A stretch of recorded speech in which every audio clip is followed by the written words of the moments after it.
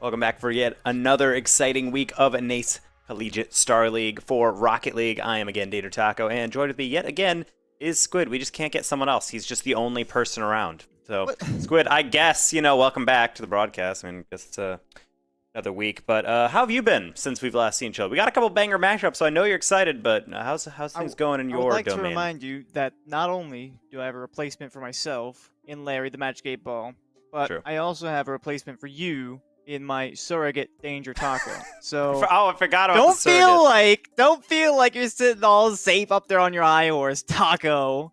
But if you have to know, all right, I'm feeling pretty good.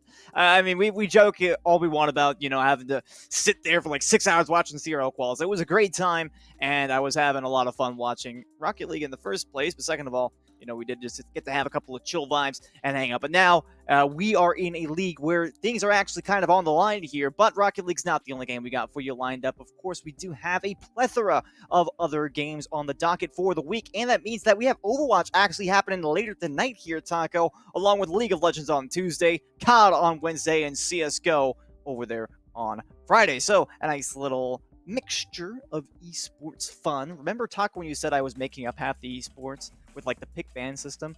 Well, look, boy howdy, where did those come from?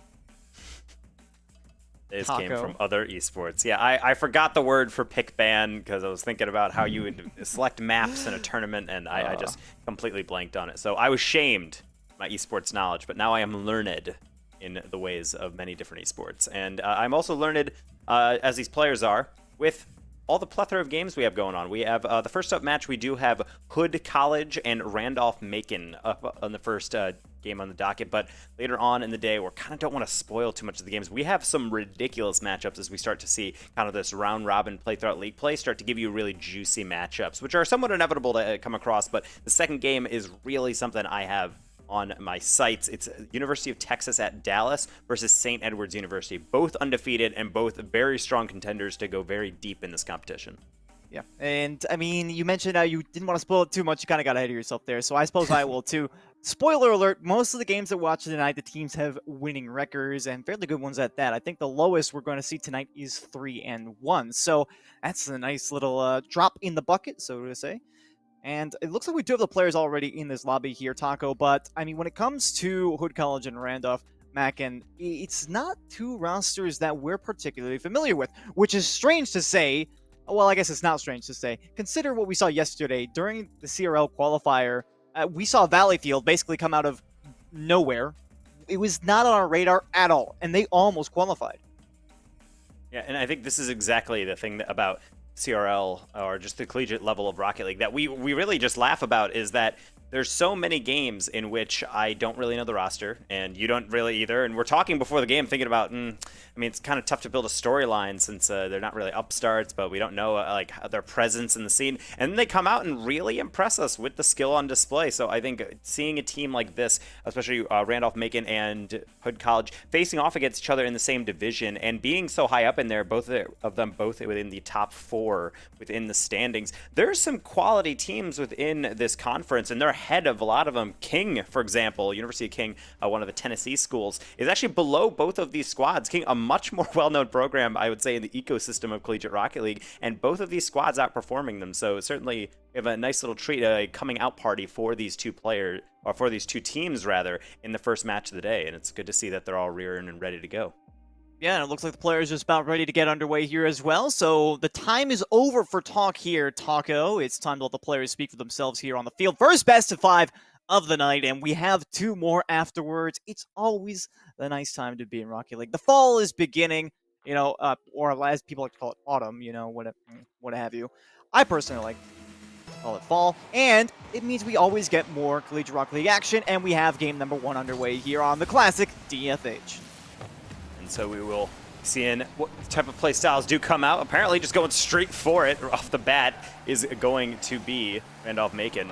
But I'm very curious to see how the first games start off. I think there's a lot of different styles. Usually sometimes you sit more passively back and you kind of wait to see what develops. And other times you really just try to bring it as fast as possible, as often as possible. As Furzier actually almost gets a triple tap off of the bat. So certainly right now I would say Randolph-Macon trying to show why they are the undefeated team in this division, trying to really style on their opponents and set the tone. Yeah, 2 players up for that one already. Gino off the crossbar. Can't put that one away. But I have the strangest feeling that we're going to be seeing a lot more where that came from. Taco, with them having a majority of the possession here in the first minute. We've only actually just crossed the midfield line for the first time there, as you probably noticed. So a significant number of shots going the way of RMC. 3 in the first minute versus 0 from College. Looks like they're going to be pushed back onto the defense yet again as All Caps guides it to the back wall. Not much farther. Gino, nice 50-50. They can't set up that passing lane in the mid. I saw Frazier acting as the option, but nothing was doing on that play. RMC, I really like what they're doing in the midfield. They're rotating back just far enough that they have a chance to challenge any of the balls getting out, and Hood College is in the unenviable position of having to focus on getting clears out, but also trying to retain possession afterwards. And touches like this from Nadertot are actually the first in a rarity of cases where they can actually follow up any of these touches. Now that they have some semblance of possession, they're trying to dive at it, but the moment slamming that third player comes up, RMC gets that crucial challenge in, and I love the speed that we're seeing out of the orange side. You can see Big City Slams even going for that ceiling shot there, trying to get in front of the defender. I really like what I'm seeing out of RMC as well. You talked about the midfield presence. It seems like they're taking it upon themselves to make big plays. A nice save there from Slammin. Will keep this a tie game. And despite what we've seen from RMC, Hood College has kept this fairly competitive. In light of all of this pressure, you would normally expect a team to crack, but we approach halftime, still looking for a leader, All Caps. The nice 50-50 win here. Demolition should at least allow for a power play opportunity. Big City Slams in a bit of jeopardy here. Weak touch off the back. This could turn into a shot chance, but All Caps cannot find the power. No mustard on that one. He'll get away. And All Caps had an opportunity, but of course, just trying to, I think, debate between several different options. You can hit it high, you can try to pass it across, you can try to just laser one, and unfortunately, when you're in between several options, you end up doing a little bit of everything. That ball is someone just rolling onto the ground. Big City Slams in an awkward position again, and this time Slammin come in with a nice shot, but will be deflected. Will be across the midline again. And as you mentioned, a lot of pressure early on for RMC, but I do like Hood College coming into their own, getting physical plays, and starting to generate a little offense of their own. Yeah, Randolph-Macon might find themselves in a bit of a tight spot here if they can't get something started up. Big City Slams has to pre-flip for that save.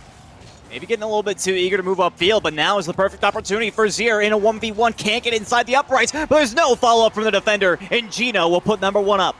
I love this for Zier. They get the flick, they get the boost, and then a nice little hook shot onto the near post. Forces Slammin to not only debate whether or not that's actually going to be in, but then have to get the deflection, something that can be more difficult, especially when the ball is above you, right kind of to your side. You can't really accelerate into it. It's a tough read for some. And it turns out that it's going to be the giveaway. Speaking of, almost a gift of a goal on the own goal on the orange side, but they will be able to clean this up. So I think overall, the offensive plan is essentially to try to push down on that pressure for RMC, force Hood into mistakes. But the defense for RMC at times has had some less than convincing efforts on the ball. So Hood College certainly don't mean to hang the heads yet. Still got 80 seconds remaining to get back into game number 1. Absolutely. It's not impossible that we're looking at a bit of a glass cannon situation. We've certainly seen that with a couple of teams in the past. I think UTA is an unfortunate victim of that particular playstyle. We've also seen a couple of demolitions now from Nadertot, actually. None of them have really paid much dividends. Nice pass here. A shocking one at that. Slammin is still there to make the read. Great gap closure. Pass back into the mid. Ends up being a shot instead. The long clear here. Particularly favorable. You can see Gino, a slight fake there, allows for Zier to get a good angle and fool the defenders.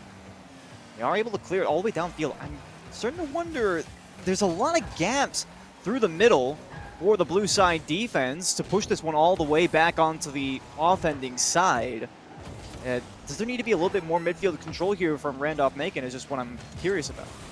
There's also really deep rotations happening on the side of Hood College. I think part of it is the fact that they're trying to just get boost and get pads, but ultimately when you move out that far from offense, you have to then rotate back in, which then creates this situation where you're a little bit far away, where you're not convincingly going to go for it, but you're debating whether or not, and it creates a lot of uncertainty. I think that has spelled out a lot of why their offensive woes have continued, but at least they can have one more push forward so long as they keep this ball up. Slammin' to Nader. It's up in the air still, all caps. Maybe one more pass. Slammin' trying to chase down Gino there as well. And they don't make any contact, but potentially in a tactical situation, it's going to hit the turf. RMC scraping by with a 1-goal victory, though it looked fairly convincing, I would say, in the first half of that game. Down the stretch, it seemed like Hood College got more comfortable, but just still couldn't find that final product on offense. Yeah, and we saw a couple of quality opportunities from the score as well. So when you say that, it really is basically the entire synopsis for this game. RMC, they had some great control right at the beginning. The first minute, as I mentioned, was pretty much dominated by that orange side. But once time started to tick away, it seemed like Hood College were like, okay, you know what, we can deal with this. Their defense honestly put up some amazing plays on the back end. It was just that one missed deflection that caused them to concede. And if they are able to keep up a rather stalwart defense, then in all likelihood they're going to be able to break down RMC at one point or another. It might merit a little bit more midfield control. We have seen that dominated here by the orange side, for better or for worse. But on the side of Hood, they have managed to find some long clears, some individual forays into the attacking half, and a couple of connections. And I think, speaking of that one goal, it really did come off the one time that Hood College was failed to get that actual contact on defense. So as long as the mechanics will hold true for this squad, they're in very good position, even much more so if Ferzier doesn't get that touch. All caps was lurking underneath the ball. Gino off the ceiling will not get a contact. Nader will clear it downfield. All caps lurking in the middle. Big City Slams will instead give way to Slam, and Ferzier on the near post will get a save. And a crucial one to tap that one to the corner, taking no chances on Hood College's first foray forward. Now they're going to be back on defense. Gino trying their hand, but pass goes awry, and Hood College will get a demo to reset. And Nader again responsible. It seems like we know exactly who's the violent one out on the field, at least for now. That might change as the series continues. Nader excellent touch away on that particular defense. We'll be playing this one in the corner. Long clear downfield once again, but nobody available in that middle area to serve as a passing target once again. It seems like their connections are a little bit few and far between, but Slammin' actually just finds an open spot in the net here.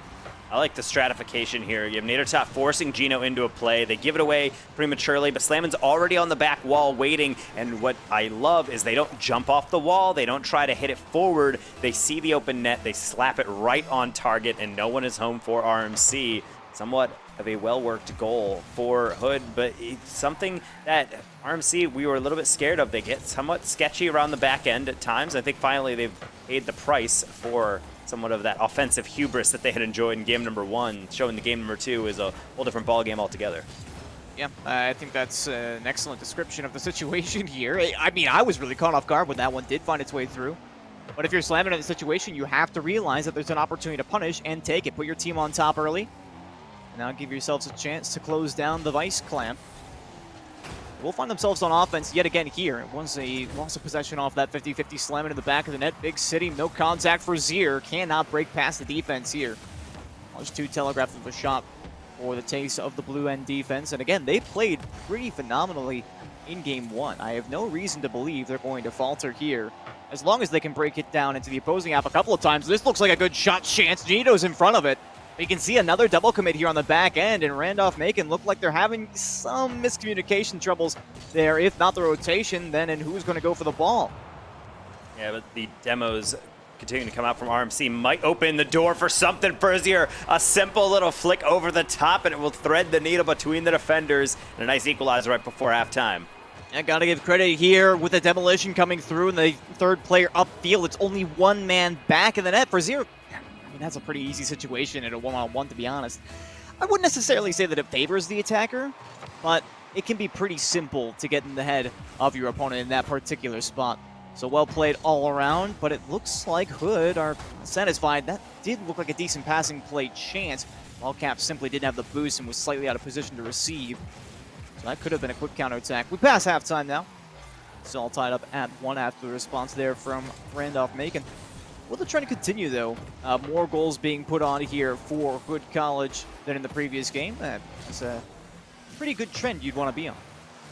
And I think right now, one thing that Randolph-Macon is dealing with is having a team that's not just going to let you aggress onto them. They're doing a very good job of not only consolidating the pressure and making sure that they're getting touches out on defense that they can follow, but another thing is that they're actually closing gaps that they weren't having, or rather were allowing in game number 1. A lot of times, Randolph-Macon would just be marching down the field, beating players out, and I guess even though those gaps have shrunk, they're not 100% closed. Frizier finds us some space, and that's a tight angle for 2. Yeah, you mentioned gap closure. That's an important one to be able to make. And honestly, that's a really tough judgment call, too, for Slammin', because they recognize that Frizier has so many potential options with that ball. They could just go with a straight fake and let it down for somebody in the corner for a powerful shot. They could pass it down the mid for a shot across.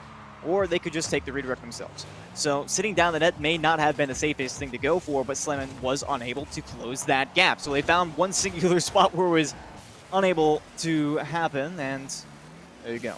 It's 2-1 now in Randolph-Macon's favor. And it seems like the possession has been steadily moving back into their favor here, Taco. I don't know if you'd agree with me on that one. But with only 80 seconds to go, it feels like Hood had so much more possession earlier on that you cannot let this kind of thing happen. This one just trickles in from midfield. The rough thing about all caps rushing up this ball is they're trying to get a pinch downfield. The problem is the pros and cons of such an approach. The pro is that you might get a great clear, but they're not being pressured. They don't need to get this ball downfield. And the cons is exactly what just happened. The ball rolls out, and then the back defender, the third man functionally, is going to start creeping up, thinking that maybe they need to press that ball. Ball just rolls into the open net, and unfortunately, your situation that was already somewhat irritating, being down after having your lead, is now even worse because you have to find 2 goals, something that has been hard for either team so far in this series. In the remaining 1 minute of gameplay, misses like that go a long way, but both sides not finding that contact, not going to help them out. Randolph-Macon is right back on attack. And Gino, a little bit of an aggressive positioning there. A 1-2 in the mid, and Gino ready to play as the third on the backboard. I've said time and again that I love seeing backboard play like that, but it seems a bit risky. A mite risky for my taste in this situation particularly. Well, they do maintain their lead, at least for now. 30 seconds to go. Nadertot off the back wall. All caps is there, but much too late. Big City slammed. All the way downfield now. Complete reset. Slammin' wait with open field here. Frizier has to make it back. Does so. No contact there from Slammin'. All caps. Perhaps the final hope here will get denied. And it looked like there was a massive gap there, Taco. But Hood College are entirely incapable of making a play on said gap. And I think part of the issue is that they're going directly for the goal instead of just tapping it by a defender and waiting for that next rotation in. Either way, RMC is finding a way consistently to get these Ws. That's going to be their second on the series, 1 away from taking the series in that clean sweep. But it was functionally really was a 1-goal game for a vast majority of this game when one team held the lead. And that third goal was somewhat, not to say a throwaway goal, but it seemed like Hood was eager to get upfield. They're trying to get back their lead, and then they just got a little too overzealous and got caught out on the transition. So RMC, I think, even though we've been seeing them get maybe not more shaky on defense, I think it's about remaining the same. I think Hood's confidence moving forward and actually being able to execute on those plays is improving, but it's still not at the stage where I think they're taking the right opportunities at the right time. Good contacts on shots are important, but when you're taking a shot, trying to force it through 2 defenders instead of just roll to the corner and continue an attack, I think those decisions are what is holding Hood back, because they're getting those shot opportunities, but it seems like they're just so weak in comparison to what RMC is bringing to the table. Right, and I would agree on that point. I think the only like caveat I would put on that, the only asterisk is if you're taking those kinds of shots, but you have the plan to back that up. For instance, if you're compromising the opposing rotation by demoing the player who would then be the follow-up for the opponents, or if you have somebody who's really close to the play or is going to be able to force a 50 on the defender should they make that save, then you can feel free to do that. But, I mean, in a way, that kind of plays into exactly what you said, right? It's not necessarily about scoring a goal. It's about having a plan with how you're going to touch this ball and then make it impactful for your team. It's objective-based play. Of course, scoring a goal is the primary objective. Therefore, shooting is probably going to be the best way to do so. Not necessarily, right? You need to make sure that you're guaranteeing basically the best odds of success, and that might be putting on a load of low-quality shots, but you're doing so in rapid succession and in high volumes, right? Or you put on some very low-quantity shots in incredibly high quality and little volume. So that's kind of the trade-off that you have to take, and it seems like they have neither, and your defense cannot make a play on this one. It was just havoc on the backline for the longest time here at Taco, and it'll be 1-0 to RMC. And this is the terror of facing a team that isn't afraid to just get up in your face. The peril is that they might get countered, but ultimately, if the defenders are jumping at these aerials or trying to pre-jump and they're getting bumped around and all that chaos, as you mentioned, is occurring, sometimes you really just have to sit back and hope the shot is directly at you. That shot was to the back post, so they will not enjoy any such gifts from the RMC offense already behind. And Hood College, facing elimination, needs to pull something together soon, or else they are going to be done with this series and taking their second loss on the season. Good flick, though. Something we haven't really seen, that close dribble play coming out from Hood College. Maybe they're going through the playbook and trying something a bit more creative to break down the D. I would certainly like to see that. We talk about pushing with one player into the offensive end, keeping that ball close, being a rather effective strat more often than not. I think the only problem is, of course, you have to be able to get it away from opposing defense. You have to be skilled mechanically as an individual. I'm not really certain if we've seen too much of that so far from Hood. I remember one particular situation where that kind of thing has happened. Nadertot's going to give it a go right here, but fail against Gino. Frazier beats out all caps, a huge 50-50 win on that one slam. It doesn't really have a passing target to work with because there's no boost in the tank of the player upfield. Nadertot dives in on this one as the third man. I don't know about that play call there, Taco. And it seems like there's a little bit of panic to hold down the midfield instead of safely transitioning onto defense. That's also why we saw the last goal in the last game as well. Ooh, Frazier just barely misses the frame, depriving them of a goal for their squad. The transition, we're going to see Hood College try to just throw it forward, but we're starting to see the panic set in. Either going for some bumps, but not going to execute on them. Gino ultimately will get a save. All caps, another tap towards goal. Somewhat neutered of a shot, as that will not trouble the goalkeeper. So we will be seeing RMC transition back down, and I don't want to see Hood College get back into this long ball mentality. It's good to hit the ball downfield, but trouble the defense. If it's rolling onto their back line, it's not really going to be anything that's going to take any great spout of ingenuity to get rid of. It's really something that they need to make this RMC defense sweat. Right now, they're doing a good job of making Hood sweat, finding the gap as Big City Slams are tucking it in on the near post. And Nadertot not able to make a play on this ball. Perhaps didn't expect the recursion. Maybe Big City Slams just dove in on that one for the sake of diving in, preventing the opponent from making a play on that ball. So it might have been an unexpected play there for Nadertot. But I have to admit, Taco, you know, I'm thinking about the play that resulted in that possession in the first place. It was all caps, had two options in the mid. It was basically an open field. Now Gino with a completely open net down the other way, and it's disaster here for Hood College, and it's again, they just give it away on the offense. They have no backup plan, and this is precisely what we were talking about in the intermission. They're going downfield with the ball, and they're just shooting at the net. They have no backup plan. They have no way to keep that under control. They have no way to keep the opponent locked in their half. They have no way to gain boost control. None of that. They just throw it at the net, and they're all in on the offense. Suddenly the opponent has control. You can't let that happen. You can see the psychology of it is Hood College oftentimes will be moving upfield before the ball is necessarily in a position they can follow it. That last goal was functionally just a ball rolling upfield, a second man basically going to the goal line, waiting for a pass in the middle, and third man was in a position where essentially they had to go for either a 50 or shadow defend. They chose the former, and they paid for it as that just rolled into an open net on the counter attack. So with a minute 45 remaining, does Hood College have enough in them to actually just basically gather themselves up on offense and get back to that slower play, which I think has been paying off with a greater amount of success than the long ball, but they're also battling the mental struggle of knowing just how steep a hill they have to climb. That's very true. I think that's one of the biggest battles that they're facing right now. Because in all honesty, I stand by at present that one of the biggest reasons that they're losing is because they're failing to keep the ball close to them or putting it in a spot where the opponents are going to have difficulty, or their teammates at the very least are going to be able to make a follow-up on it. been, I think, a recurring theme in this particular game. And you can see again here, they sent 2 players for the same ball that they never had under control, and it instantly results in a goal against. I mean, you can say what you want, really, about, it's the microcosms of things that really determine the pace of play. I'm sure other people have their opinions about how it's going, but, you can't deny the results. It's been the same play a couple of times now in succession here. And I think there's the pendulum swinging back and forth of aggression and playing a bit more passive, and whether or not you choose to take one playstyle over the other, or maybe you're always just kind of slamming down the lever and always playing aggressive or always trying to play predictive. But right now it seems like Hood is starting to get a bit more aggressive and take some more risks, and sometimes they do pay off. They push players forward and they'll get a goal here, but a bit too little too late, I'd have to think, with 43 seconds remaining, especially since that goal coming off of RMC somewhat serving it up in the middle. Yeah, well, there was a bump play as well, if you notice, from, I believe it was all caps. Forced it to go out of the corner. Perhaps it wasn't the best touch there from Frazier, and then the follow-up bump. That was exactly what I was talking about, right? Is that, in that particular instance, they were able to guarantee that they were going to keep possession.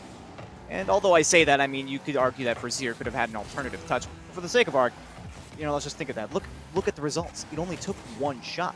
But if they had been able to guarantee that that was going to be the case, they were going to be able to continue possession, look at how much easier it is. I really think that's just their one big problem. That's the reason I'm talking about it so much, is because if they had changed that at the outset, things could have been much different. We didn't really see those kinds of overcommits. I specifically recall us talking about the long ball style of play, the deep third style of play from both of these teams. It's been a much different game since then. Big City Slams is going to throw another one here for extra measure. But I look forward to seeing more, actually, out of Hood College. If they can fix that up, they go back, check the VODs, see what went wrong. It's pretty obvious, but if I'm being honest, pretty easy to fix, too. I think there's a lot of different play styles that they have tried throughout this game. They've kept it close. They've tried the long ball, and I think they've found out what works and what doesn't. Same with RMC. They kind of stuck to just that glass cannon approach, as we said, although defense does win championships. At least for right now, offense has won this series. Clean 3-0 sweep for Randolph-Macon over Hood College here in our opening series of the night. And I think right now, this was a very interesting series, particularly because in Game 1, normally I start to see the sloppy play, and then it somewhat leads the way to that more polished performance. In a way, it seemed like Hood College and RMC were figuring each other out, but then RMC really just figured, nope, we're good. We're just going to keep refining what we're doing. And Hood College was kind of in this wave. It was this amorphous style of play. I don't think they really settled on one particular thing. And when they would, I feel like I would love to see more of that more passive play, but ultimately it kind of led way, I think, to maybe the mental game of just saying we need to get this upfield, and we'd kind of beat this point to death. But it's a very common thing that we see out of teams, this clear transition of a game in their control and then a game in which they're kind of trying to claw their way back into it. Yeah, and I think that in particular, Nader Tot with the demolitions, I was a little bit sad to see those go. You talked about how we did see a transition between certain playstyles during the game. I think that was the one aspect that could pretty much stay no matter what you're doing.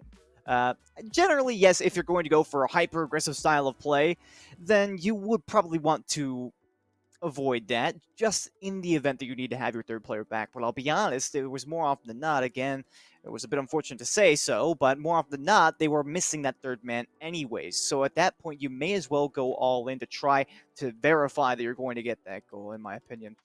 But again, they will have ample time to go back and check on what exactly went wrong for them. And I think for Randolph-Macon, they were doing pretty much everything right. It felt like in all of the ways that it was going wrong for Hood College, it was going right for them. When they were trying to control it upfield, it usually went amazing. Their 50-50s on the offensive zone were incredible. They were often fooling the defense. They often had a plan to deal with the defense in the event that something did happen, and the long balls never really caught them off guard. Occasionally, the transition play might put them into defense for a little bit, but overall, their back line was pretty solid. So I have to give some major props to RMC. They move on to 5-0 now, which is an impressive record, but for Randolph-Macon, it's still only 3-2. So that's not for Hood College, it's only 3-2, so that's not terrible either.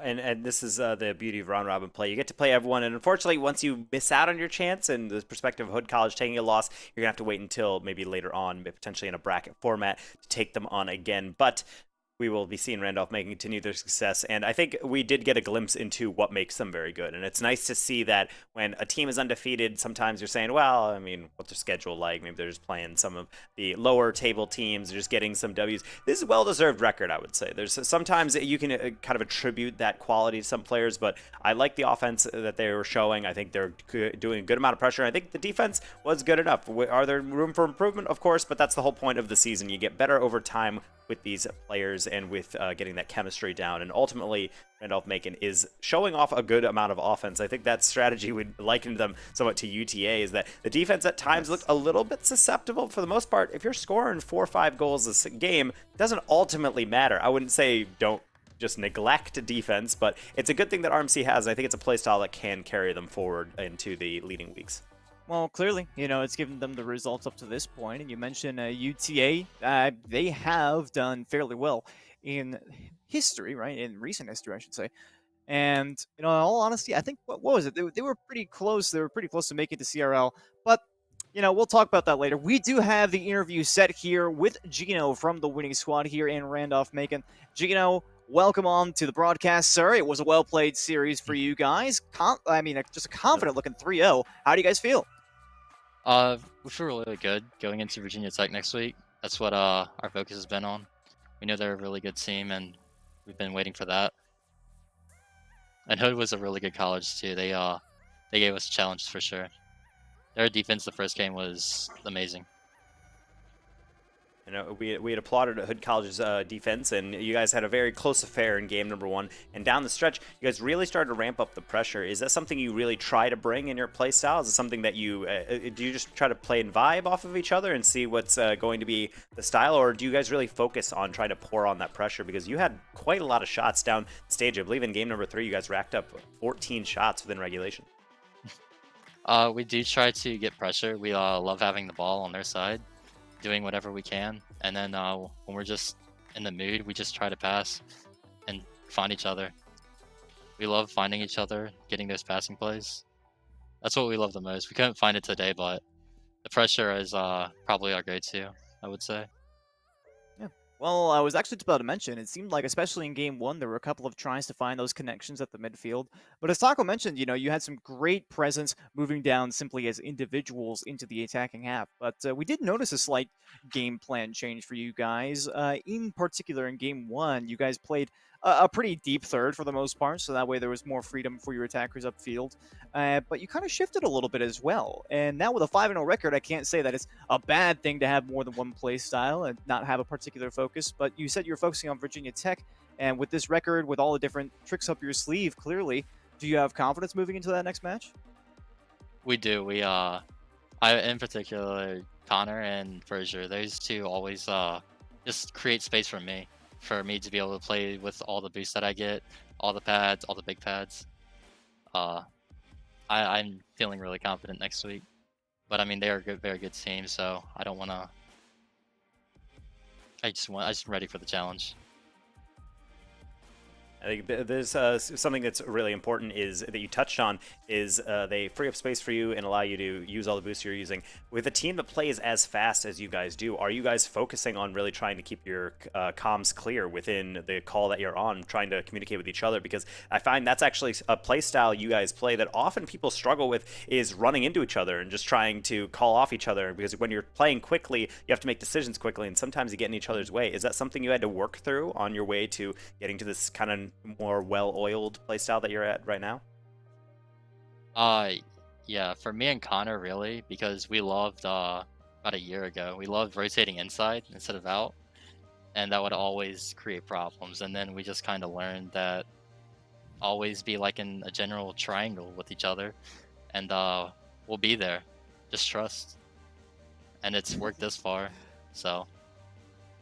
Well, I personally know of one person who would very much like to hear you say that, but I'm just gonna leave it at that because I don't want them talking down my ear. But I think lastly for me here, in particular with the playstyles, I have to say you guys handled those demolitions from Nader Tot very well earlier on. So Taco mentioned, there were a couple of spots potentially where it looked a bit complicated on the back end, but you handled those demos really well. So do you always have that constant coverage working in a triangle? It seems like you have somebody ready to back up basically at a moment's notice.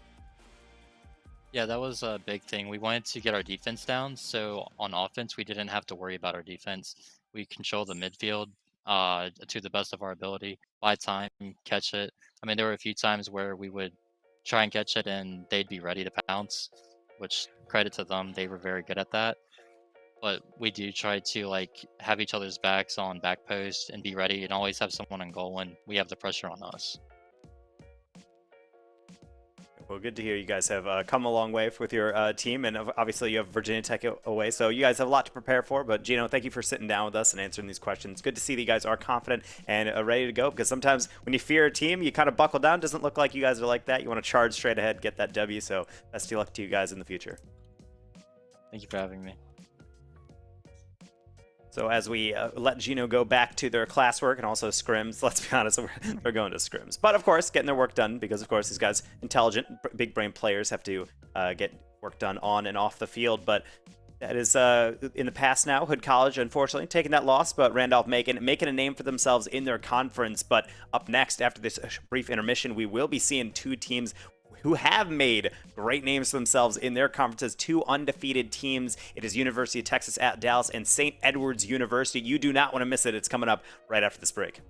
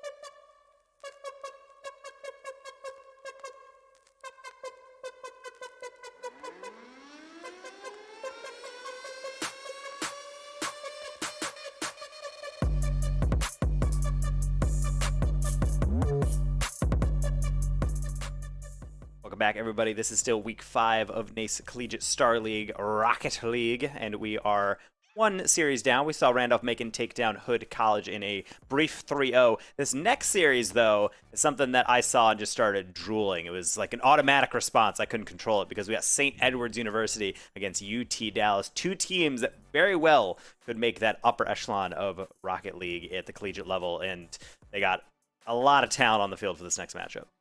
That they do, and UT Dallas is the one in particular that I think we're looking at here, but St. Edward's is also the up-and-comers, right? And I believe, Taco, we got a good look at St. Edward's before. I can't remember, where was it? Was it on the broadcast? I believe it was. I believe it was on the broadcast. We had seen them in their league play, and leading up to it, we were talking off camera, really just saying, yeah, I mean, they got two well-known players, but it's really going to come down for me. If Moist Tuna is kind of just like there and they're just kind of throwing them in and hoping it's fine, then I don't know how it's going to work. They looked very dangerous. Granted, I don't think the team they were playing with wasn't quite ready for the pace they were bringing, so I'm interested to see, does UT Dallas provide that challenge? Because I think this is the litmus test to see, can St. Edward's hang at that CRL level? Because UT Dallas is a team that had qualified for that league in the spring. So this is, I think, a very good test to see. Once we have them against competition where it's really the norm of being able to perform at this level, can they hold up to the pressure? Absolutely. And St. Edward's actually, we saw St. Edward's, shockingly enough, despite us having followed the bracket fairly closely yesterday, Taco, they flew under the radar for us in the CRL qualifier, which was strange because you and I both thought to ourselves like, wow, oh my god, this is going to be like the team in the West. It's the new team in the West. They've got Mala and they've got Dino. There's no way. And they ended up losing out in like the 6th losers round, which is like halfway to the end of the bracket. That's just basically unheard of. So we got UT Dallas, who has qualified before in the West and are a generally insane team, versus St. Edward's, who for all intents and purposes should be amazing, and what we've seen from them has been amazing, but they have failed to make a dent in the scene yet. And this is kind of where we reach the impasse, right? Is we have UT Dallas, the experienced CRL team, experience a factor that we always love to praise as one of the most important things you can have as a team, versus St. Edward's, who clearly has some very experienced high-level players, but lack the experience in CRL.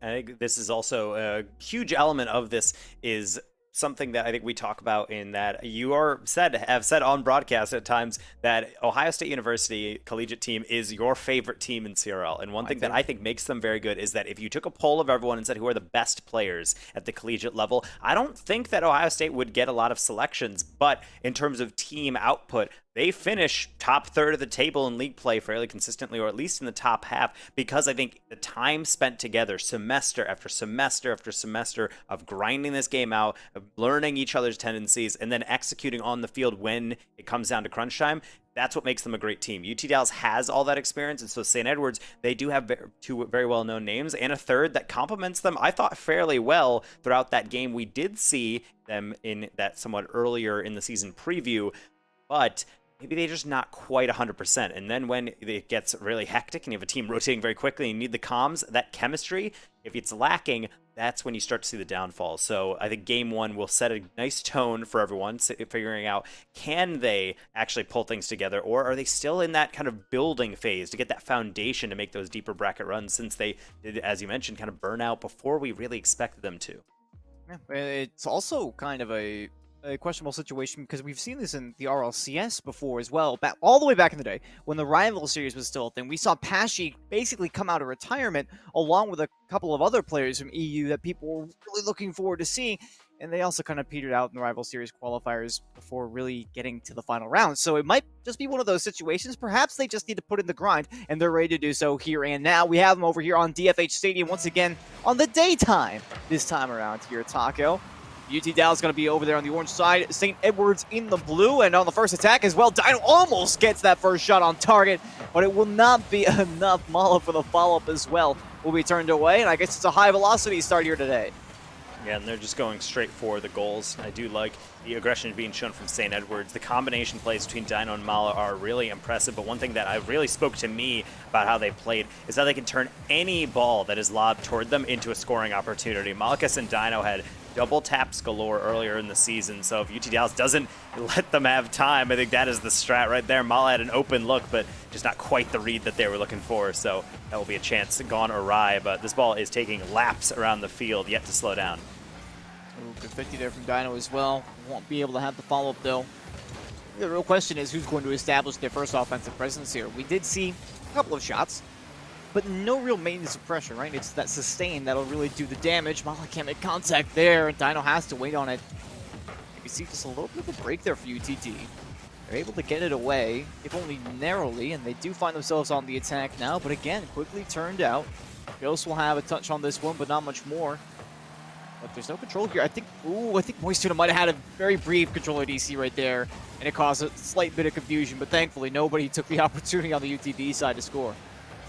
And we're now seeing it enter from that really hectic, high-pace opening into the slow play. We see some dribble plays, we see some lobbed passes forward into a player, but so far, as you mentioned, there's no real consistent offensive opportunity. It's not necessarily ping pong, but it's mostly just a shot, volley, save, and then back off across, and then a shot, volley, save, going back. I don't see any even opportunities where a team gets a shot and then another follow-up to keep pressure. And I think right now we're just trying to wait out for that opportunity. Maybe it's going to come on a counter, but Dino will forego the pass to Moistuna, and we're right back out to midfield with UTD trying to build something on the slow play again. Ghost will try to lob one on the backboard. It is unmarked, but Mala gets just enough of a touch, and Luby can only hit that one to the corner. And great contact. That's what you can expect from a top-level player, or at least a former top-level player like Mala. This one's going to sail towards the net, and nobody will get back to it. Ghost finds a gap here driving upfield. It looks like there might have been a little bit of getting caught up in the neutral game here, and Tuna didn't realize that there was nobody back yet. And this is a tough one. It's a classic example of trying to get up onto offense because you feel like you're in the tempo of the game and you see the clear go forward. So you follow it, and then halfway through you realize I've just left a gap in the backfield. Hopefully nothing happens. But UTD, they're too wise. They've been around the scene for too long. They see a gap like that, and they're going to hit it with a well-placed shot. They have the lead now right at the stroke of halftime, and we had that hectic beginning. It slowed down, but now that we do have a goal on the board, what is the plan for St. Edwards? Maybe it's just to keep going with the direct route. They will get a demo on the goalie, but the crossbar will deprive them of a goal. Driven all the way back downfield as well, so they don't really have much of a chance for a power play here off that demo in any major way. But again, it's Dallas. They've got the experience playing at this level. They're ready to reset the rotation basically at a moment's notice. A couple of demolitions now in their favor, and this could turn the tide. Ghost, the challenge here, does get it past Moistuna. Dino's in an awkward spot, and Ghost not able to pick up that boost. It's going to slow down the entire play here for UTD. You can see Luby and Dalton had to spread out to cover more ground. It's a bouncer back the other way, and there's nobody even in the backfield. Everything got chaotic in the corner, and a butterfly effect causes a goal against. And I love the awareness coming out from Dino. The camera focuses on them, but ultimately they landed at midfield just to get boost, but knowing Mala is going to beat that last defender, they keep going up, they steal a boost pad, and then they're able to tap in that final result. It's good communication to know that you don't have to rotate back. We can keep that pressure and get a nice goal out of it. UTD getting a bit overzealous on their move forward, leaving a gap in the midfield, and so both teams giving up somewhat of a sitter goal to start things off, and wondering if that's going to lead into more of a cautious playstyle on defense from both these teams. Well, as I mentioned before, there was plenty of neutral game being played along the sidelines. A nice reaction there from Ghost, seeing the demo play coming through. Seems like there might have been a brief opportunity there for St. Edwards to drive that one on through while there was still nobody around, but you have to be incredibly speedy, so much faith in your teammate. They didn't want to dive in on that one, so you mentioned the cautious play. That might be a slight microcosm of what is to come. We're still tied here, nonetheless. Then Ghost, oh, that's a slight double commit. I don't like the looks of this one. Mala around one, inside the post and in, and that'll be the one that breaks their back. This is one of the most deadly aspects of a player like Mala or Dino, or really any high-level player, is that when you do open the door, it sometimes will go down as a miss and they'll just barely give you a break. But when you're playing at this level with this much experience on the field, they're not going to miss those opportunities. You need to make every contact count, and when it doesn't, it is basically a freebie of a goal. So very interesting series of goals we've seen here, but more important than this last one, the lead with under a minute to go, and Looks like St. Edwards is trying to keep that pressure going, but again, too far up, and Dino cannot get a pixel on this one. Goes through the roller. This is just an unfortunate situation of being punished for an overcommittal offense. Both Moist Tuna and Mala were taking a look at that ball. We're completely caught off guard. You can see Dino was spending so much time trying to anticipate where we'll be going as a result. But at the end of the day here, Taco, they forgot to follow the one rule that I always love to spout, is that you should always be prioritizing defending your own net. You don't really need to get that goal, especially this late in the game. If there was still 4 minutes left on the clock, I would completely understand. But with only just now getting to 30 seconds left, what a save there from Moist Tuna, keeping the game alive here. It seems now they're rather eager to defend the back line. They're going to have some trouble doing so as Dino's just sustained a demolition. The double commit here doesn't look good, but it's over top of Ghost, which gives them a chance. Now in a final push, it's actually Moist Tuna and Mala getting each other's way. Dalton with a long clear. Everybody from St. Edwards attempting to race back. Dalton, one more pass in the middle, cut out by Dino. Still in the air, but Dino will get a demo just to make sure no heroics required. We will be going to overtime here in Game 1 to tear these two teams apart. What an appropriate outcome as well. What a very polarized face-off. Mala is there to send it away. Untouched, that one would have gone on through, but UT Dallas off to a quick start here on the opener for OT. Doesn't look like they're going to have much more control here. Dalton is up in the air, unable to make contact. Mala out front, double commit on the back end. It's not looking good right now. Dalton, very few options there. Luby is forced up and does make contact. A very dicey play there on the back end. They were in hot water for a couple of seconds. Now goes down front. Oh my goodness, Moist Tuna is still able to make the save. There was no reinforcement there from Mala. They were just too far away. The audible was made. Now what a dunk off the backboard. Ghost will take over yet again. UTD still on the offensive side. This might be the most prolonged offense we've seen in this series so far.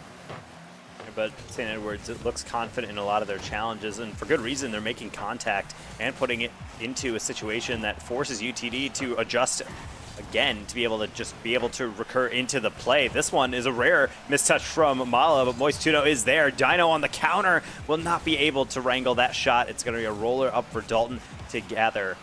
And we're going to be a minute into this overtime.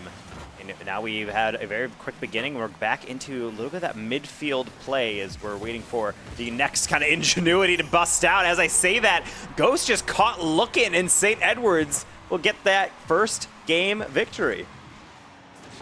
I just don't think there's any other way to look at this. I mean, Ghost had a ton of boost in the tank. I was looking at their cam. It was at least 40 boost. And at that rate, you can't just let that one go.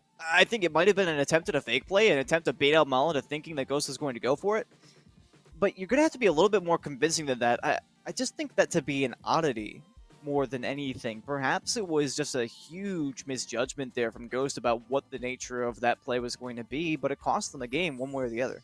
And I think that's the risk of moving forward, especially as we've mentioned, this whole game has essentially been painted as a game of overcommittal. You're going too far forward, and then the ball just rolls past you. You look behind and say, oops, I suppose I should have probably been farther back. That play by Ghost, I don't even dislike that decision of going that far forward, but if you're that far forward, you might as well challenge it, and if you don't, you better haul back. But it was just this somewhat lackadaisical turn, so whether it's a misunderstanding of the team position or otherwise, to get that far in a game and give up a goal like that, especially knowing how the rest of this game has gone and the way that it has developed, it's certainly a strange decision. But I mean, this game has a lot of skill on the field, so maybe it's just nerves getting that jitters out. And curious to see what Game 2 brings us, knowing that a lot of these goals were not necessarily the cleanest plays from either side.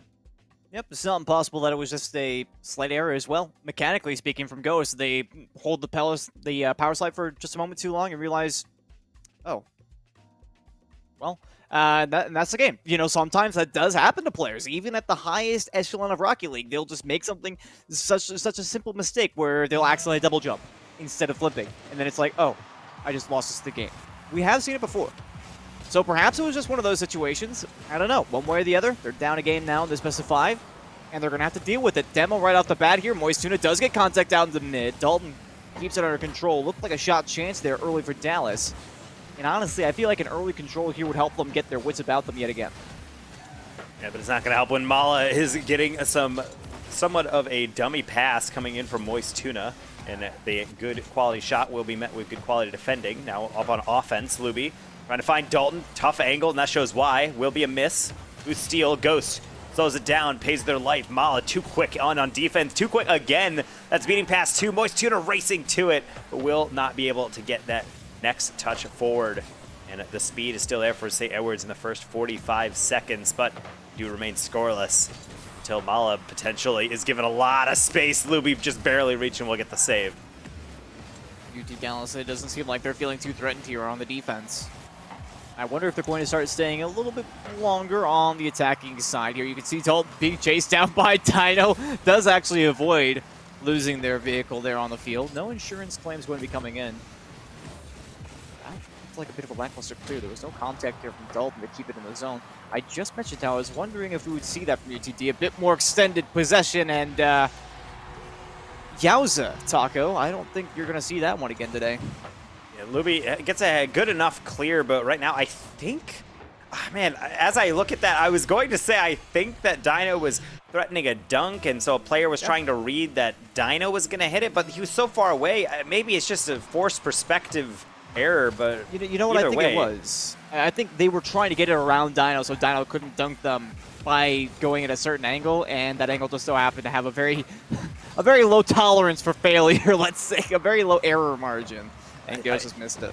That's what I was going for, but the distance was way greater than maybe I thought. So maybe it just forced perspective. Either way, I'm going to chalk it up as an error, and UT Dallas is going to have to dig themselves out of a hole yet again as St. Edwards is cruising. The pace maybe is causing a little bit of anxiety on the back end as Dalton and company will try to redeem themselves here by racing for another move forward. They will get the clear, and Luby with the extension forces Mala to just tap it up, but communication with their teammate Dino, and they'll send another deep ball down for Moist Tuna to chase.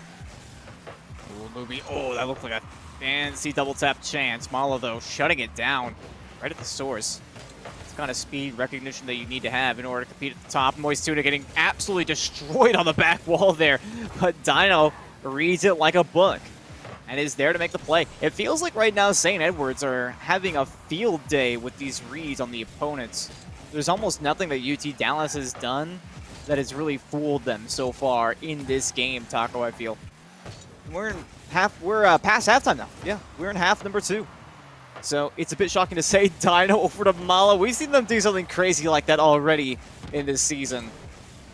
Honestly, for UT Dallas to allow that spot on the backboard to even be occupied by Dino for any period of time is a little bit scary.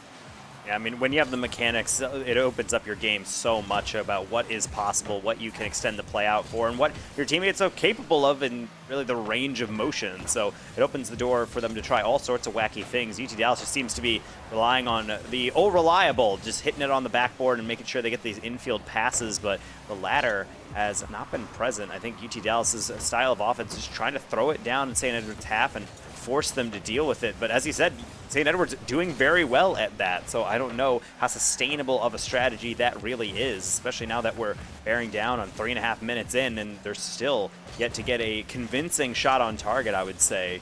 And I don't want to be going down 2-0, especially after such a heartbreaker of a game 1. As that we will see Mala and Dino combine for a demo play counter. Nobody home. And that could be a nice insurance goal heading into the final minute. Well secured as well for Dino. Taco, I feel like you hit it right on the head, right?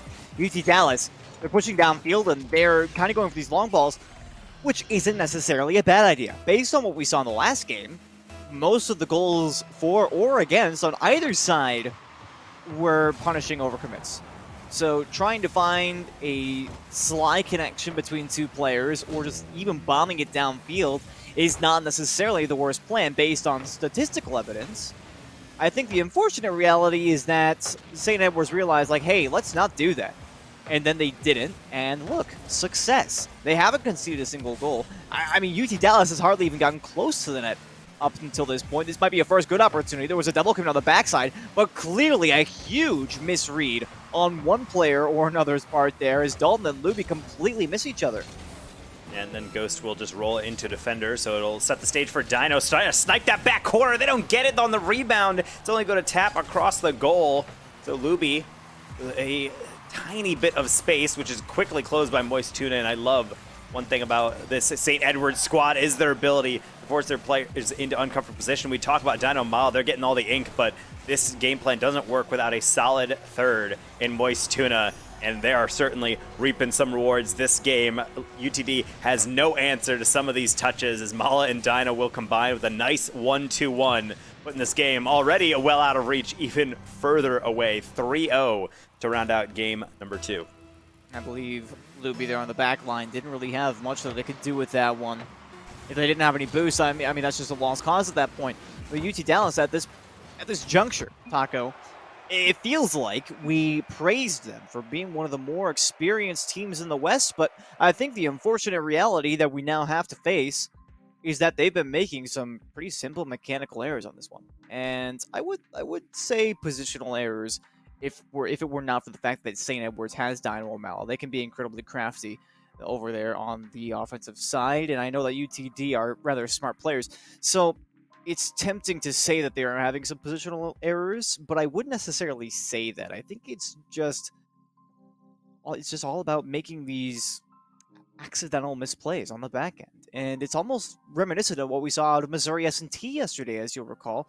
In that last qualifying game, they had been playing in bracket for 5 hours, and it certainly looked like there was bracket fatigue there. I mean, that's obviously not the case here for UTD. They haven't been sitting here playing for 5 hours. It's been all of about 15 minutes of Rocket League so far. Yeah, I think the one thing that really speaks to me about UTD is how we're hyping these players up as this is the standard of Collegiate Rocket League, and St. Edwards is really the upstarts who are trying to show that they belong at that upper echelon. What St. Edwards is doing right now is catching UTD playing somewhat lackadaisical. I don't think that they're necessarily taking this game for granted. It's more in the sense that they're not doing anything that's surprising me. Nothing that UTD is doing on the field as I'm watching from Flycam is something that I find as a deadly play. It's just a clear up field, hoping they don't get hoping they get a good bounce off of it, and then when that doesn't happen, it just doesn't work out. So getting into some nice 50s and solo plays might be the move. Ghost paving the way, getting the dunk underneath it. It's going to find its way through. I believe they have the flip reset as well, so for extra measure, just in case Dino get it right back into them. Hey, but that's one way to get the lead, and I think this is really the first play of its kind that we've seen out of UT Dallas all series long. I'm not sure if I have seen a single player take it up high with a sort of air drag or with the intent to dunk, right? So I gotta commend them. It was a change of pace that you just mentioned they sorely needed. Luby up with a double tap off the backboard. Dalton, the pass back across. Nobody's there to finish it off. Ghost, right? He tries to pitch it back into the mid, but it was just a bit of a confusing play there, I think, for UT Dallas. Or I guess I wouldn't necessarily say confusing, but just too fast and too unpredictable for them to commit somebody up to that front line. Yeah, but I do like how they have St. Edwards on their heels and they keep the ball high specifically because they know they are boost starving out this team and they can keep this pressure going, and also they can mix in, I think, the long ball and the short ball. It at least forces St. Edwards to have to consider whether or not they have to go back to the back line or do they need to close the gaps in the midfield, and providing that variety is, I think, what throws off a lot of defenses when you're struggling to break through. And we're going to see continue with these cute little passes off the backboard. No connection there, but I love what I'm seeing from UTD. This is the style of play that I was waiting for. Oh, nice touch there by Luby as well. So he keeps Dino on their toes, but the demolition here on Luby is certainly going to make things difficult. I'll drive them back into their own half. I wonder if St. Edwards really has a response for this. We haven't seen them pretty much in the attack half at all, up until Dino right here has a pretty good double tap angle. Tries to drop it down from Mala. That one's denied as well. The speed is here for Dallas. So well played up until now. Luby maybe even looking for another double touch here. They're getting a lot more individual with their plays right now, Taco. I mentioned that we had not seen a single air drag up until this game, and everything has just changed now. Dalton looking for potential of their own. Mala blasts that one way up high. Dalton with the recursion. Dino is forced to get a touch on that one. And it seems like it's been a complete change in pace. Perhaps more confidence in their mechanics now as well, based on all the opportunities they've had. That one sneaks by Moist Tuna. Mala is there for the backup. But we actually haven't really seen many connections at all. The passes have simply not been there, and they don't need to be. Luby will take this one right out the side for number 2. And this is what an uncomfortable defense looks like. Long ball, awkward save, comes right out. Defense tries to close the gap by pressing up, and then Luby hits it right back in. They're locking down the midfield, and they're mixing in some nice long balls and some nice passing plays to really throw St. Edward's off when they don't know when the shot's going to come, when they don't know if a clear is going to come through or it's just going to be a short little dump off to a teammate. It does throw teams off, and I love to see UT Dallas is actually figuring that out, and it's part of what makes a team that qualifies for Collegiate Rocket League's main event every semester tick. It's when you see something not working, you fall down 2 games to 0, take that minute in between, say let's get back to basics, and then when you need to, you're getting the job done. 2 minutes to go until they take a game, and at this rate, it looks like they might even be building on this lead as Mal just barely avoids a demo. Could have been 3-0. Had to avoid 2 demos at that. I mean, the dribbling player realized that the lead blocker didn't have the play and decided to go for it themselves. That's what I love about these kinds of players, is that they'll have that recognition, right? They don't just say like, okay, here's what I'm going to do, and I'm not going to change my plan. Like, this is the play call. I'm going to continue with my part of the play call. They don't do that. They say like, oh, the play's not going according to plan. I'm just going to go ahead and throw this wrench in the gears, and Luby with the cutoff here makes it 3. There's nobody back on the defense. The rotation clearly not good enough here for St. Edwards, as Moistuna can't make contact. Mala is nowhere to be found after going off that backboard, and things are starting to fall apart. And that's where you want to throw the backboard reads. You want to wait until the defense is trying to get some boost or trying to get back to goal. Then you throw it high, and then it becomes something that instead of them waiting for a ball and getting a massive clear downfield like in previous games, they have to stretch for it. And then when they whiff, it's just a wide open opportunity for your offense. And this is what UTD was severely lacking on. St. Edwards, I don't think they've really had to adapt too much in the series. They've been just playing their game plan, and I think this game is a splash of cold water on the face. They've been cruising, I think, so far in this series, but now they're really going to have to reach into their bag of tricks. Dino tried right there with a flip reset, but UTD has improved both on offense and defense. Another save away, and it leads the way 4-0. I mean, did they turn on their monitors? It does make me wonder, though, because we were talking about this explicitly. It's like games 1 and 2. It was just, oh, you know, that didn't look so special.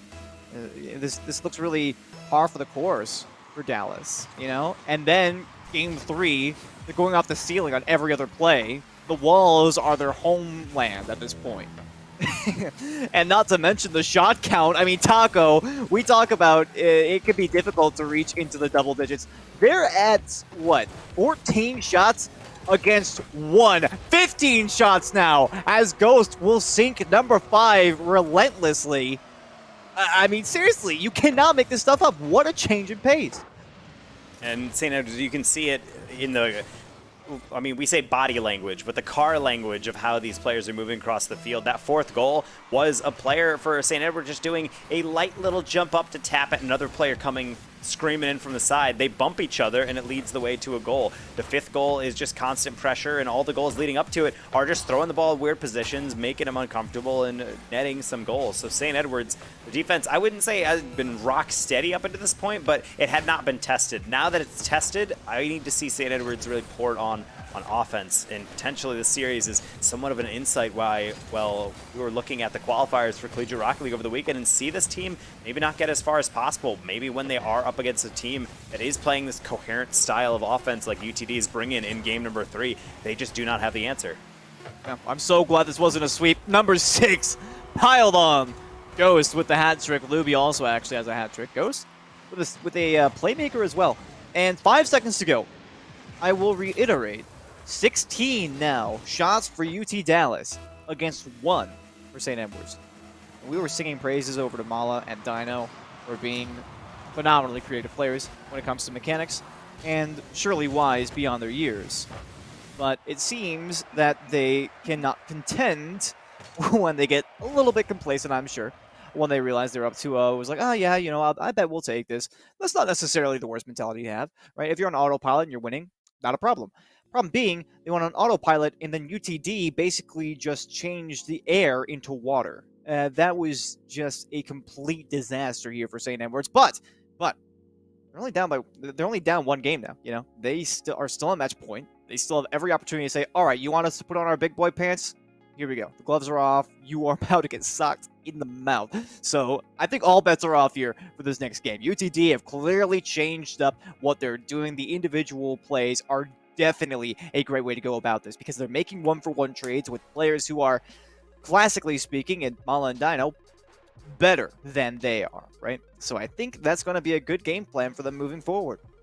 And I think it's not about the elements that go into making a team, it's about how they all work together. I think right now, UTD struggled to find that cohesion, but now this is the well machine that we are accustomed to seeing at this top level. UTD is still on match point, as you had mentioned, but St. Edwards, they've been shaken.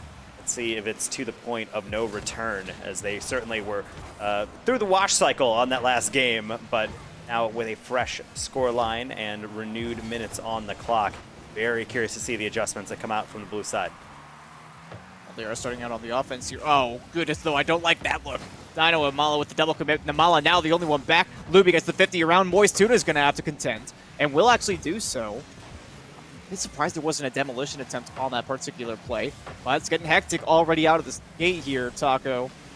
Luby now in the one-on-one against Mala. Gets it around. Looking for a demolition. Does find one. Mala still under control, though. And things are just changing hands so quickly here. Every single time an orange player touches the ball, I feel like it's going to be threatening on the net. Every time a blue player touches the ball, I feel like it's going to be threatening on the net. They will continue to go back to the backboard, UTD. Another long attempt. Double commit somewhat on defense. Will leave Dino some space. Look past one, not past Luby, but only into the ceiling. Mala keeps it in the mix. Maybe looking for Dino on the tap down, but ultimately will yield the wait for a clear. Ghost, not content with just one touch, will go across the field trying to demo Mala, so certainly the exit demo rotations working for them in the past, UTD, and actually trying to go back to that well, but a much cleaner start from St. Edwards up until touches like that come through. I was about to compliment him, and Dino nearly serving up something awkward. Moist Tuna deals with it well, and will go back out to the corner, but Malakis, last player back, gonna have to deal with quite a lot, and will only get a slight dig out to the corner again. Yeah, it's certainly looking much better for St. Edwards here, but I've got to admit, UT Dallas have moved back a little bit into the passing style, which I can't say I'm a fan of, but what in the world is this from Luby? Mala gets the save, but can't predict the dunk well enough, it seems. It's such a tough thing to do, and I'm going to have to say Luby has done it so well. When you tap the ball forward, and yeah, you go for a read, and maybe you're just hoping for any quality of touch. That could not have been read any better. Perfectly dunked right in, and Malakis, you can't even do much more than that. You hit it to the corner, you did everything right, and sometimes the defender just has a read on you, but Ghost is just pulling out the solo plays. Next one better than the last, setting up for an air dribble into the flip reset, and just a clean cut past Mala yet again, left alone. Oh boy, it's the solo plays again. The first two solo plays that we saw at UT Dallas on this game, and they end up in goals. Again, you can't ignore this. And the ironic part is, I never looked at UT Dallas and thought to myself like, oh yeah, these are really good solo players. I never really thought that. And yet, I might have to adjust my train of thought, Taco. It seems I've been proven wrong in a major way here. Luby and now Dolph will get in on a little bit of action for goal number 3 of this game at halftime. I think it's time for St. Edwards to start thinking about what they're doing. Yeah, I think that was a collection of issues right there for St. Edwards. You had two players around the same side of the ball. Ball ricochets, and the third player all on the near post will try to reach across to get that clear, and they still miss it. And it seems like we're getting a repeat of a game number 3. It's had 6 goals in it, but right now we have 3 in at halftime, and now St. Edwards is trying to escape their half. They've already tripled their shot total from last game, but I think that comes at a very small amount of relief because right now shots are coming at a premium. Dino and company are just trying to find any semblance of offense, but most of the time these hits downfield are just finding open space. There's no connectivity the way that UTD has been finding each other. And I think this is going to have to be a multi-game adjustment because at this rate, it looks like we're headed to a game 5. A multi-game adjustment. Unfortunately, all they have is about 1 1/3 games. So I don't know if that's really going to work out for them, Taco. We'll they had last game, and that was an adjustment. I mean, yeah, so they're gonna have 2 games at the end of this game. I don't know if that really counts as an adjustment. I mean, they have, in fairness, held UTD to fewer shots, but they have still conceded a fair number of goals. And despite the fact that they've halved the damage, at the very least, at the moment, that still doesn't really excuse the fact that they are down 3-0. Despite how much less damage your opponents are doing, you're still losing by a not insignificant margin there. And right now, I think they're just trying to throw everything forward the kitchen sink, just hoping for some goals to fall in.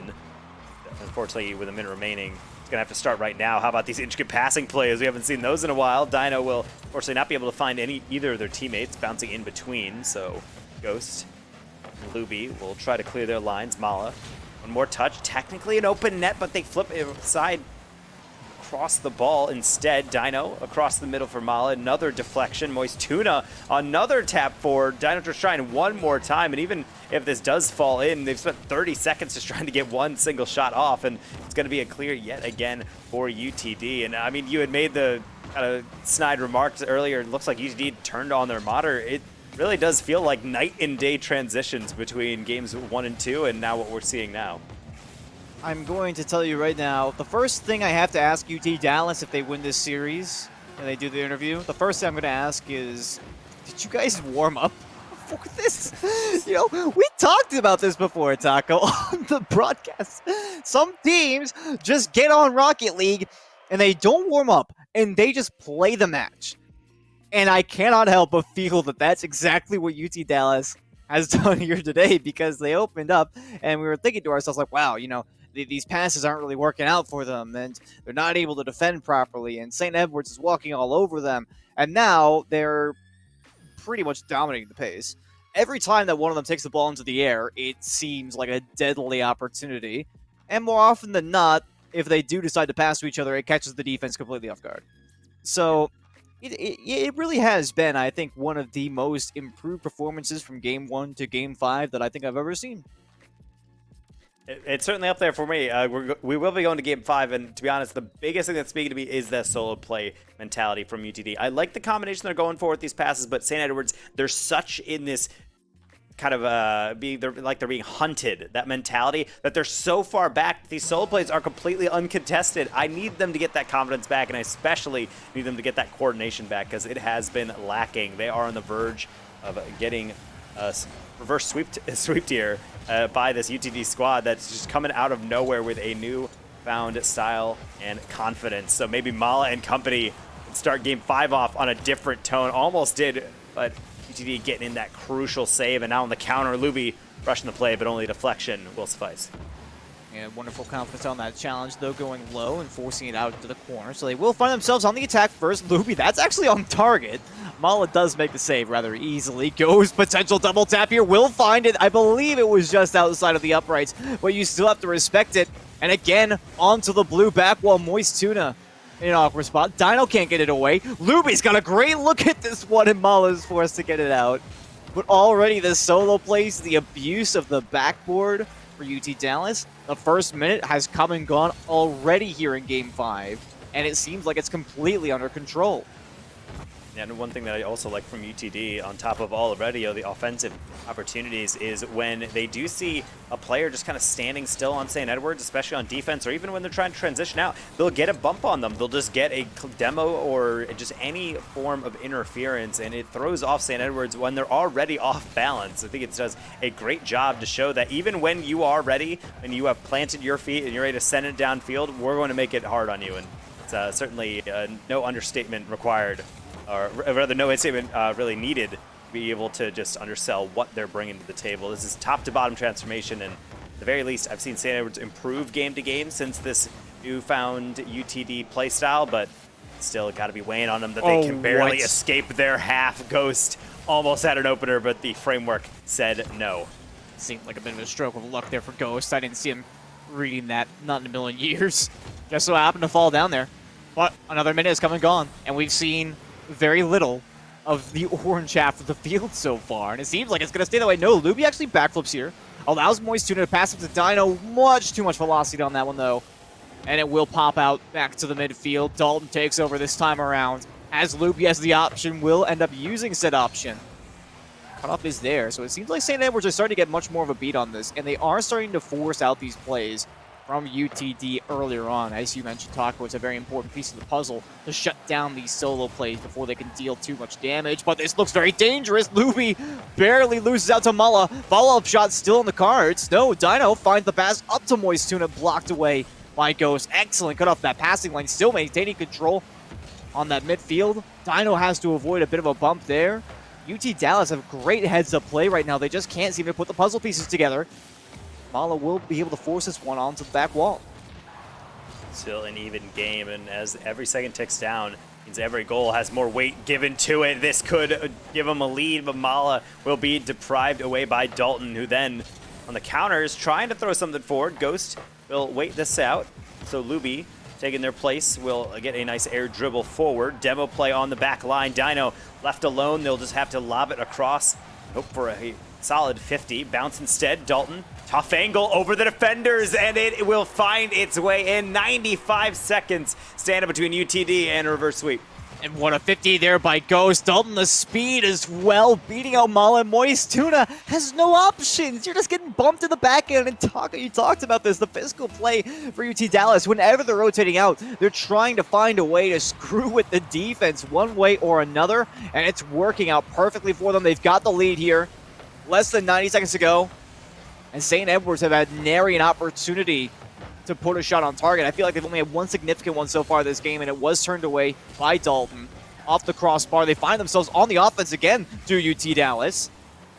I know with the bump here on the sideline. Slow down Ghost a little bit. Mala able to take control. Luby can't quit making it. No, the post makes the play. This secondary from Ghost, but it's touched out.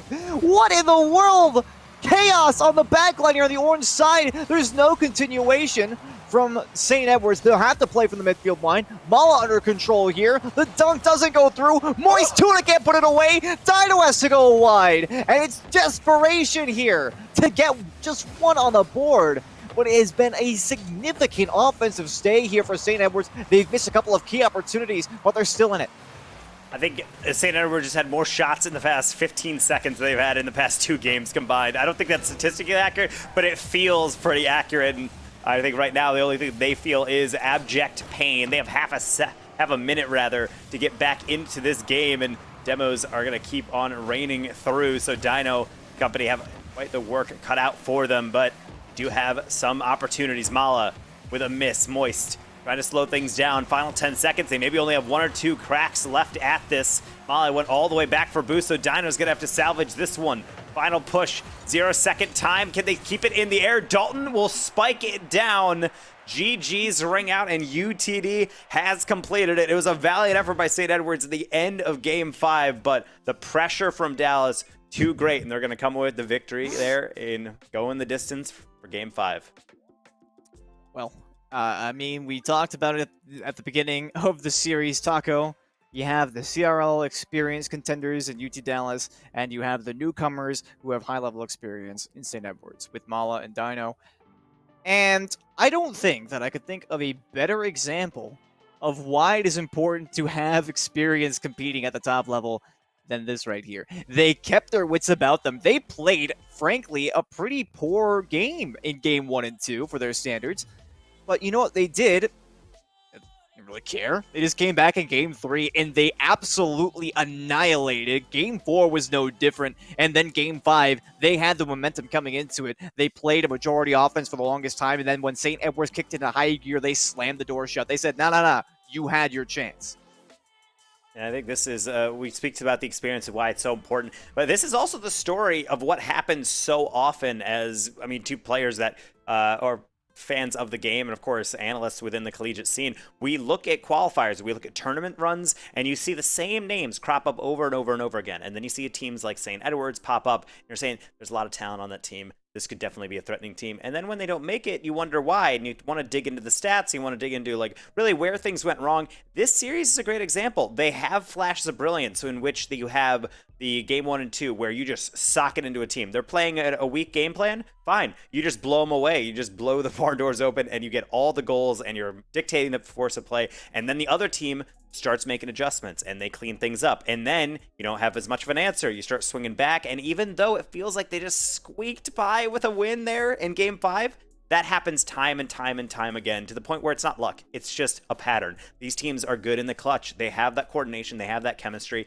and they tend to edge out these victories more than those less experienced players. So I'm super happy that we do have a player on the line there for UT Dallas to be able to pick their brain and see really what went into that victory for them, because as you mentioned, they had a rocky start. So we're going to be able to welcome in our nice little guest speaker there, Luby from UT Dallas. How you guys feeling after that game? Got a little interesting to start off the night there.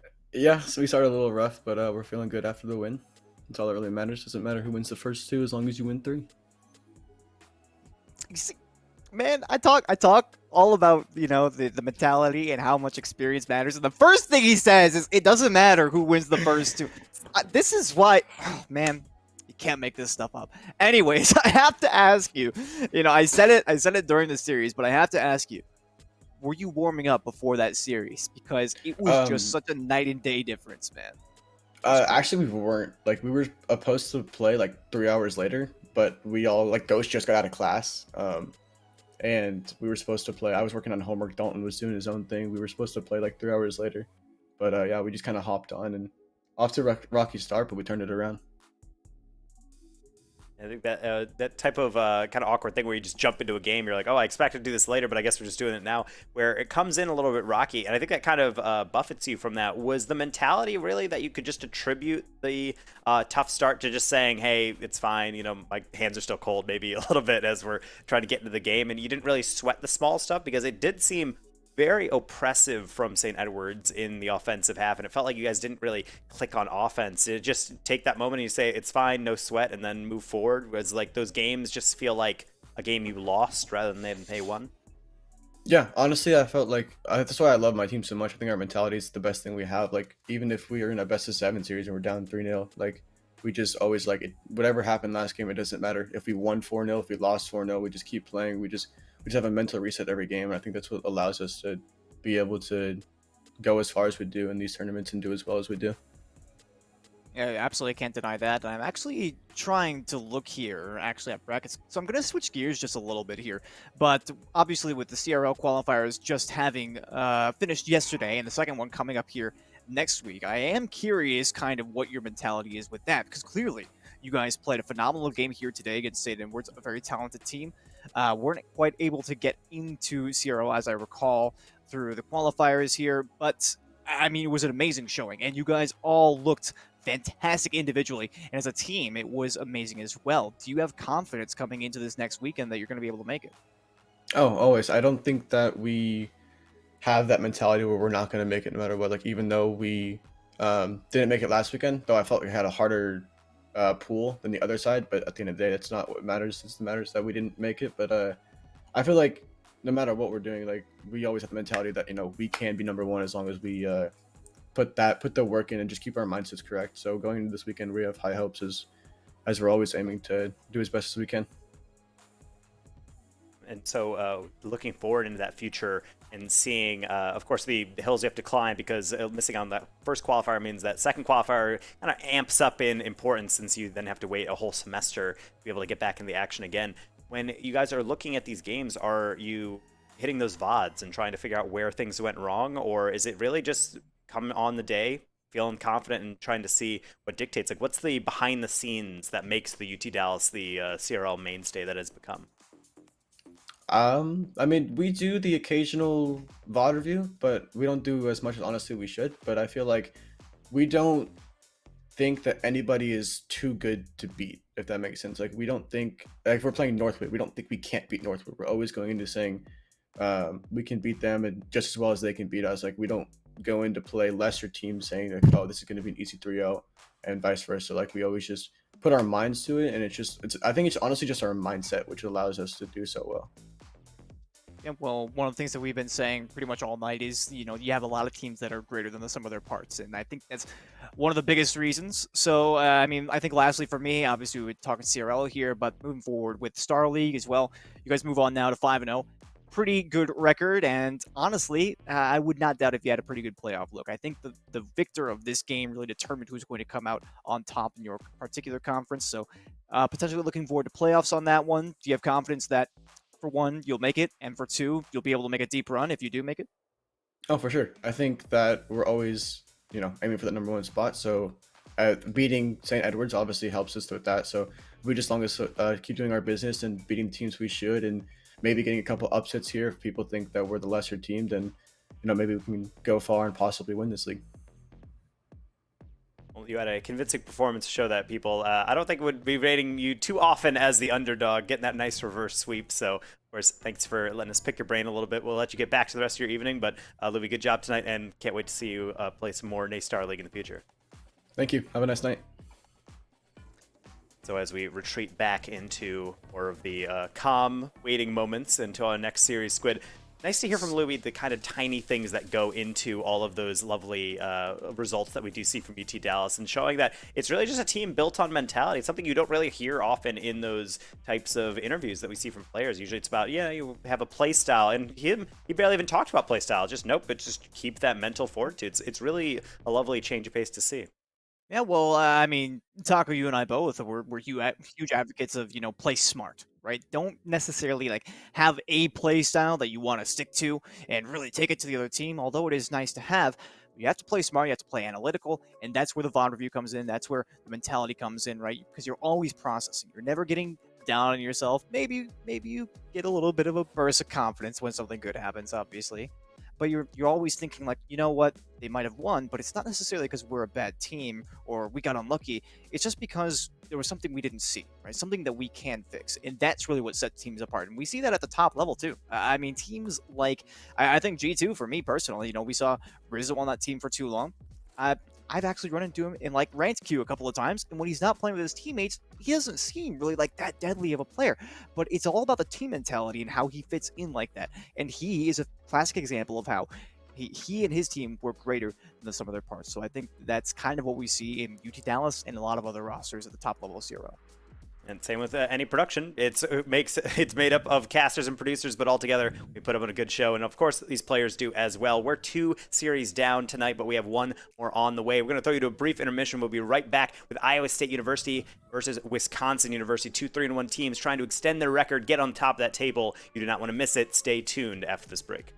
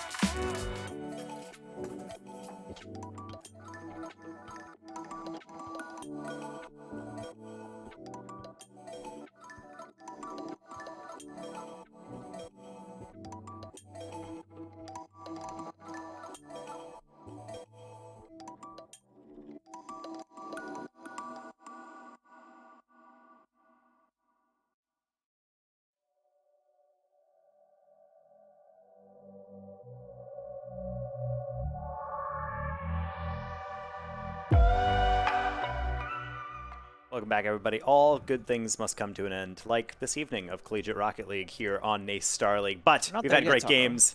Trend can only continue. I'm still Dana Taco. I believe that is still Squid, and we still have the same matchup. We have Iowa State University versus Wisconsin University to round out our Collegiate Rocket League action for tonight. And two teams that are doing fairly well in their conference, 3-1, but this is where round robin gets really interesting because you're fighting for that top spot, and games like this, oftentimes, somewhat like what we saw with St. Edwards and UT Dallas, can really decide your conference. Yep, that can be the case, and Wisconsin and Iowa State are actually two teams that we have seen before, Taco. They are a bit more on the outside of the bubble here, so I would say when it comes to classifying these teams, they're a bit of dark horse in this kind of a conference, or this kind of a competition, I would say, but they do still find themselves standing near the top of their respective conference here, so I've got to hand it to them. Good performances. Only one of them can still walk away with that 4-1 record. The other will move down more in the middle of the pack spot here. But I'm excited to see. There have been a couple of roster changes since I've last spectated Iowa State. Wisconsin, I will say, they have also undergone a couple of changes. I think Chaz is the only one who I recognize. Pauly B might have been there the last time. It has been a hot minute since I've seen them in competition. Yeah, and I think players returning to the spotlight, players that are slightly outside of the bubble, getting that experience was why broadcasts like this are good. It's also to refresh the memory that, oh, we might have seen these players before, or maybe that they have gone pretty far in certain tournaments or qualifiers, and we just not quite gotten right into the main stage. So this is again, a nice reminder for them to be able to show off their skills on display, but also make a statement out to the rest of the teams in their division, making sure that they are getting those dubs and getting a convincing scoreline. I'm not really sure how this one is going to go. I mean, they're showing similar records as well, but on the end of the day, round robin has to have definitive winners on head-to-head matchups, and the playstyle conflict has really been, I think, the storyline we followed throughout a lot of different games of the story of a team not being able to handle what another team is handling for them, and being able to match the pace, match the strategy, or be able to adapt game to game. Is that the storyline again, what we will be seeing against Iowa State and Wisconsin University? I guess we'll have to find out. The players are on the field and ready to start this final series of the night here for NACE Collegiate Rocket League. Yep, and remember, Overwatch is after, so if you're craving esports in general, then you still have a chance to stick around and find out what's going on there. But we're on Manfield for the last match of the day. And, you know, Manfield Night is so much more of a vibe. But I gotta say, Manfield is the classic rendition in the first place. So I'll give credit where credit is due. But in any case, we do have Wisconsin featured in the blue, and Iowa State, who will be conceding first over in the orange. Pauly B snipes this one straight from the mid.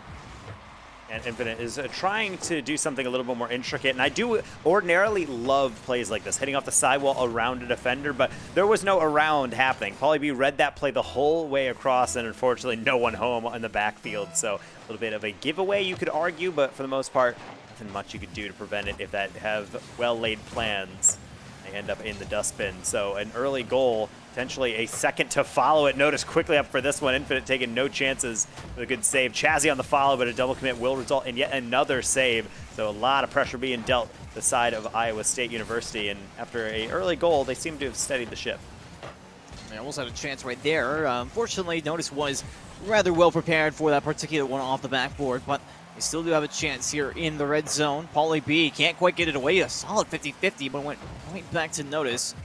Now beaten out, the last man gone. Jazzy for the double tap. They could have just left it. Pauly B was prepared to the zone, but they wanted fortune and glory. I gotta respect it in one way or the other. Back down the other way. Infinite can't redirect that one on target. Notice will blast it all the way downfield and to the bank. 2-0 now to Wisconsin. Said they get future and glory. You're getting paid for your double tap, Squid? Yeah. Did no one tell you? All right, I'm going to have to speak to your agent, but someone's going to have to speak to Notice's agent as well to get into his mind. What's going through right here? Just gets a dunk. It's just going to catapult its way halfway across the field and into the goal. Very strange goals going through on the side of Iowa State. They might have thought they were getting a break since that double tap deprived that Wisconsin University side of their second goal, but then they just scream one downfield for their second anyway. So right now this is certainly a trend for Wisconsin, getting some very interesting goals off the bat, and Iowa State is now in position here in game one, as I mentioned prior to the start. having to have the intra-game adjustment of trying to figure out what's going wrong and how to remedy this going forward, especially since we're not even half-time and it seems like the pace is just relentlessly flowing the way of Wisconsin. Oh, and Dylan not be able to get a piece of that one either. And as you say, the pace going relentlessly in the favor of Wisconsin. I feel like this is going to keep it that way. Chazzy didn't get the double tap, but at least a nice redirect here will be some consolation. And as you mentioned, Iowa State presently in a position of supreme peril right now. This doesn't exactly look like a good spot to be in. The rotation, I will admit, has not looked terrible. I think that it's just the mechanical talents of Wisconsin that are catching them a little bit off guard, and perhaps a little bit of extra willingness to dive as the second man leaving your third completely alone, and Pauly B secures goal number 4. And we're saying Iowa State has had a rough start to this game, but I will have to applaud Wisconsin. Is looking so incredibly put together. All of their touches have someone following, and even the double tap technically had a follow on it, so if that one was left, it would have been a goal in itself. They're doing a great job of setting up opportunities and knocking them down. 5 shots, 4 goals, and it's really the pinnacle of efficiency, if not for that nagging 1 touch remaining, but they won't have perfect stats all the way across the board. Clean sheet ruined. Dylan from downtown will at least put 1 on the board. Taco, I wouldn't count him out just yet. It's still before halftime, which it's a little bit strange to say. You don't usually see 2 minutes and 45 on the clock when 5 goals are scored. Especially not in a back-and-forth game, so Wisconsin, I guess they just stay the course, and that won't be the case. But it's not impossible. Infinite actually right here off the face-off. That does look like an impactful touch there. Notice can't quite get some contact. Dylan towards the mid, towards Stealthy Fire. Looks good. The post has other plans, and so does Pauly B. Willing to save your middle there. Infinite tries to keep it in play. But it looks like it's going to be a bit of a long shot here. Dylan also bumped away off this one, but they do actually maintain control. Notice Chazzy getting a little bit mixed up there on the sideline. Pass, only 1 to go now, but they can't make the play. Pauly B didn't have the boost to get around, and Dylan threatening. They'll just keep control. Good heads-up play, but certainly one of the stranger pushes we've seen on both sides, admittedly. And I know they're a bit of a back and forth, but really this settled down into what usually game ones become, just this kind of punching back and forth ping pong style or trying to figure things out. And just strange to have that come 5 goals into the match, but it's a little bit refreshing to see Iowa State get some more movement toward the goal and at least trying to beat players out. Dylan is trying their darndest to knock the ball into a dangerous position and get some demos. Chazzy ready for it, so Stealthy Fire only be able to slow it down. Infinite into the middle. A bump between Dylan and Stealthy Fire will call an end to that goal opportunity. But again, this is just a situation where you have minimal time on the clock to try to get back into this game. So tiny mistakes like that ultimately don't seem like a big deal. But in games like this, where we're trying to mount a comeback attempt, it's pretty much a death knell. Yeah, Infinite not able to get that one back to the zone. Actually, Pauly almost got extra contact on that one. There's nobody even backing this one up. Notice gets a demo here. I thought that was the other way, and Dylan will still score the goal. Perhaps was expecting the demo on Notice from their point of view, but they make it happen nonetheless. They don't want to give any player any room, but especially not if they have a Season 1 Supersonic Legend tag. If you have the mechanical skill to do something with that space, and can't ask for a better flick than that. Going in to that top shelf, and we got ourselves a game. 68 seconds remaining. It's within 1, and a roll like that is going to do a lot, especially if Notice can't foul. They do get the touch, though. Very heroic play, but leads way into the double commit. Infinite on the air dribble, the double tap, the leave. Dylan's waiting for it, but they can only put it over the bar. Pauly B to the corner, and Stealthy Fire will try and follow things up, but only get a deflection into the ceiling. Iowa State, you can smell how close they are to the goal, but no end result. It's still down by 2. I'm actually rather disappointed they didn't score on that last drive. It seemed so promising. All they had to do was put it within the strike zone, and they were unable to do so. They still do have time. They only need to score with time left here. Infinite towards the backboard. Contact is made, though. And, you know, as much as I hate to say it, you know, I think I would have rather them miss that one on the backboard. I love me a good underdog story. But Iowa State. I always get those two mixed up at least once. Iowa State still trying to drive down here. Looks like this will be their last chance. It looks good. Dylan in the air, shot on target. Too easy for Jazzy, though. Double tap is not going to be there. Dylan, the recursion off the back. There's still time. Stealthy, no double tap, no boost in the tank. It'll drop down. So many quality chances, and yet they were so far away, Taco. I thought they were going to have that. I thought there was going to be hope. I lied to myself in the end, but look at that shot count. That's just ridiculous. I never would have expected it to go that way. This game is giving me a little more confidence in the outcome of this series. When we started this off, Wisconsin starts rolling through goals. I started cringing a bit, thinking, oh no, this is really going to get ugly down the stretch. But no, Iowa State settled down. They started to get some offense, and then you actually did see them become a valid competitor in this series. It's just a very rocky start. I think they're going to be kicking themselves down the stretch of the series, especially if the series continues to get away from them. But it shows that they do have the offensive capability. It's just about making sure they lock down that backboard and those midfield challenges. And honestly, if you extend that game out another minute, I really don't know what the outcome could have been. Yeah, and I mentioned the shot counter. For those of you that can't see, it did end up being 5 in favor of Wisconsin, then 11 down the line for Iowa State. So not an insignificant number of shots there. I actually rather like their odds now moving into Game 2. If they can keep up that kind of game plan, then things, realistically speaking, should go their way. They showcased a bit of weakness on defense. That's something that usually you can rather easily remedy, especially if you don't have to play defense. So, as Game 2 gets underway, I think that's going to be the real question, is will Iowa State continue with the control and dominance on the offense? And I guess as a sub-question, will they be able to score off that offense more often than not? And will that also result in them being scored on much, much less as a result of lesser prolonged offense? So only time will tell, as we have a fresh game, and at least they're dealing with the ball a tad bit better. Slow play also coming in with Dylan, but only pinching it into the side wall. Infinite setting off the backboard. Notice lurking on the back post will be deprived of a goal. Stealthy Fire instead will mount up a counterattack. They have a player lurk in the middle. They will be found, but notice man marking Dylan will be able to get the save away and the counterattack. A roller from Pauly B. It looks so promising for ISU, but send everyone up. There's going to be no one home. And Stealthy fired the flip and maybe didn't hit the brakes hard enough. I don't know. Something to that extent. Just narrowly misses out on contact with that ball. Even touching it just a little bit wider than that would have been success. I mean, it would have taken millimeters of contact on that one, but they find themselves trailing now. Notice and Pauly B's actually prepared for that 50-50 to a reasonable degree. Obviously, it was a screamer into the corner. Back out into the mid. Jazzy slows it down. The backflip, too. Additional contact here for the extension. And it seems that the quote-unquote ball chaser mentality did pay dividends there. Pauly B can't go for a double tap. It's off their own backboard, though, and nobody is back to support that player. Chazzy turns it in easily. Pauly B is catching Dylan a bit off guard. They're getting back, but I think they might have had confidence in their teammate on the sidewall to be able to get contact with that incurring touch, but unfortunately goes on the backboard, and then you have a double-barreled problem, essentially. You have a ball to deal with on the backboard. You have someone potentially screaming down the field trying to get the rebound, so what do? You jump at it, and unfortunately it just serves it right up on a platter, so not much you can do about that from Iowa State, but there's a lot you can do after a demo clears the way. Infinite tapping it in on that sole defender, and we're back to a one-goal game. Remember when we talked about we had a glass cannon series for the first match of the day between Hood College and Randolph-Macon? I feel like this might be another one of those situations. I don't know. I'm not necessarily saying that Wisconsin is a glass cannon. Surely their offense is strong. Their defense has been okay. I will give them that. Standing up to 11 shots and only conceding 2 goals is actually pretty good. But I think it's the sheer power from Iowa State on the offense. The problem is they can't seem to put together a rotation here that even remotely resembles a coherent one.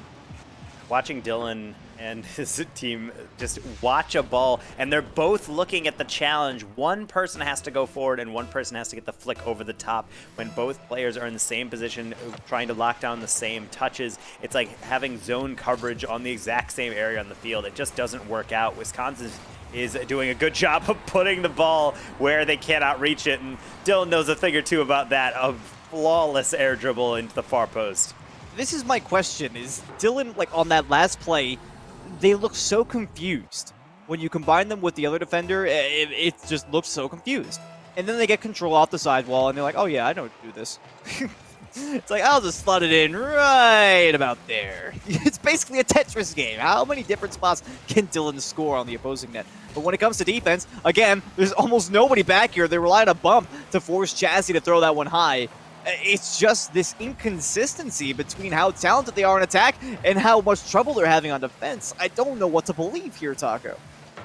It's almost like every single player is wanting to get upfield so quickly that they're kind of forgetting that the moment you move upfield, someone has to be able to keep the attack going by being a bit farther back. They're all kind of the same level up on the field. So hopefully if they can maybe stagger those rotations a bit more cleanly, I think the series will go, maybe not their way, but at least in a more controllable manner. They're within 1 goal, so I think that's something to hang their hat on.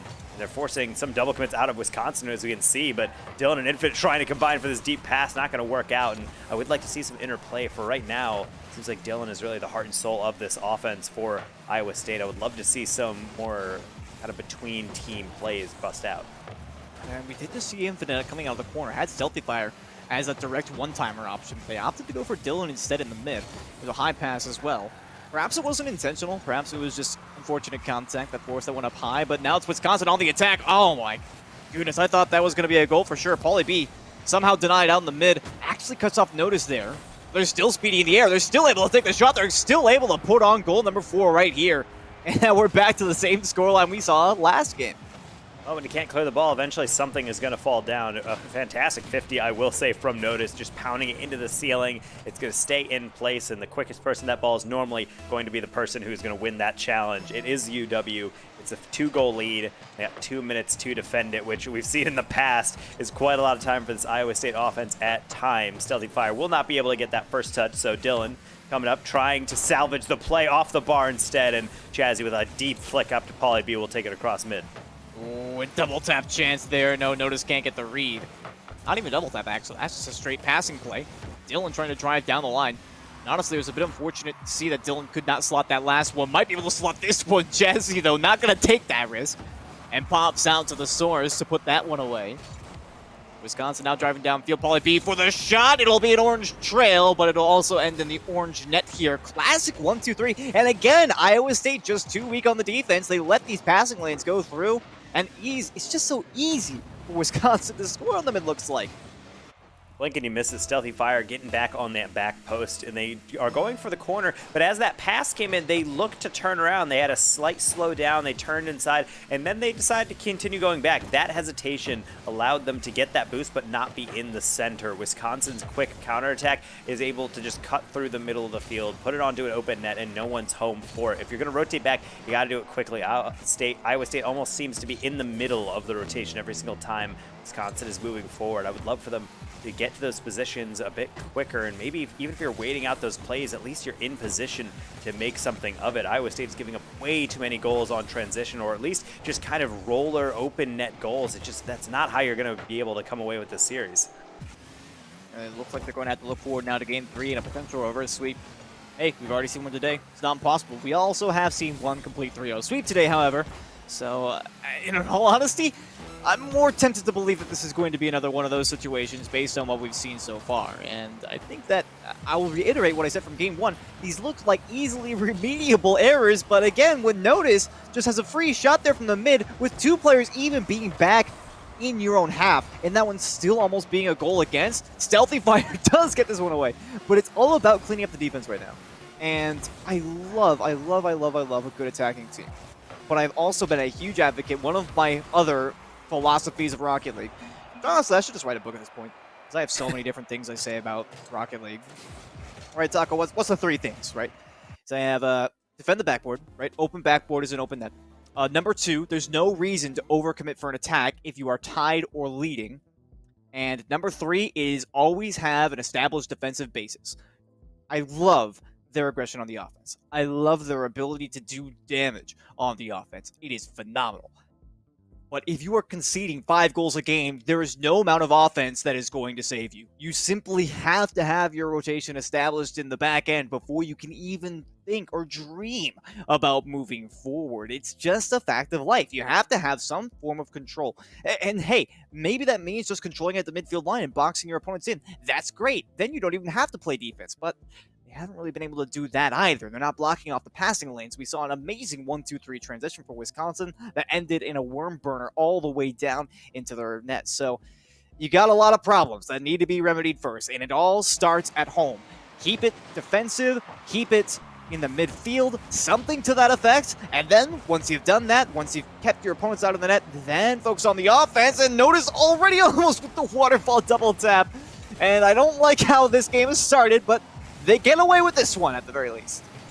Iowa State, for me, the one thing I'm looking forward to is decisive rotations. If you're going to rotate in with speed. If you're going to rotate out, get out with speed. There's way too much lingering upfield, kind of waiting for a touch or trying to think that they can maybe throw their hat into a challenge, when in reality, they're not going to do anything with it. Just get out and rotate through. I'd rather them take their time on offense and try to force every move forward into that decisive shot on target. Just make sure you have that solid base, and at least for right now, they've started another game off a bit more sturdy than they did in game one, but seen that story before. All it takes is UW just getting a couple open looks at goal.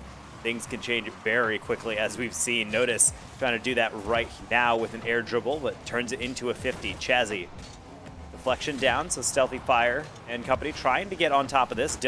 It was needed as Dylan was sent to the Shadow Realm with that demo attempt, and will rejoin the attack to lob it downfield. So back to that kind of back and forth ping pong style as both teams exchange some volleys downfield, and nothing too deadly happening on the field so far. But I have to ask you, is that a bad thing? Remember what I just said. You know, for Iowa State, it's all about keeping it under control at first. And they've done so. You know, a minute and a half has gone by without a single goal being scored. Okay, I just want to say good things about you guys. I just wanted to say good things about you guys, and you had to go and do that on the sideline. That's the ultimate. All right, it didn't look good. They do still keep it under control, though. They've been playing a very good neutral game up to this point, at least one that has majorly been improved upon since previous games in this series, so I'll give them commendations for that. Infinite, though, up high on this one. It's a bit dicey. I'll make a second touch on it, though. Get upfield, Dylan for the 50-50, looking for the dunk as well. Jazzy with no contact. We'll force out Pauly B. I'm not sure if that was a necessary one. They've now committed 2 players to that. They will have the follow-up, but I'm not sure exactly about their expenditure of resources on that one.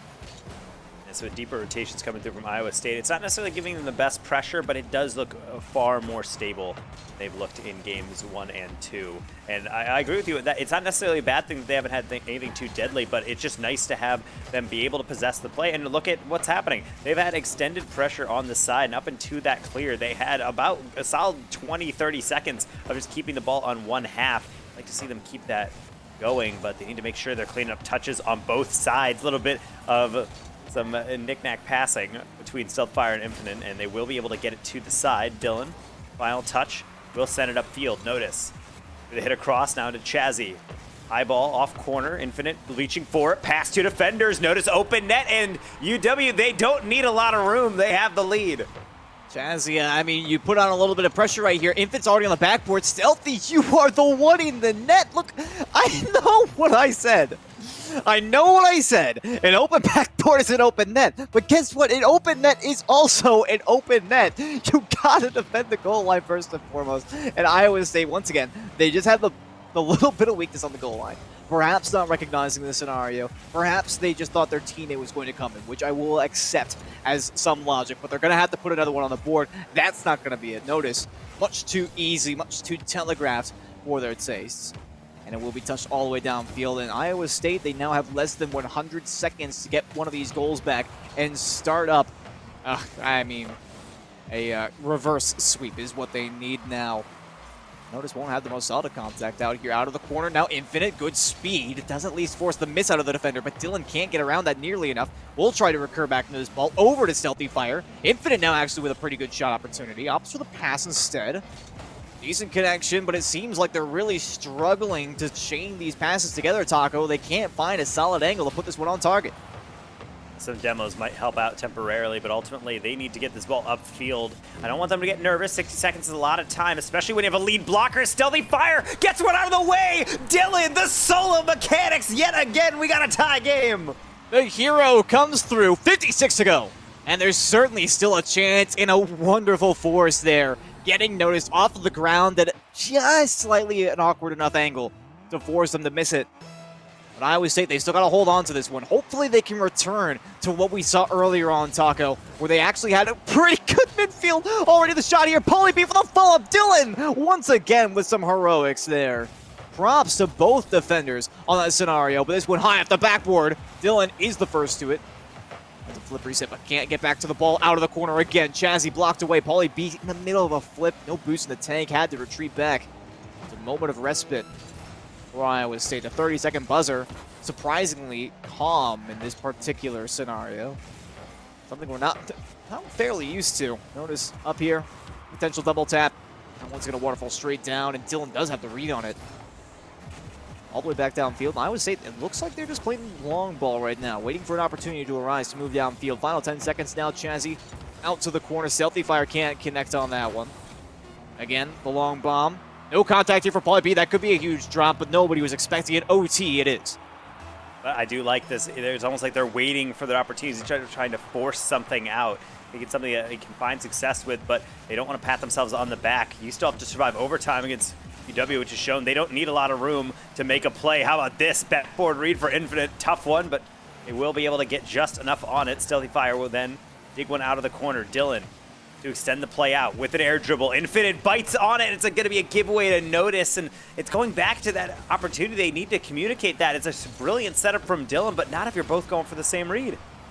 Yeah, it's been the unfortunate reality for them a couple of times here. I really hope that doesn't end up being their downfall. Again, their offense has been amazing.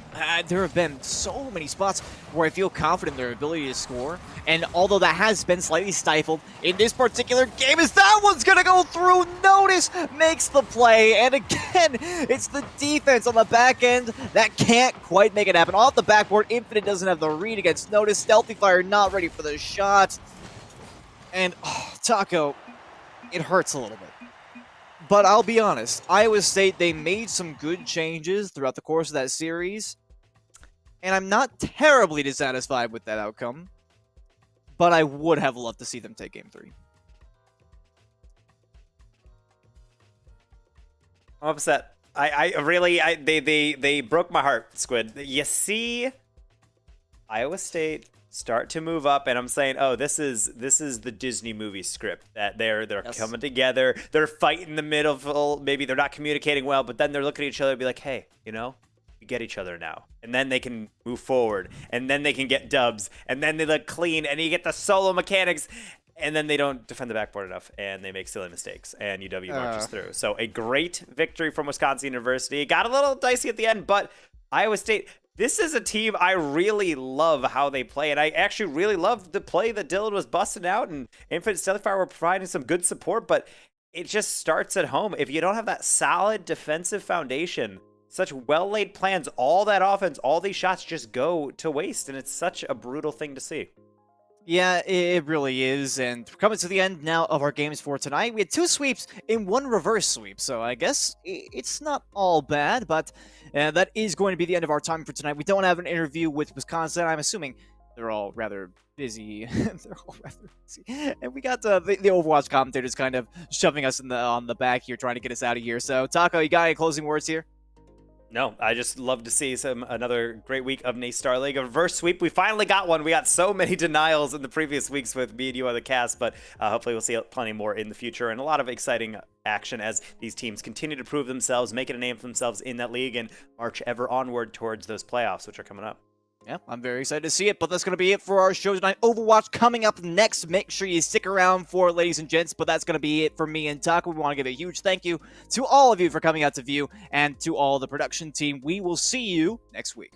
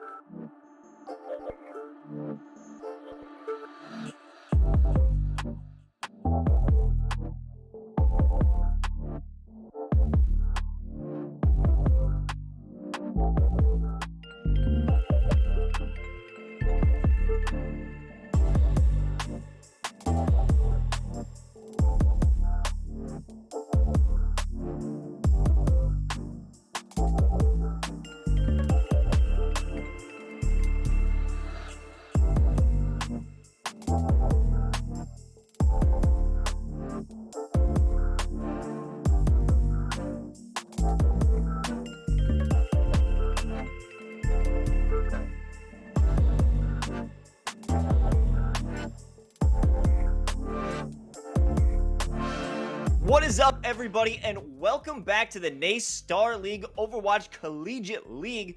Right here we have two fantastic matches for you tonight as we enter the midpoint of our regular season. This is week 5, so teams are coming in with a good amount to prove and to try and set the tone for the rest of this season. The first matchup we got tonight is going to be Ontario Tech versus Northeastern, and following that, Louisiana Tech takes on Ole Miss. And to break it all down for you tonight is, of course, myself, Los, and LaFon. It's good to be back, as always, Los, alongside you, of course. And, as we always say, you got to start at the beginning. And the beginning, of course, is these two teams, Ontario Tech versus Northeastern University. And, as we get a quick look at these teams, get a quick look at kind of what they are ready to bring to the table. I mean, these squads look at that record, 4-0 across the board. So someone's going to have to go home empty-handed in terms of the win column today, putting a 1 in that situation. But ultimately speaking, it should be a very good game, very close. At least that's what we're hoping for here. And, as always, the storyline, whenever you have two teams that are undefeated this late into the stage, you kind of have to say, like, all right, how did you kind of get here? What was sort of the run up to this? And the matchup here really is going to denounce or sort of tell the tale of who's to be the standard bearer at the end of the regular season. Well, anything's possible. I mean, this is the first time that all teams will finally go head-to-head against each other in each separate division. Of course, we're out here over in the Northeast, and I'm always curious to see what happens when an undefeated team takes on another undefeated squad. And, it's anyone's guess on who is going to come out on top. But that's not to say that this will be the great decision maker. Of course, everyone has only had one outing against each other so far. In the following weeks, we could see anybody, even the ones who have taken an L beforehand, come back and look even stronger if it happens to be either Ontario Tech or Northeastern. For sure. To that point, though, you kind of have to discuss, when you're undefeated early in the season, you kind of have a matchup of undefeated teams. You have to put a kind of asterisk on that conversation, right? Because you haven't had a chance to see each team versus each other. As you highlighted, this is going to be sort of the first time, or this is going to be the point where every team will have played each other. And so, this really does have much more import in terms of the difficulty of the game. It's going to mean a lot more for the teams to be undefeated here in week 5 or after week 5, I suppose I should say. And that conversation means that, you can be that team that wins today and say, we're going to be the best team coming out of this division at the end of the regular season. That means a lot, right? So having that 5-0 would be a great start towards that, or a continuation, I suppose. And Los, I mean, ideally for Northeastern Ontario Tech, they're really looking forward to that. Oh, absolutely. And I think it's going to be finally interesting because jumping off for this first to 3 is we're going to have Oasis. Yep. Finally, we are not starting off over on Lijiang Tower. As much as I do love it, I think it's going to be a good time to switch it up. It's almost tradition at this point to run it over onto Lijiang to see who can win that first 2 rounds. Yeah, and I mean, talking about Oasis specifically as a map for a second before we get into it, this map plays very loosely, I suppose I should say, in terms of how you approach certain objectives, right? The difference between sort of Garden where you've got that high ground elevation, you kind of play underneath, to the indoor map to University, right, where you can kind of play that rush composition and have success there, all the way, of course, if we do end up going to City Center and sort of the middle pillar and the rotations, you kind of play around that, right, and of course the jump pad on the far side of the map. You know, all of these come into play, and sort of there's a very different style from stage to stage to stage, pardon me. And I think it's one of the few maps where each stage plays very differently than the last, right? Most control maps, you have two stages that play very similarly to each other. You know, we talk about Lijiang Tower a lot because we've been there a lot. You know, Night Market and Garden can play very high-tempo game styles, and you obviously got the indoor control center that kind of plays out a little bit differently, a little bit more rush-based compositions in situations there. For Oasis, because you have so many different styles in each stage, teams can really start to show their flexibility here. I think, Los, that's kind of what I'm keeping an eye out for on map number 1. What will the teams bring to the table, especially in round number 1?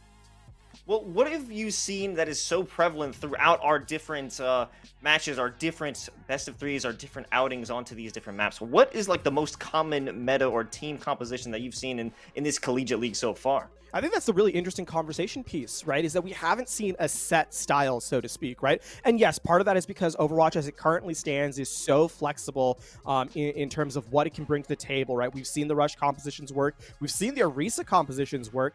We've seen the dive compositions work, you know, with the Winston or the Wrecking Ball, all of that comes into play. So I think the highlight so far has been the rather, not, I don't want to say inconsistency, but rather the flexibility of teams across broadcast, how we've seen multiple different teams play multiple different things, map to map, stage to stage. I think that's really what I'm kind of keeping an eye out for, pardon me, getting into the map here is that going to be sort of a mirror matchup with like the dive versus dive, for example, or are we going to see staggered compositions in situation there?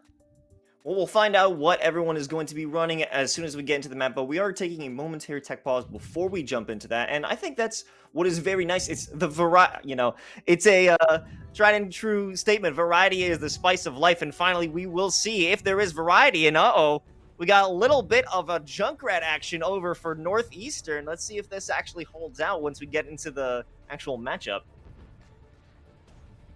We'll get a look, and I mean, pause coming here and just you know, I've actually played against Sklee before, so full disclosure, I used to be a coach in collegiate years past. That is no longer sort of my bread and butter. Now I get to be on this side of the camera, but you know, I've sort of played against Northeastern before in the past. They've obviously switched their roster up a ton, as is the tradition with collegiate gameplay, but their style has always played around some of that projectile-based gameplay, and I'm excited to see if that continues here, or if they're going to just sort of stick to the more conventional hit-scan flanker style. That being said, gates will unlock. We are here on University, Reinhardt v. Reinhardt, as the teams hammer away at each other.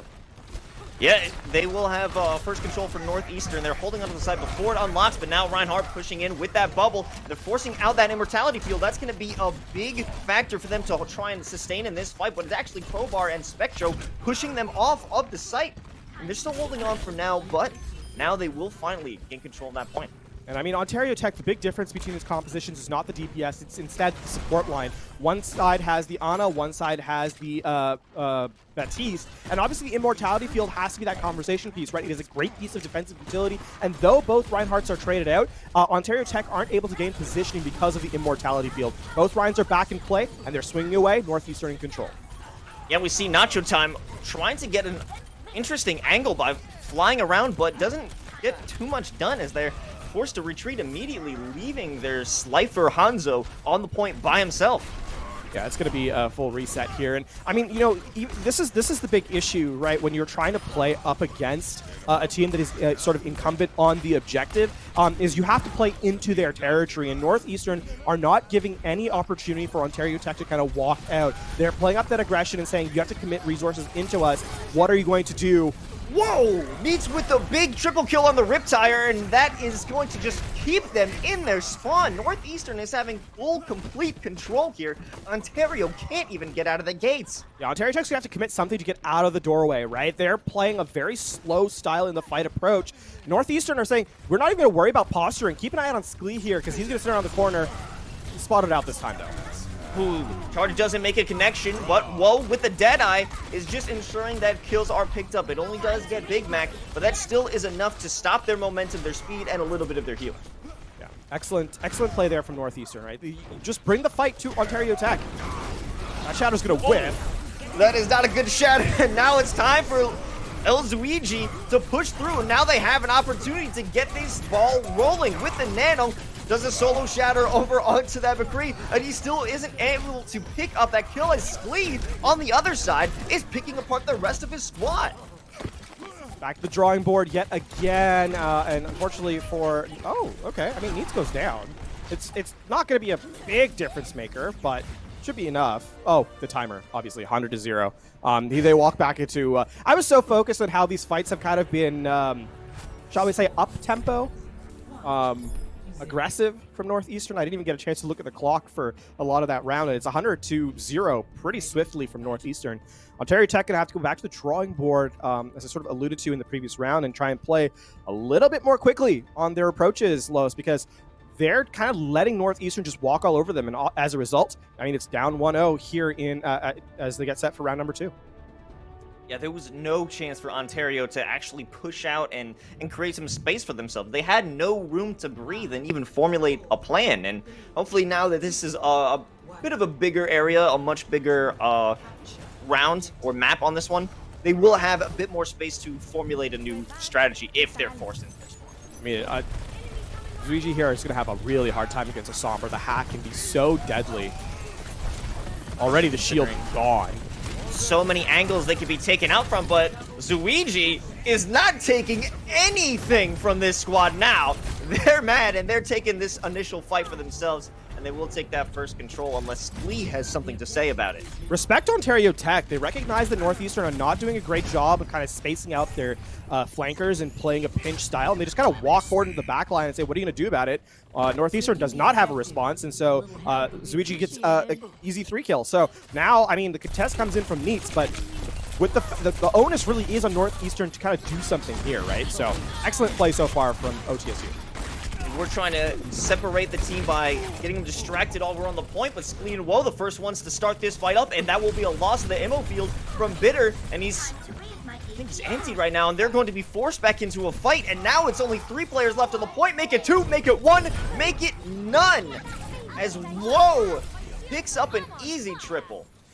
That's why, this composition is based around sort of divide and conquer. Get a lot of little fights going, have your flankers surround, and then have the Wrecking Ball put pressure from sort of rolling through. That's exactly what Northeastern does, and they're able to just dissect the defense of Ontario Tech, split them apart, take them out, and now Ontario Tech has a much more difficult job of isolating a single target to kind of go on. Seems they're going to be going for a big play over on the jump pad, but are they going to be able to even make it as that minefield shreds their damage, or shreds their armor, pushes them apart, but they are managing to push through and keep things alive as Blitz has made his way onto point. Woe trying to escape over on the top, but tries to just separate them and split them and pick them apart, but they aren't finding much of anything, especially after that stun is coming through. NACE probably gonna have to just back off on that one.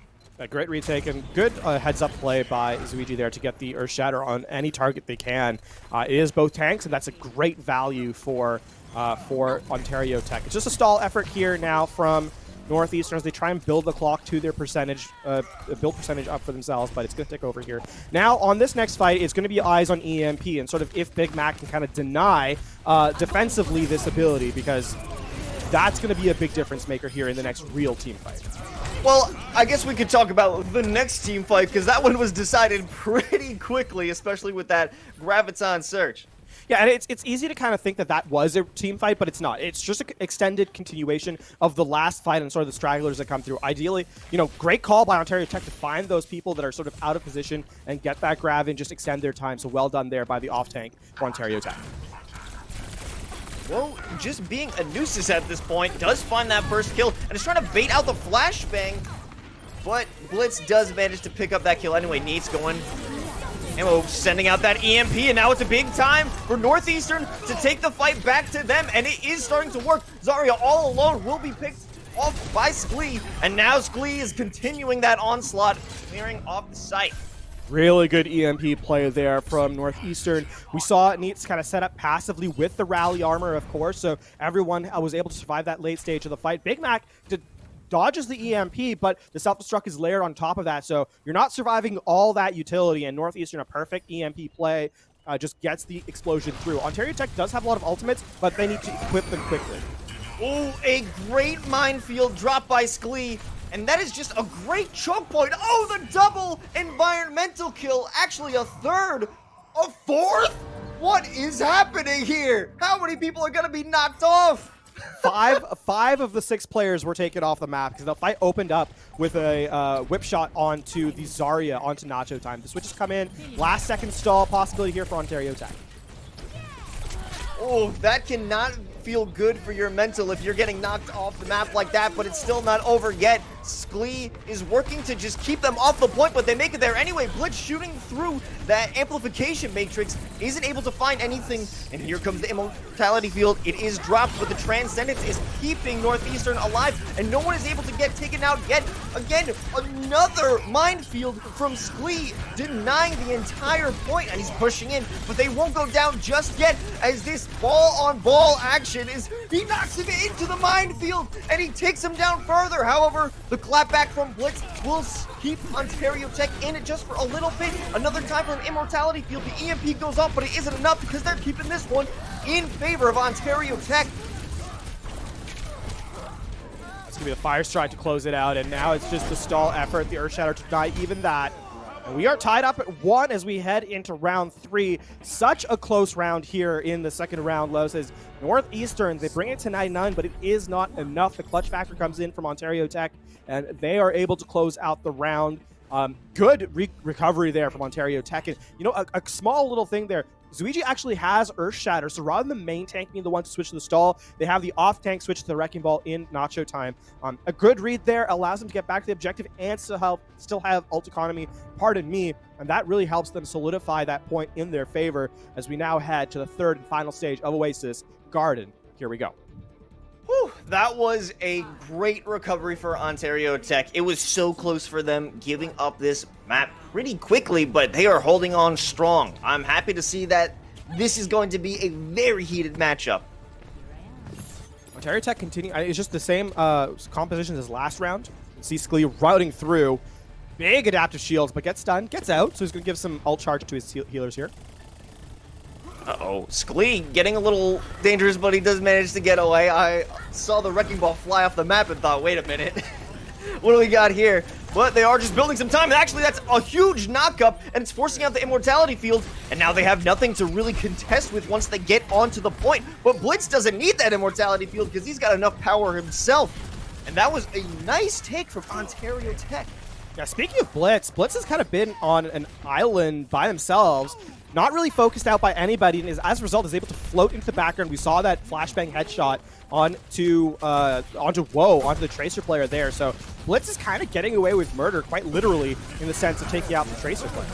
That's definitely something they're going to need to work on, is isolating Blitz. I mean, well, they didn't have to do it there. He got knocked in with the rest of them. Sklee taking this first pick of the fight, but they aren't in a great position right now. Here comes another knockup, forcing out that immortality field, but no one's going to be able to take it out in time, so they are forced to reposition, but the kills are coming in. The minefield is at the ready, but they will back up, and Zuiji picks up finally a kill for themselves, and they are holding on to their lives for dear life.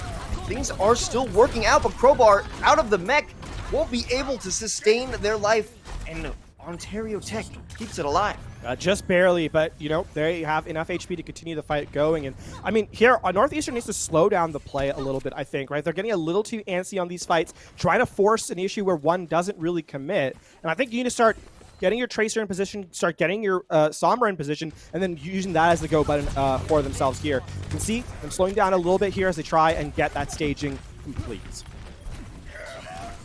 And here comes the Earth Shatter. Does it make a connection?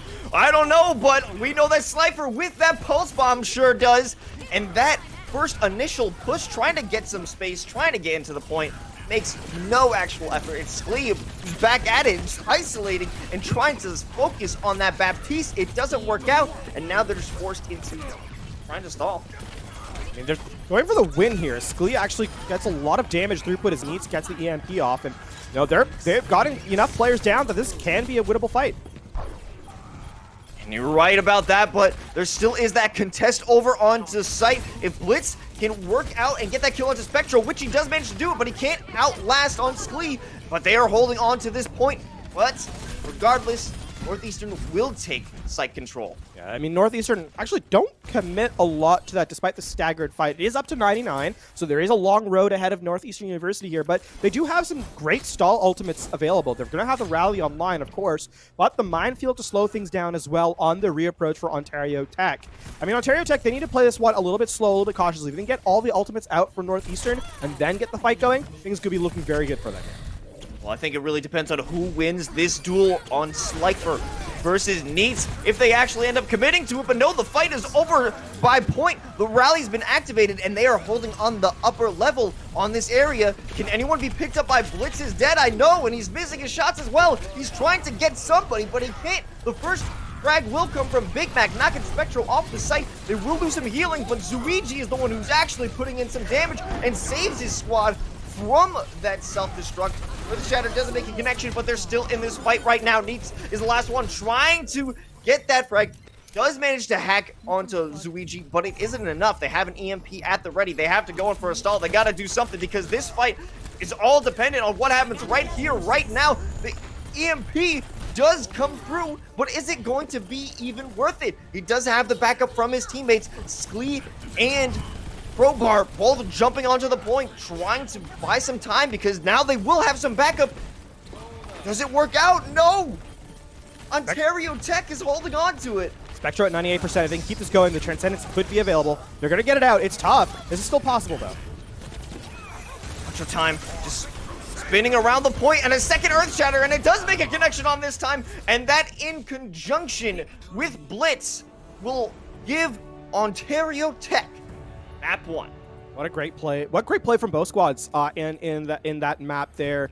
Ontario Tech versus Northeastern here. You can see the highlight of the game from Sklee, but Zuigi actually twice the beneficiary of the round closing Earth Shatter in this map, right? Rounds 2 and 3, where it was able to be the last ultimate committed in the fight and close out the round. So up 1-0 here in this best of 3 is Ontario Tech University, and I have to say I was surprised after round 1 how one-sided it was, especially with Ontario Tech kind of getting locked in their spawn without even being able to commit resources, pardon me. But on rounds 2 and 3, they were able to play a little bit more towards their style, and it felt like Northeastern was hurried just a little bit with their chosen composition of that wrecking ball. It's sort of weird to say this about a comp that goes quick, that's sort of fast and really aggressive, but you shouldn't look panicked on it, if that kind of makes sense. And I felt for Northeastern on rounds 2 and 3, in certain instances, it felt like they were a little bit out of sorts with their own speed, which Ontario Tech, credit to them, were able to take advantage of and close out each round and take the first map. I definitely agree with you on that point, where it feels weird to say it, but it almost seemed like Northeastern wanted to win too badly, and it was causing them to have a bit of, impatience. Yeah, I mean, this Graviton Surge here we're seeing in the replay is a great example of that, right?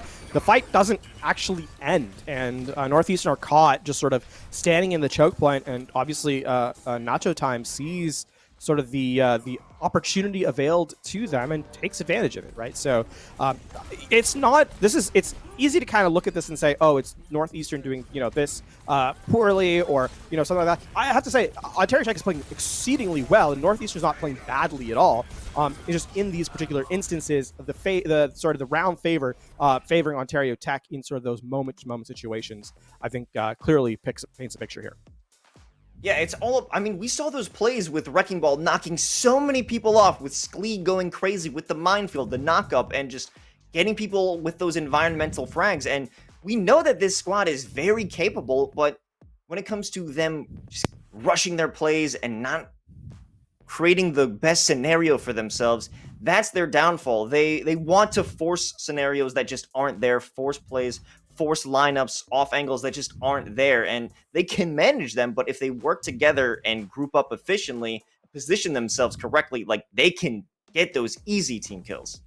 Well, I mean, we are headed to Hybrid as our next map, as Hollywood was the selection, and I think that's going to be an interesting look. Obviously, getting set for this map. The question is what composition is Northeastern going to run? Because they showed prowess on the Reinhardt-based sort of rush composition that they showed on University in round number 1 of Oasis, and chose to play the Wrecking Ball composition on, or that high-tempo dive composition in rounds 2 and 3.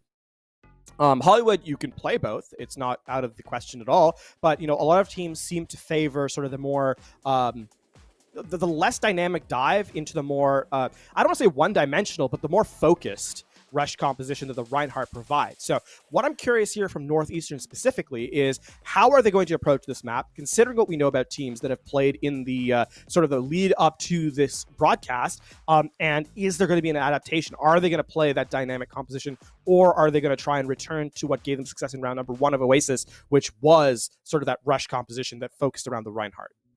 What I'm interested in seeing is how are they going to utilize their flankers. We didn't see them utilize them officially in the second round on Oasis, but I do believe that NACE has the potential to work very efficiently in securing kills on Blitz, because Blitz has been given a little too much space. He's been allowed to roam freely, and he's been a major factor in their initial successes. Yeah. So if they could lock him down, that's good to go. Yeah, I will say the one, I don't want to say adaptation, but the one thing that Northeastern should kind of try and avoid is having Blitz get his flashbang, or get their flashbang to be a commit. Right? What we saw a lot of times in a lot of these fights is that Blitz was able to use the flashbang and get an instant headshot onto Woe, and the fact that the flashbang guarantees an elimination, I think, needs to change for Northeastern if they're playing against the Cowboy in these compositions, right? That's sort of the conversation. That's sort of an adaptation that they need to kind of change. And ideally, what you want to have is have someone else soak up that flashbang, and then kind of send in your assassin characters, your flankers, after the McCree after that. So if that does end up happening, it's going to be something that Northeastern, or something that Ontario Tech will have to play around, of course. But well, I mean, we're speaking ahead of the compositions before we even get into maps, so that's going to be something to look out for sure. Well, I mean, considering how they performed, I wouldn't be surprised if Blitz pulled out that McCree once again, but we're going to find out in just a few moments, because it's Hollywood, baby, and there it is. Blitz is over on that McCree, and Slifer adjusting over to the Hanzo. I'm interested to see how this one plays out. We did see Slifer on the Hanzo on Oasis. It was obviously in round number 1 on University, so got some nice shots. That being said, Ontario Tech as a team didn't really have much going for them in that first round, so hard to draw conclusions for sure. Northeastern, I mean, obviously on the offense now, obviously playing aggression, they get to set the tempo for this map as a result. And I mean, they're playing the composition that was popularized recently by the Shanghai Dragons in the Overwatch League Grand Finals, right? This somber tracer look. So can they get a little bit more efficient with those flankers, as we sort of highlighted in the intro? Well, NACE is the first one to get in position with that camouflage, just waiting for the rest of their squad. This should be a slow play because they're going around, but nothing can be done until it's going to be Hirsch who does make that first fight, and Nacho Time almost knocked out of that mech and will be demeched, in fact, by Blitz. Staying alive for the moment here, actually. They do get the kill onto, so both tanks are now out of the fight. And now this is a good opportunity for Woe to try and pick up something. Now that they can remove that immortality field, it's up to Woe to get this good angle. Nobody's even looking at him, but finally it is Slifer who does manage to remove them from the equation. Needs over onto the side room, just getting some shots in from afar, but they can't commit to anything. They don't have those bodies to protect them. The timing on the hack is a little bit off here from Northeastern. Needs these hack as the fight starts, so you can commit, onto the hack target. I mean, you're going to have the EMP shortly. 20% away for NACE. This is easily farmable. And, I mean, the support ultimates are not here to defend against it. So Northeastern have a win condition soon. They just have to execute on it. Blitz is the only one on the defense. Well, I mean, we will have an amplification matrix that could power up our man Zuiji, who's doing work over on the side staircase, forcing back Spectro, and gets another kill. This attempted attack, I'm not even sure what it was. It didn't seem that they got very far. Was just a big failure. NACE didn't even have the chance to build up that ultimate charge. Yeah, I mean, that being said, that window still is available. Big Mac is 20% away from the sound barrier, so you really only have the immortality field to work against, which is obviously not that hard to get rid of, relatively speaking. So here's the window that Northeastern's looking for. Here's NACE on the other side, does get flashbang, but will safely escape. The Deadeye is forced out by Blitz, but he doesn't see anybody. He's trying to get that shot. He does manage to get some damage, but here comes the minefield to force everybody off of the site, and now NACE is compiling and joining the fight, gets the hack over onto Zuiji, and he can't do anything, but that nice charge from Timid clears out that point, and now they will be able to get the first take, but the fight isn't over just yet. Hirsch does have that counteractive self-destruct, because they are actually holding on to this one quite nicely. Yeah, this even with the respawns coming in, there is going to be a recontest here from Ontario Tech. They're thinking about it. They don't have a lot of time. No, they're not going to get it this time around, and instead, this is just going to actually stagger them back to their own spawn, especially with Hirsch getting that kill onto Blitz. So, retreat sounded for Ontario Tech, and now Northeastern have a good opportunity to kind of continue the aggressive phase through the middle of Hollywood, right? Because they now have the opportunity to set up on across the county jail here on the high ground specifically, they can really set the pace of this second stage with the EMP. Big Mac's gonna have a much harder time kind of defending against it. Obviously, has to walk out through sort of the choke points, and so is more easily scouted by Northeastern. And so Northeastern realistically holds all the cards here in this fight off this EMP. Be interesting to see how they hold on to this one. Here comes NACE, EMPing everybody off the top, and Hirsch with a huge self-destruct to force everyone who was on there either back to the spawn or back to safety. And now the fight isn't over just yet. Hirsch is going to keep the pain coming, forces them back into the set. We might even see a little bit of a minefield. I don't think it's going to happen. Sklee will keep it back. Yeah, that's exactly what I was talking about, right? You saw Big Mac and Bitter both struggling to kind of avoid that EMP, and it just a self-destruct layered on top. And it goes from bad to worse as they lose a player early. Walking right into the perfect zone for that minefield. Zuiji now cut off from his team. He does have help from Nacho Time, but he's isolated himself with that charge. Keeping that shield up is not going to be enough to keep him up. And there it is. Northeastern with another easy fight. Excellently done, and that's again off the just controlling the tempo of the second phase. It starts off with that EMP, and now heading into the third stage of this map, there is going to be a delayed stall. I do not think it's going to be a real contest. In fact, the point will be captured. Northeastern is going to have another opportunity here for this EMP to get major value, and this time around there is no sound barrier to even think about contesting it. Northeastern has a real shot here at just getting a good time bank to close out the map. They almost have that EMP, and well, here comes the amplification matrix. Interested if that does anything, but they're just gonna back up, not even allow that to be useful. Doesn't give them any value because they're not in harm's way, especially with Blitz trying to keep them back in their own or spawn. But Sklee now finally moving up. Let's see if we can get another minefield. If that's going to be the case, they're just forcing them off away, forcing them back into their own spawn, and Northeastern is doing okay so far with this fight. This is really good read, actually, from Northeastern, just to deny the fight contest, despite players going down, right? Slee has just proved to be a major nuisance in the backline, never allowing Ontario Tech to really reset. And, I mean, that means that now there's going to be a transcendence for this last stage, as well as that EMP to try and close this out. So Ontario Tech have to dodge this, have it, be denied, maybe Blitz with the flashbang to stun everyone out, but it's going to have to be the difference maker. Just a few moments, we're going to get a real fight. Zuiji forced himself up way too far. Now they won't be able to use that ultimate that he was holding onto. Blitz does get the flashbang up, but he can't get anything else. He's forced to run back and hide, but he can't do it. He does hold on to his life. However, Deadeye is still on the table as long as they're contesting. Zuiji finally back in the fight, but his ultimate not available, and he can't get back in time. Clinical. Perfect. Just exactly what you needed to see from Northeastern University. Understanding of their win conditions and understanding of the tempo they needed to set. And it looked rough on the first stage. It really did. I mean, yes, they got the capture with time remaining, but it looked piecemeal. It looked fractured. The attack did not look cohesive.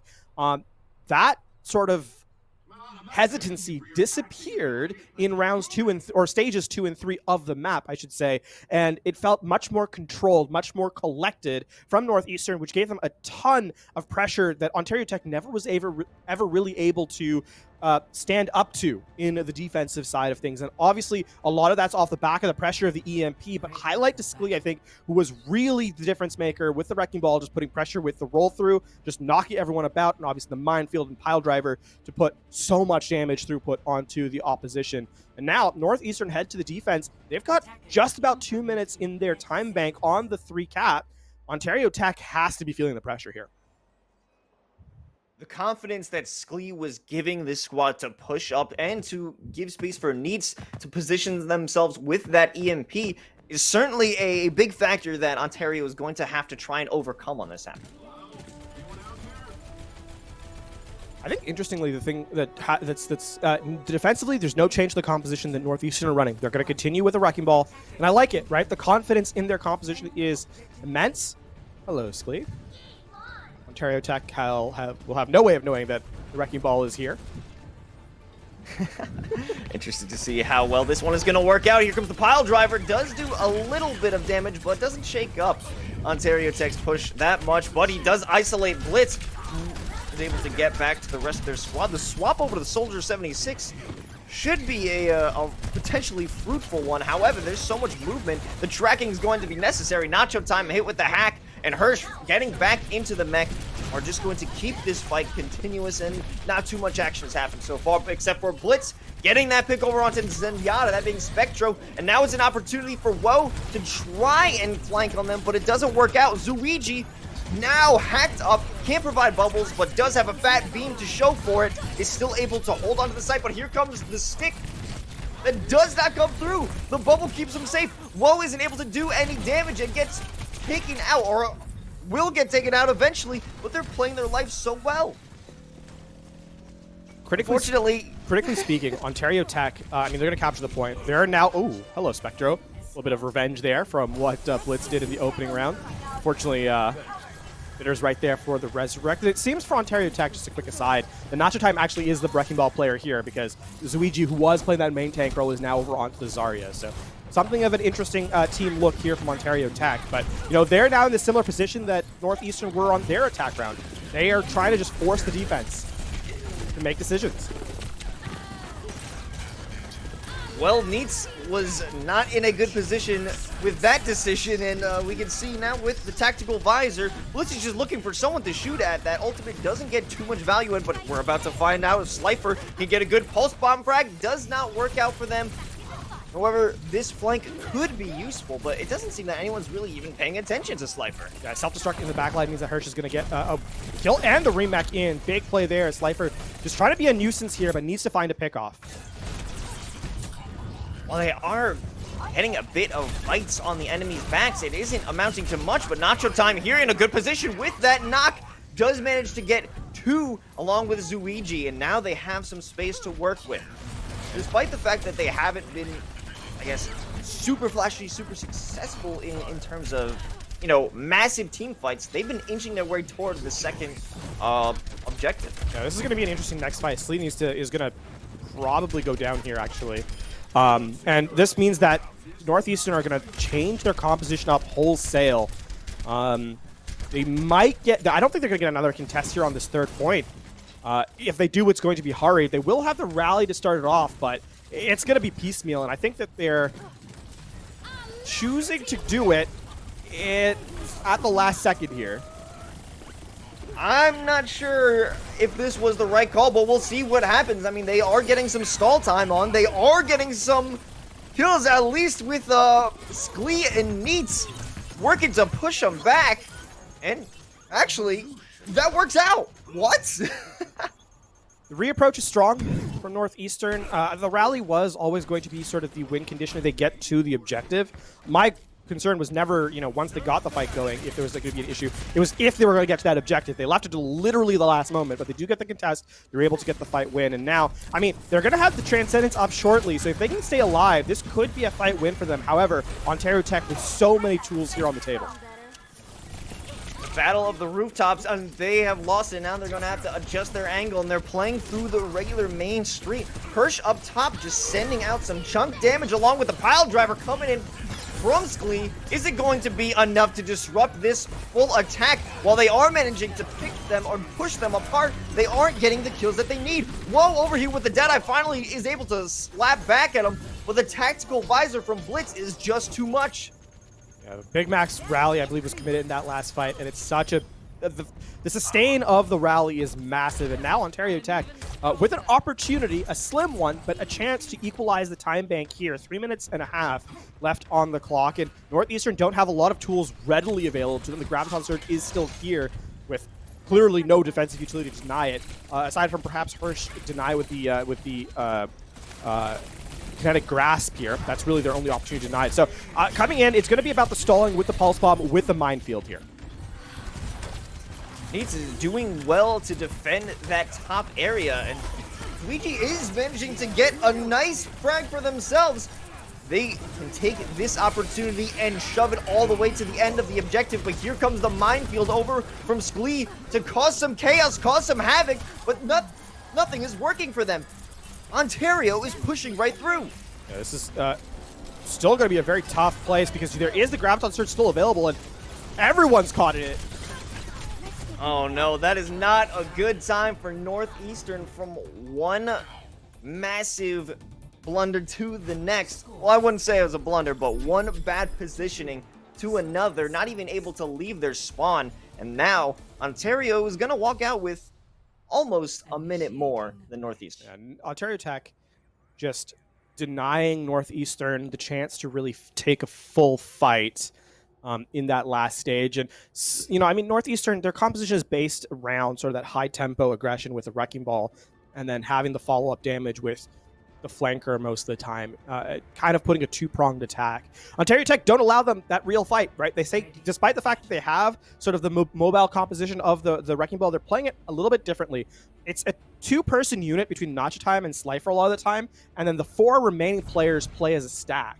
And Northeastern, as a result, kind of has to commit onto the stack, which is never going to... It's a 2v4 a lot of the time, while Slifer and Nacho Time play a lot of heroics against the remaining members of Northeastern. And so the fact that Ontario Tech's off-tank here and Zuiji's staying alive so well with the Zarya, which can be a vulnerable character in this composition, weirdly enough, is bringing a stabilizing force for Ontario Tech that Northeastern just hasn't been able to really solve. As they try to re-attack, and a different composition yet again from Northeastern as they bring out the double shield here. Risa Sigma in play. Yeah, the constant adjustment of their composition means they are really trying hard to figure out how to counteract what Ontario Tech is bringing to the table right now, and Hirsch will be the first one to just kind of walk over onto point.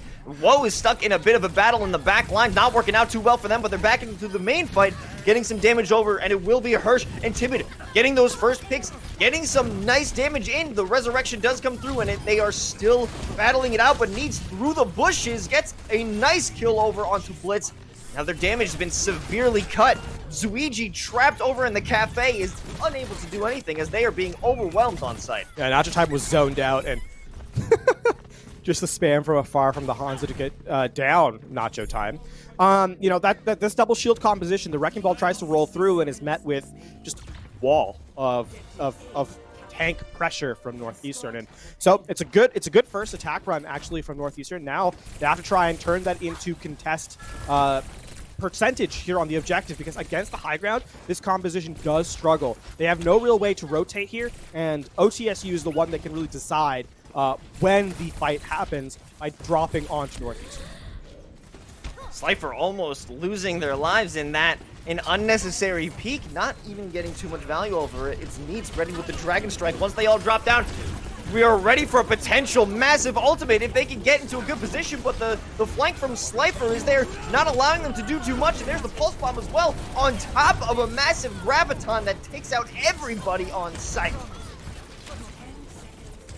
Whoa, now at 10 HP in a Dream. The Dream is gone.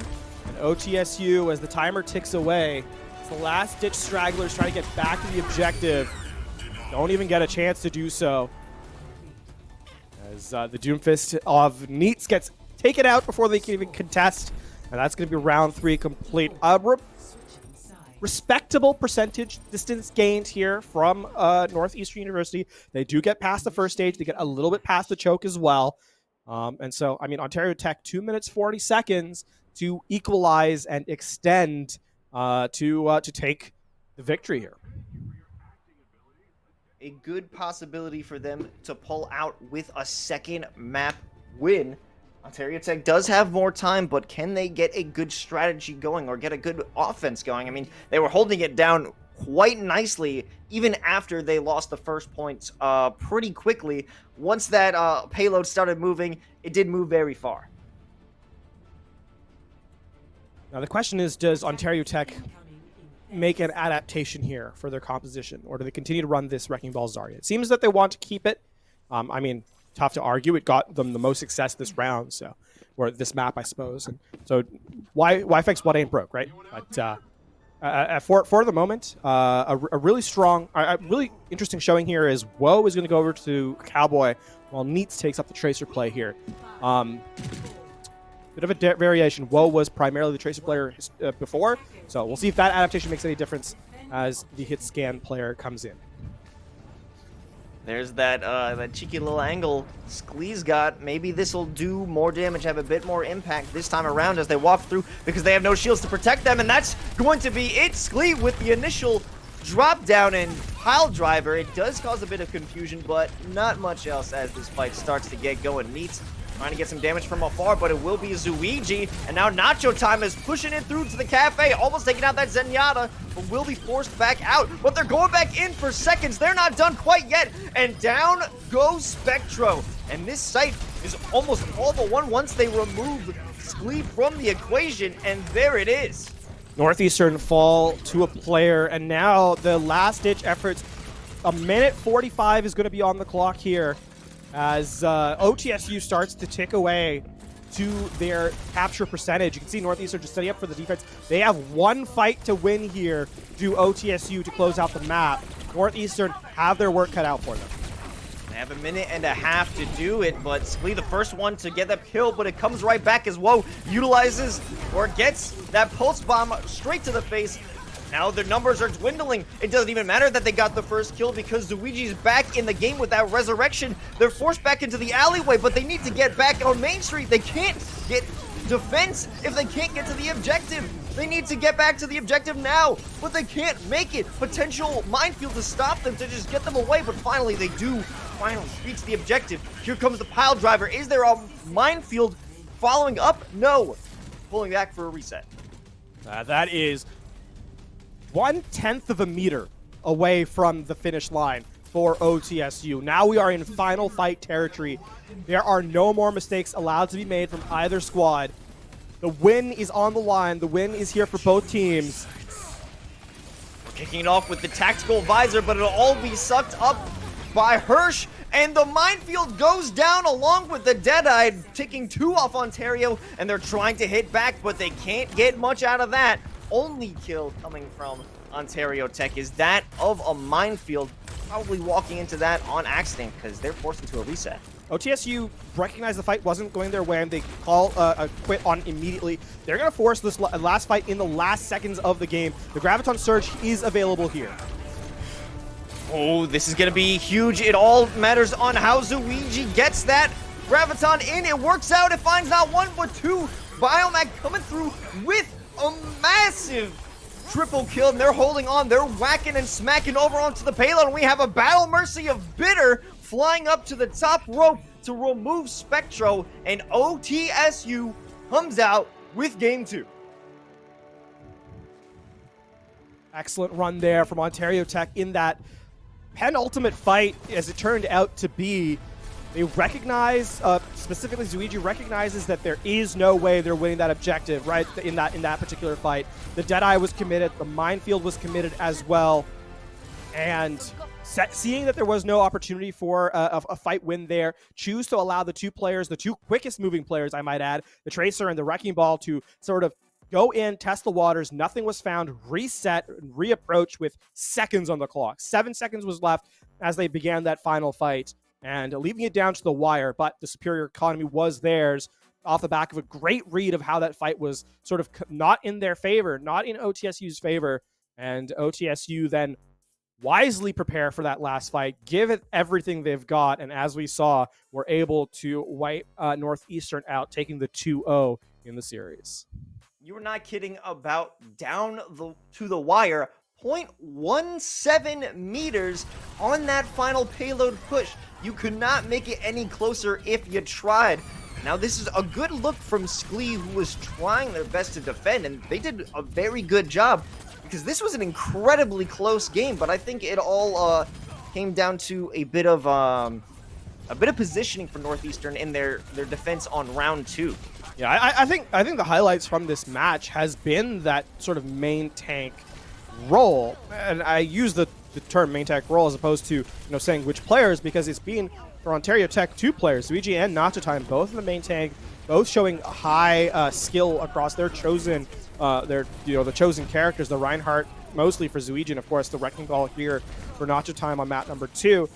For Northeastern, though, Slee has been an absolute wonder across multiple of heroes. We saw the Orisa, we saw the Wrecking Ball, we saw the Reinhardt. All of them looked really good, and I think even though this was a 2-0 in favor, Slee was really a highlight player for Northeastern throughout the entirety of the series.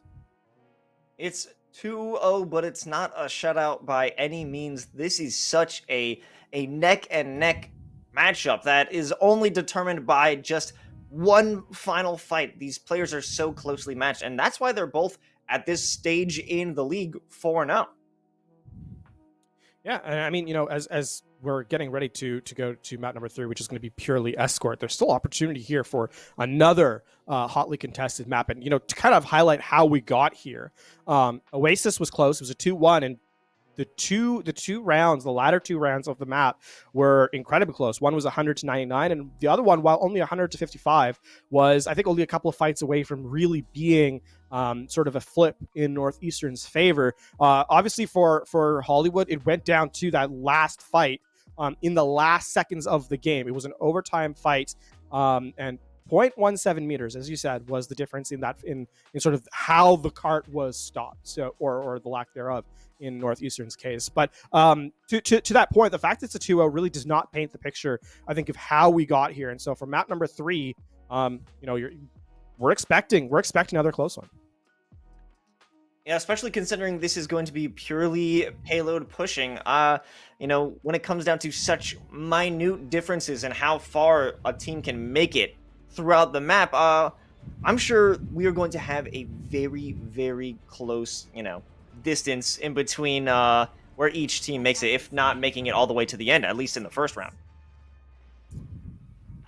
Something we saw on Hollywood as well was NACE posturing on the Pharah early, and then instead switching over to the Sombra as the doors kind of open for the actual engagement.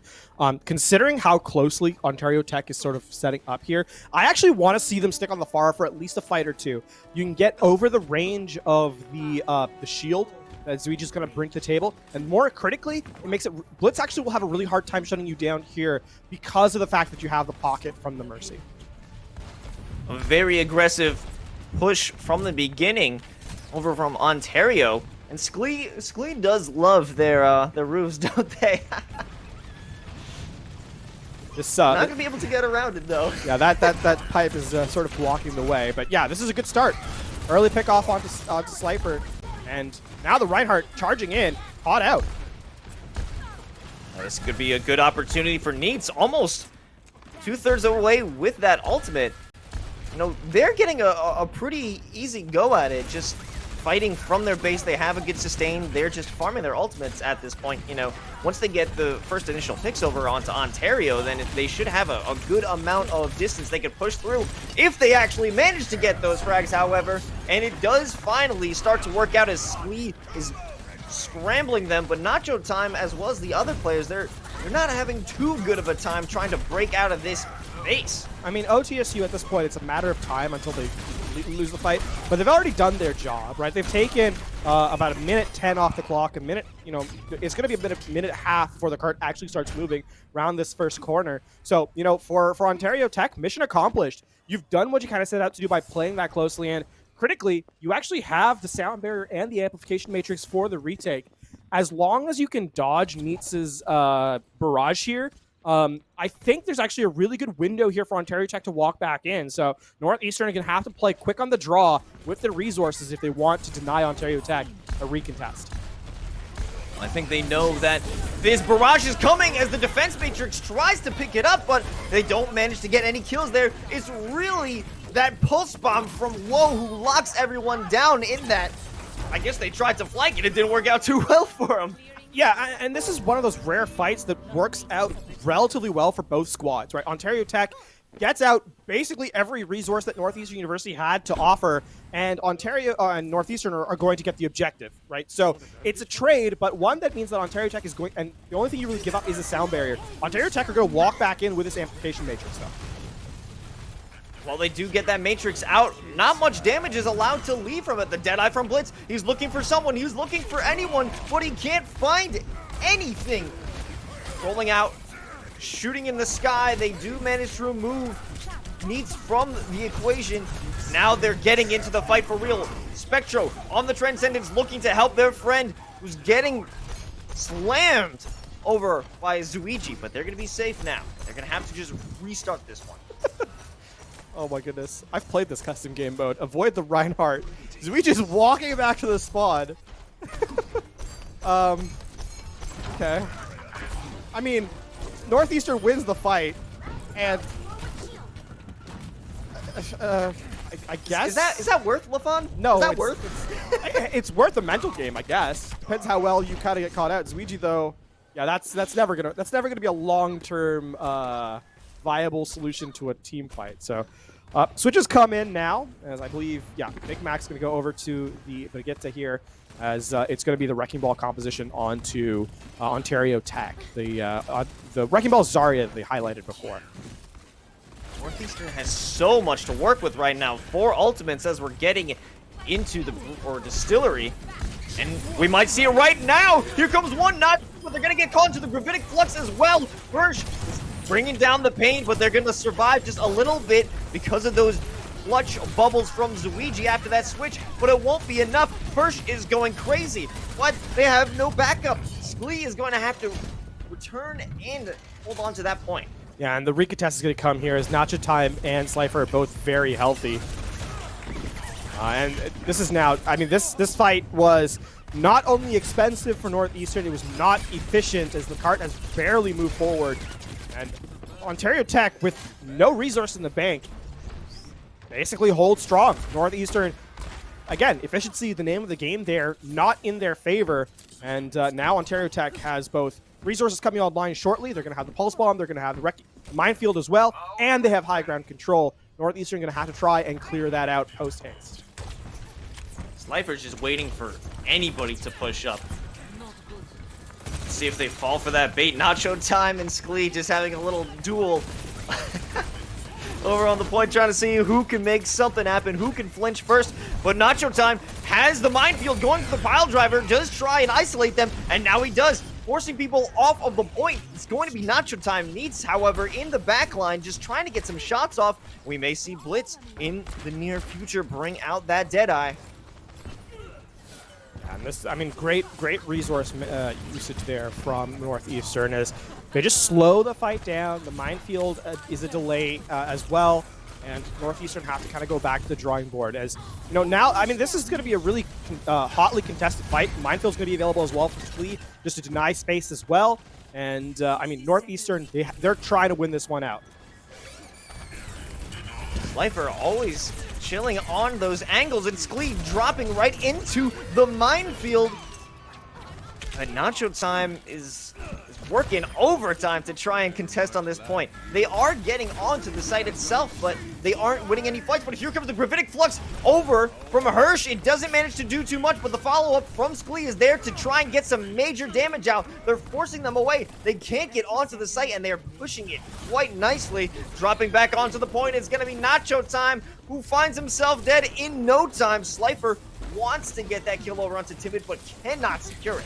A really good play here from Northeastern, not only to take space, but to do it without trading up any damage whatsoever. And that means that this point is going to be given to them in totality, completely uncontested as we head to the open the open part of the stage here, open part of the map in the third phase. Ontario Tech will have the Graviton Surge, the Transcendence there, likely to kind of deny it. So after those two abilities kind of cancel each other out, it's going to be, can Northeastern continue the forward momentum by getting these early pickoffs as they're doing here? They do have these ultimates. If they can box in Sklee, this might be a useful one. There comes the Graviton, and it does keep them locked in there. Now they have the opportunity to go for the counterattack. Yeah, but this means that the Transcendence is going to be available in the next fight to use aggressively for Northeastern. They can use that as sort of a win condition in and of itself. Ontario Tech, yes, they great execution to deny the aggressive members the pickoffs that they were looking for. Right, we saw the Graviton Surge lock in Sklee and Woe. But they also use the rally, so this means that Northeastern really will have the advantage in this phase of the map, as it's going to be down to a hero play from Ontario Tech to slow down Northeastern here. If Blitz can get an off angle and really utilize that Deadeye, this could be a good moment, but Sklee gets caught out, pushing a little too far and out of range for those healers. And now, once again, another counterattack. The Deadeye does manage to take out Neats as well, and now they're on the back pedal. First is going to fall as well. This was an excellent use of that counterattack coming in from Ontario, and do they have the time to push it back? Only 5 seconds, and they're just going to try and contest this one. And Minefield on the objective as Northeastern continue into the overtime, but the Resurrect is there. And now it is just the last-ditch effort from Northeastern as they try and get any value whatsoever here. And here comes that Graviton, sucking in anybody who dares reach that point and blowing them away from this first round. It is going to be the overtime tick away as the third phase does not get completed here by Northeastern. Ontario Tech doing a great job defensively. And, I said in that penultimate fight that Ontario Tech were looking for a hero play. And I should define what I mean by that, right?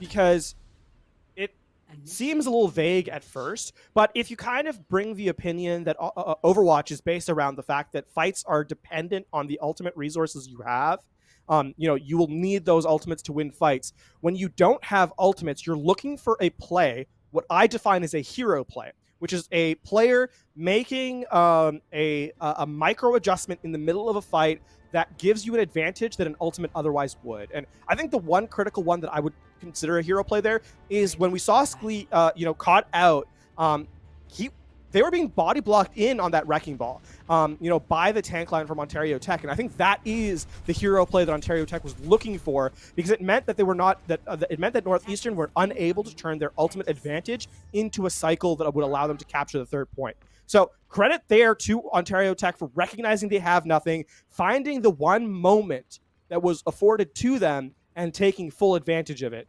Now, onto the defense. Northeastern, they're trying to give Ontario Tech a taste of their own medicine. They're going to play this rush composition. They're going to have the May this time, and things are going to be a little bit more difficult for the front line of Ontario Tech. Certainly, Nacho Time in specific. Ooh, first pull out of the May this entire series. Let's see how this will work out. Actually, Nacho Time is switching off to the Zarya. Not going to see any ball action here. And it's actually going to work out quite well. They're not getting boxed in. Well, they're being boxed in pretty efficiently. Sklee is keeping them in the corner, just whacking them, and it's actually going to work out for them. He has the support from his team to keep them pushed in there. Yeah, this is while the adaptation from Ontario Tech to give a pseudo mirror, at least to bring the Reinhardt out, the May is getting so much value, and especially allowing Sklee to just wail away at the front line of Ontario Tech. You can see the May wall blocked off as the Reinhardt gets trapped. Sklee is going to have an Earth Shatter here post-haste. Oh, they're just trying to find any opportunity to push out and get through, but that amplification matrix makes any effort fruitless. They are getting a bit of a push on the card from Slifer. If you're going to take anything from this situation, a bit of it objective push is nice. Sklee's going to lay down the Shatter. I don't believe it catches anything. Slifer's just being a nuisance here, and it's getting so much value, actually. Blitz is trying to fire back with a singular kill from Deadeye, but nothing. Ooh, nice little pulse bomb kill from Slifer. Let's see if they can capitalize on that one. With Neats going down, you're going to see Northeastern back up a little bit. They won't have anything to bisect the opposition. So yeah, they have to give ground as they wait for their DPS player to come back. But, Northeastern, have excelled at what they've kind of chosen to do. And now this is going to be the first real, I would say, equal fight of the match. As ultimates are online for both squads, this Blizzard could be a game changer for sure.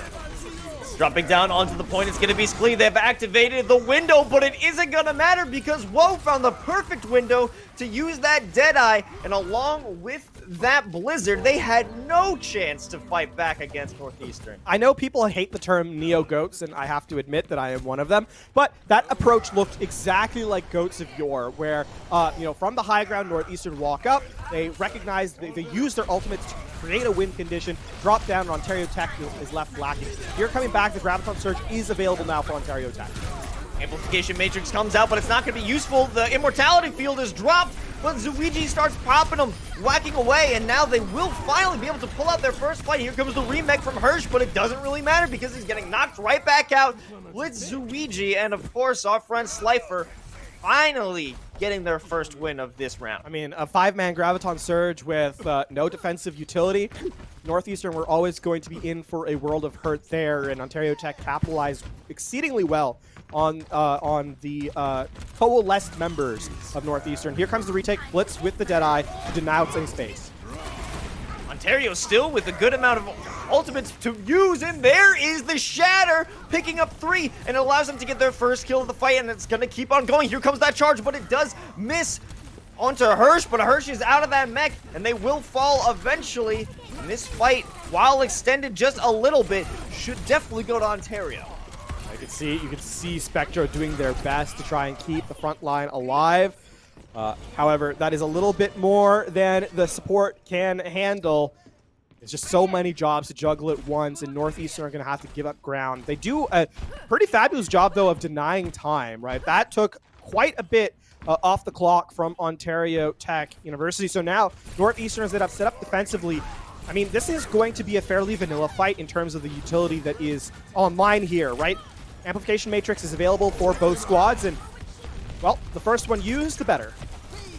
And there it is, but it's ultimately denied from a wall from May, and now they're going to try and use one of their own, but it doesn't work out too well because Ontario's already pushing through that window. Blitz is following up. They're trying to regain control of that window to utilize that damage, but it isn't enough. They're forced back because the pressure from May freezing you is just too great. But NACE might have an opportunity to snipe out Blitz, and they are going to isolate him. Blitz getting isolated, and the Cowboy goes down. A really good retake from Northeastern University. You know, the Amplification Matrix was used by Spectro after Slee had gone down, but they, the go button was clicked, and they just choose to commit.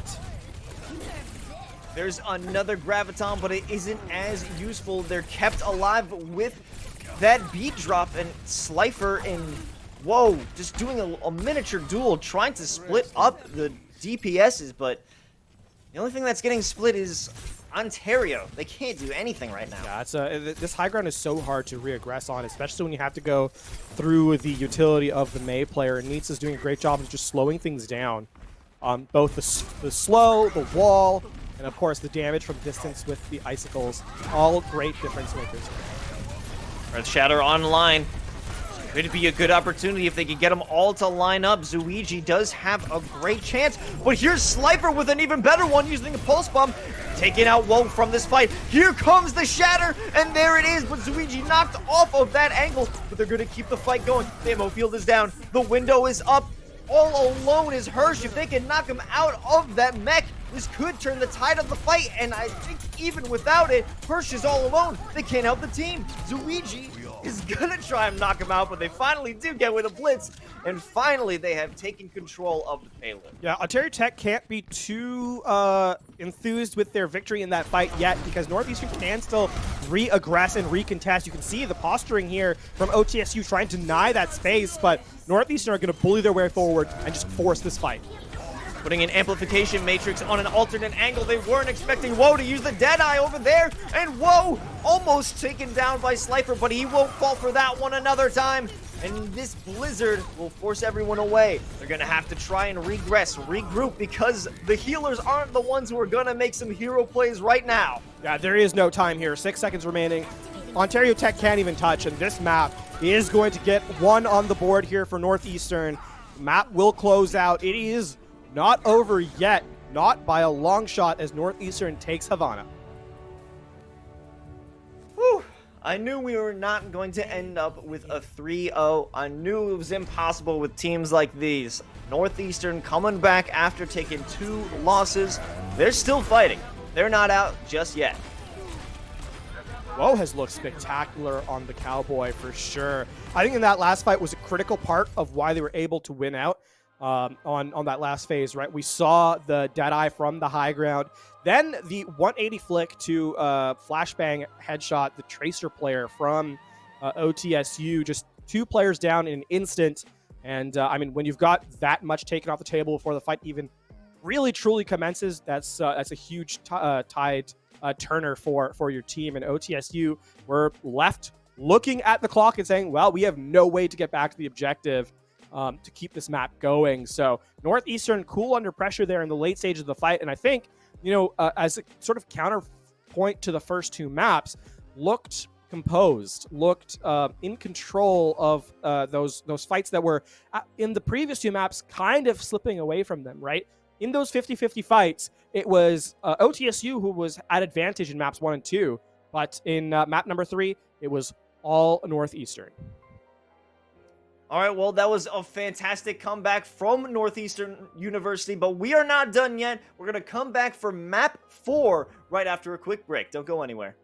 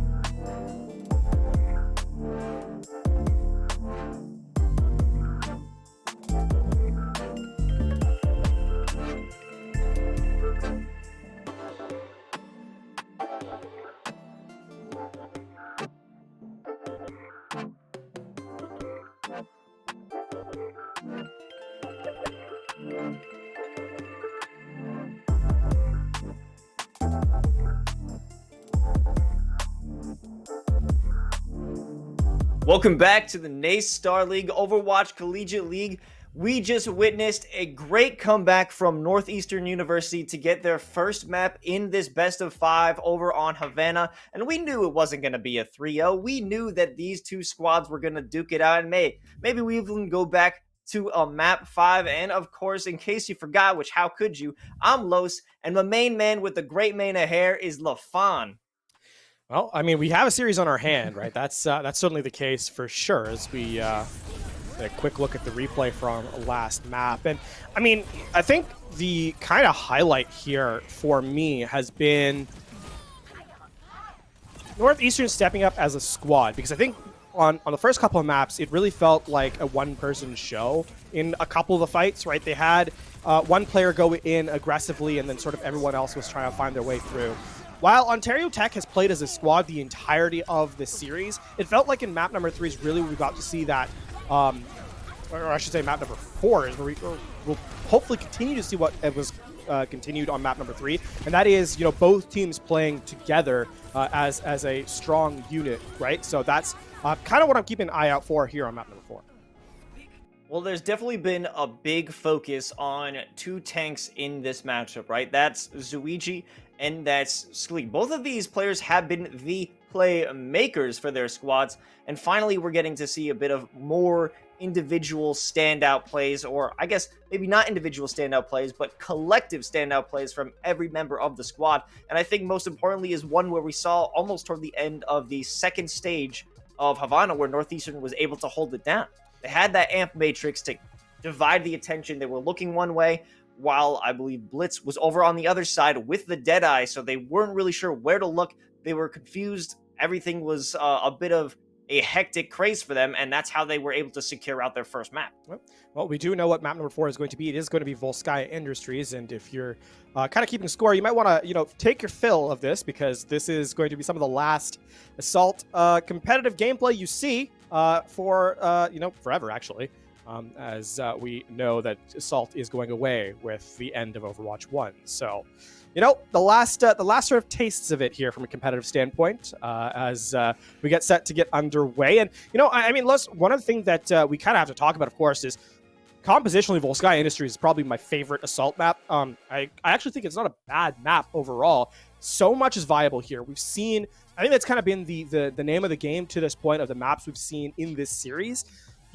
Any of the maps that we've played so far, you can play anything and look good on it. And we've seen Northeastern do that. We've seen OTSU do a fantastic job of not only playing their style or playing what they came out with initially with the Rush composition, but then choosing to have sort of that hybrid Wrecking Ball with the Zarya and look phenomenal with that as well. And I think here for Volskaya Industries, are we going to see that reset? I think we're still going to see that high-tempo, dynamic Wrecking Ball play for sure here, because it's looked so good across the rest of the maps. If it's been working for them so far, and that aggression is the name of the game for them, it makes no sense why they wouldn't keep that up, and I'm always excited to see aggression, aggression, aggression. That is what I love in the game of Overwatch. Yeah, as we're getting set, initially it is going to be Ontario Tech on this Wrecking Ball Zarya, right? They've looked so good at it, I think, in the last couple of maps, I should say. And one of the changes, or sort of the hybrid that they've made in this composition, has been they've chosen Blitz to run either the Soldier or the Cowboy, right? Specifically in these scenarios. And the player they have kind of accompanying them is Bitter on the Mercy, right? There is so much damage throughput and critically survivability for the hit scan player that I think makes this a real threat to watch out for, that you can't necessarily just all in aggress on if you're Northeastern. Northeastern, though, they're going to be playing the May Reinhardt, which is going to be so difficult for the mobility characters to kind of get value against. Oof, Blitz ran right into a world of hurt, and now NACE is looking to isolate these two players in the side room, and that gets done quite efficiently. Yeah, that is one of the scariest sights you could possibly have, right? Is if you're a squishy character, you see the entirety of the team running at you, and there's nothing you can really do about it, right? Not even given the opportunity to trade damage or a kill. So back to the drawing board. Blitz going to go over to the Cowboy here. Just more consistent pressure with a flashbang with the damage throughput of the Peacekeeper. And now that they finally have vacated that first initial choke point, Nacho Time is going to get some objective time, hopefully, and start this take for them. But Hirsch and crew want to push him back without much problem, without much resistance. I guess it was just a bit of a understanding of what their defense is looking like. I'd like to see Ontario Tech actually make some switches over here, Lost, because right now they don't have a clear established fight initiator. Nacho Time kind of rolls through, but then who follows up, right? I don't know. There's a lot of synchronicity in the composition they're running. You can kind of see here, Northeastern are just playing as a death ball unit, and they're getting value out of it as a result. And they're building up plenty of ultimates as well. That Blizzard is coming through, and Spectro dropped the amplification matrix, but it's not enough to get anyone through that. A bit of a misstep over from Slifer will get them out of the game, but here comes the resurrection over from Bitter. They're trying to fight back, but they won't be able to secure too much from this fight. At least, not yet. Yeah, and with the Pulse Bomb being denied, the recall refused, Ontario Tech are back to the drawing board yet again. And I mean, this has gone from slow to even slower for Ontario Tech. This is very much a mirror of what happened in the first round of Control. Oh. No! What is happening? That is, I mean, it's flashy. I don't love that play from Northeastern. That's two ultimates that they just kind of get rid of. The sound barrier, which means that this Graviton Surge now has no contest against it. And the Shatter, which was in a fight that already won. So, I mean, this is Ontario Tech's fight to win right here. And now it's time for them to make their first move as Big Mac drops out the rally, and here comes a Deadeye from Blitz, but he doesn't manage, he only managed to get one, and it's Sklee, and that is still enough to get this fight rolling, and he picks up two more as Luigi and crew are busting through over onto the site. Trying to buy some time is timid, but it won't be enough as they are set to capture this point. And now, I mean, Northeastern are in a precarious position. Ontario Tech, they recognize their opening, they recognize their win condition, and jump on it. Really clean play from Zuigi there. They get the Graviton Surge out. Obviously, Blitz with a Deadeye from afar. You get the Reinhardt out of the question. You've won the fight in that later stages. Now Northeastern are on the back foot. They have to defend this second objective, and they really have just the self-destruct to do it with. That overcommitment over to the first objective is a lesson that they won't soon forget, as that exact moment using two ultimates cost them the first point. That pickoff onto Blitz is huge though, and that's going to mean that Ontario Tech has to kind of try and catch the front line here. But the Mage is providing so much more utility with the wall to allow everyone to Dragon just Strike.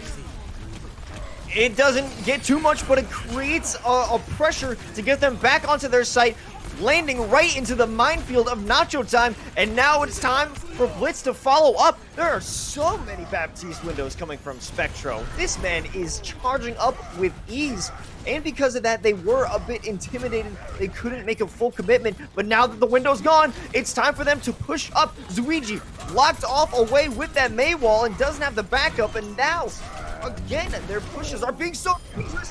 Oh, he tried to get the Deadeye off with Sklee. The charge is too quick for his trigger. Yeah, that was just on the instant of recognizing the only play that Sklee had was to go for the pin. If it had been a microsecond later, that would have just been a complete flip of the fight. But Northeastern recognizing that, you know, I mean, Sklee specifically, great play there from the Reinhardt. The shield was broken, basically no HP, sees the Deadeye come online and says, well, I only have one play here, and then goes for it. And that allows them to hold in momentum.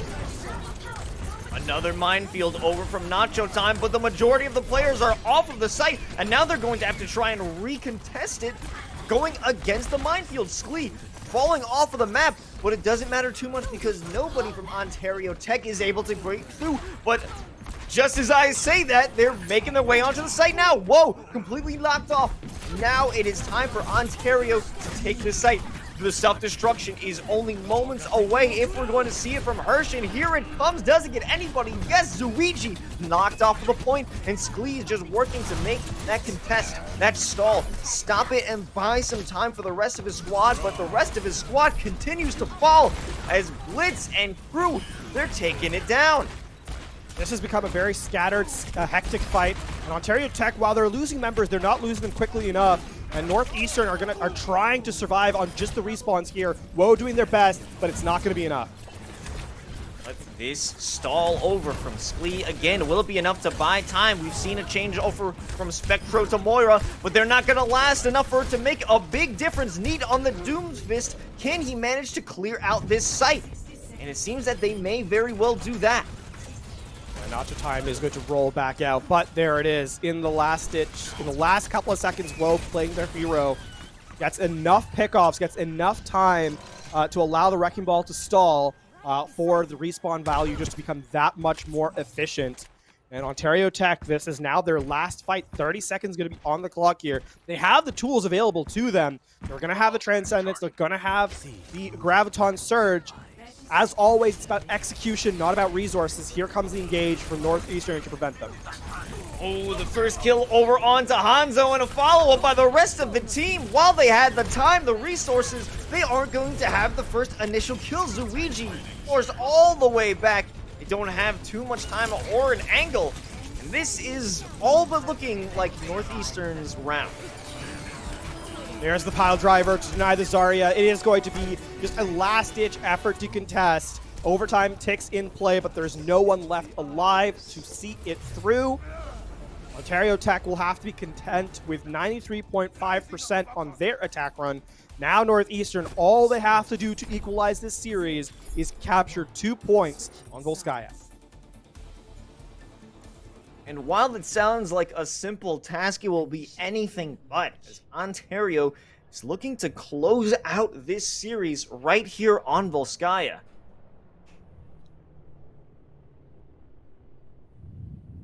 The patience from Northeastern University is quite evident there in that round, on the defensive round. I mean, you know, we saw that aggression from that over-aggression from them in all honesty on their first point defense, but swiftly learning their lesson, their second point hold was much more committed, much more reserved in terms of the resource commission or resource attempts. The speed at which they took fights, though, certainly just as free as you like. As soon as Ontario Tech tried to walk in through the choke, Northeastern was there to meet them, and a huge part of why they were able to prevent the full capture of the map. Now, I mean, Ontario Tech have their work cut out for them, certainly here, as this composition from the high mobility composition they're running here on the defense. It's all about that first engage. If they can catch Northeastern as they're trying to rotate through the low ground to get to the high ground, then there is certainly an opportunity. If you miss that small window, though, then this composition can fall apart very quickly.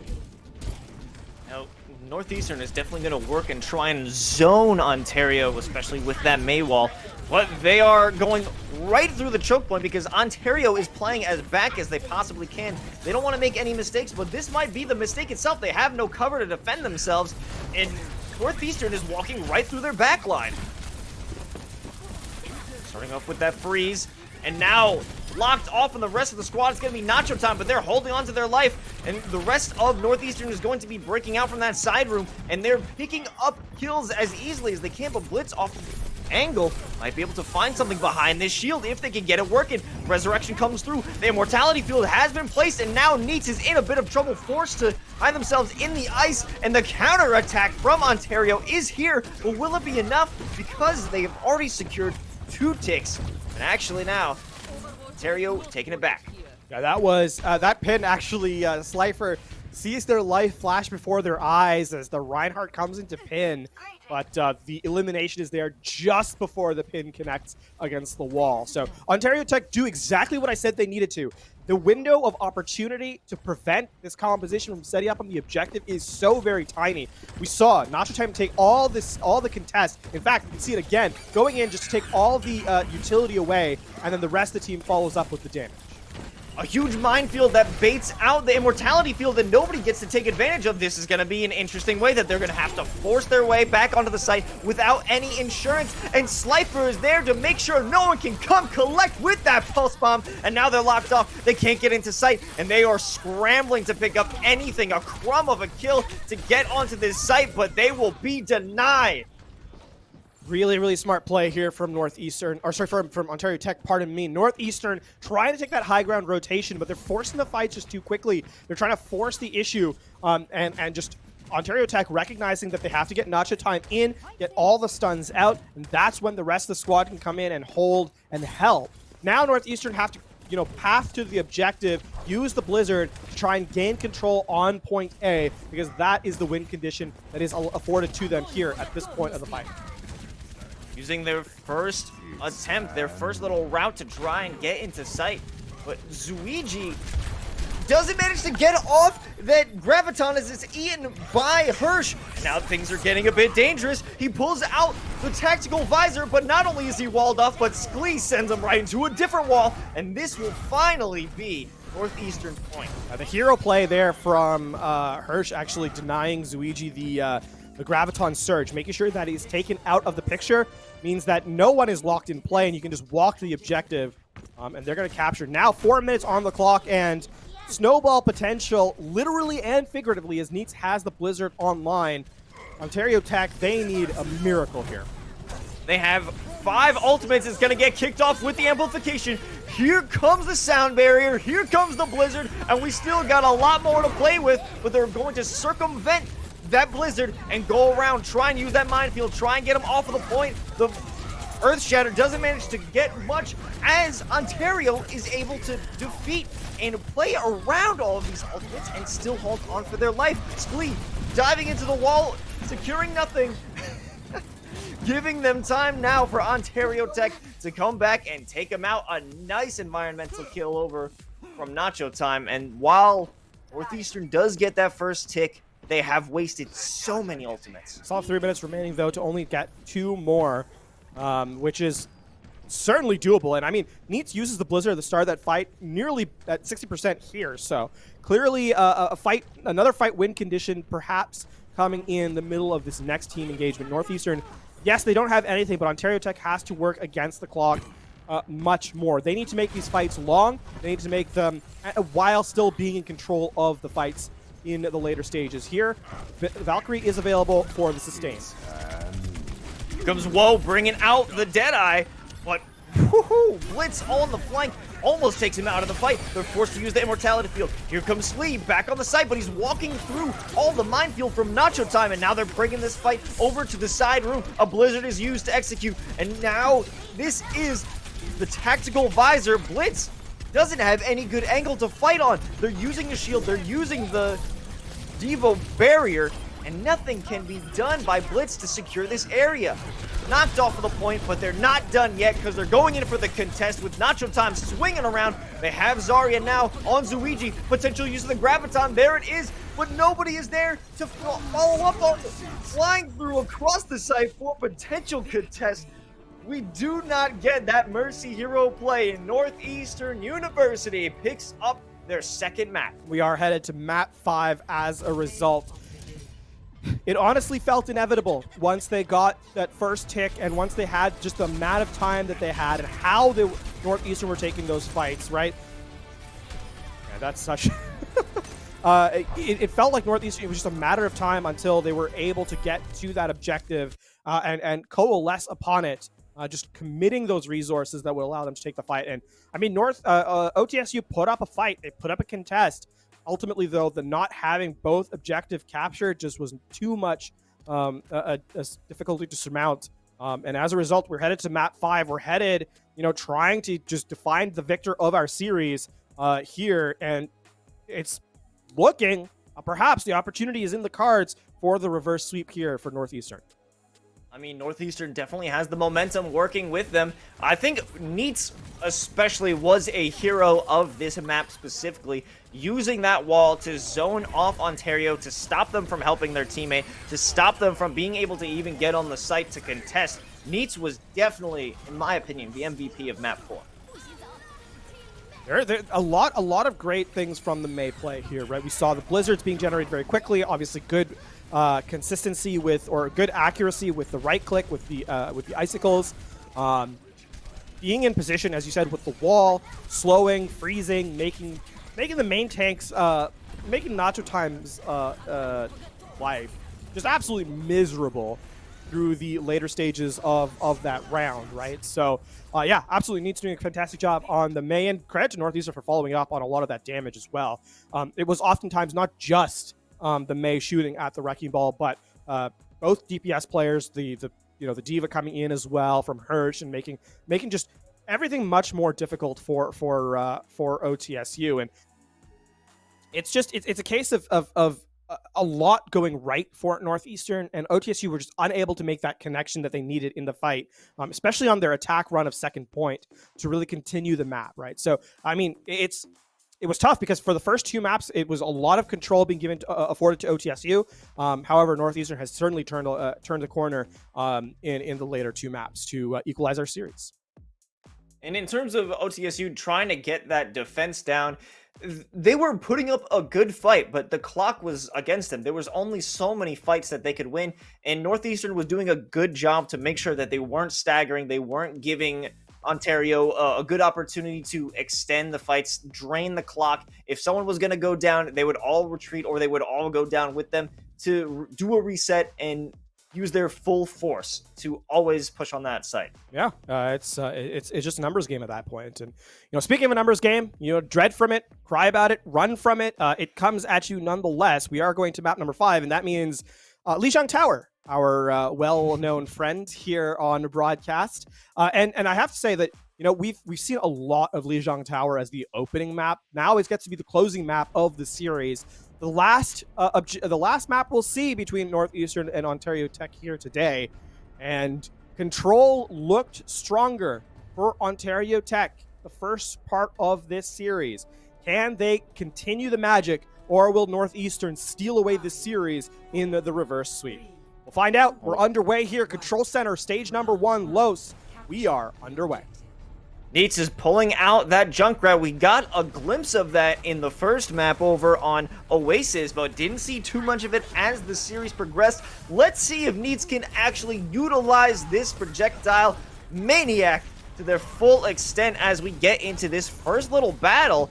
Ontario Tech holding it out on the outside of this tower. Perhaps not the best opportunity for them as they are pigeonholed into only using 2 angles. This is going to be difficult once they actually want to commit onto the site. And now that they're jumping down, they're forcing Northeastern back into their own area, but Northeastern is holding it down quite nicely. They are using the immortality fields, but Woe and NACE are holding it down because they're taking out Ontario's as well. Hirsch is pulling up with that follow-up, and this is looking to be Northeastern's fight, even though Ontario Tech did manage to secure the point in the beginning. Yeah, it's going to be the turnover in a moment here, and sub 20% on the counter for Ontario Tech. And I think the big difference here is obviously the Symmetra versus the McCree. Blitz using the Cowboy. The big difference is the crowd control effects of the Symmetra are so powerful on this objective, not to mention that the Photon Barrier, the ultimate for the Symmetra, is a game changer here, and it's going to open up this fight for Woe and Northeastern. Anybody trying to push through is going to have to deal with that Photon Barrier, as well as the Gravitic Flux. They can't even get a shot off because they're being blocked off by that shield, and NACE bringing out the Riptire. It is unable to make a connection. Now, Ontario Tech, although things seemed dire in the beginning of that battle, it's looking to be in their favor. I mean, the point's going to flip over. This fight's not done yet, though, as Luigi gets the Shatter denied. And, I mean, Northeastern just re-aggressing. I guess I spoke too soon on that one. I didn't know that they were going to get back to site that quickly. Not only that, commit both the window as well as an Earth Shatter to take that point with the turnover with ease. Yeah, and that means that Ontario Tech are going to get 35% and no more. And it's back to the drawing board. They only have the self-destruct here in this next fight. They're going to have the amplification matrix a little bit later, but Northeastern, a fairly uncontested retake onto the objective. I mean, Earthshatter available, Sound Barrier as well. The Photon Barrier is going to be in line in just a moment. Northeastern have truly the tools they need to try and close this round out. Let's see if it works out. Here comes the self-destruction. Doesn't make a connection to anyone, no, but it does break the barrier. Here comes Hirsch, coming back through with his damage. The Photon Barrier back in action as Woe is chunking away Calcium, forcing him to back off. And once again, this attack is not fruitful for Ontario Tech.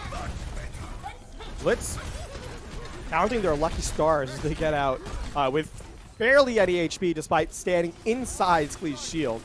Now, I mean, OTSU, this is the fight they have to win. Gravitic Flux early. Oh, it's too late. Slifer going in with the Mega Punch. Here comes a Meteor Strike, but the Immortality Field is there, so nobody is going to feel the pain.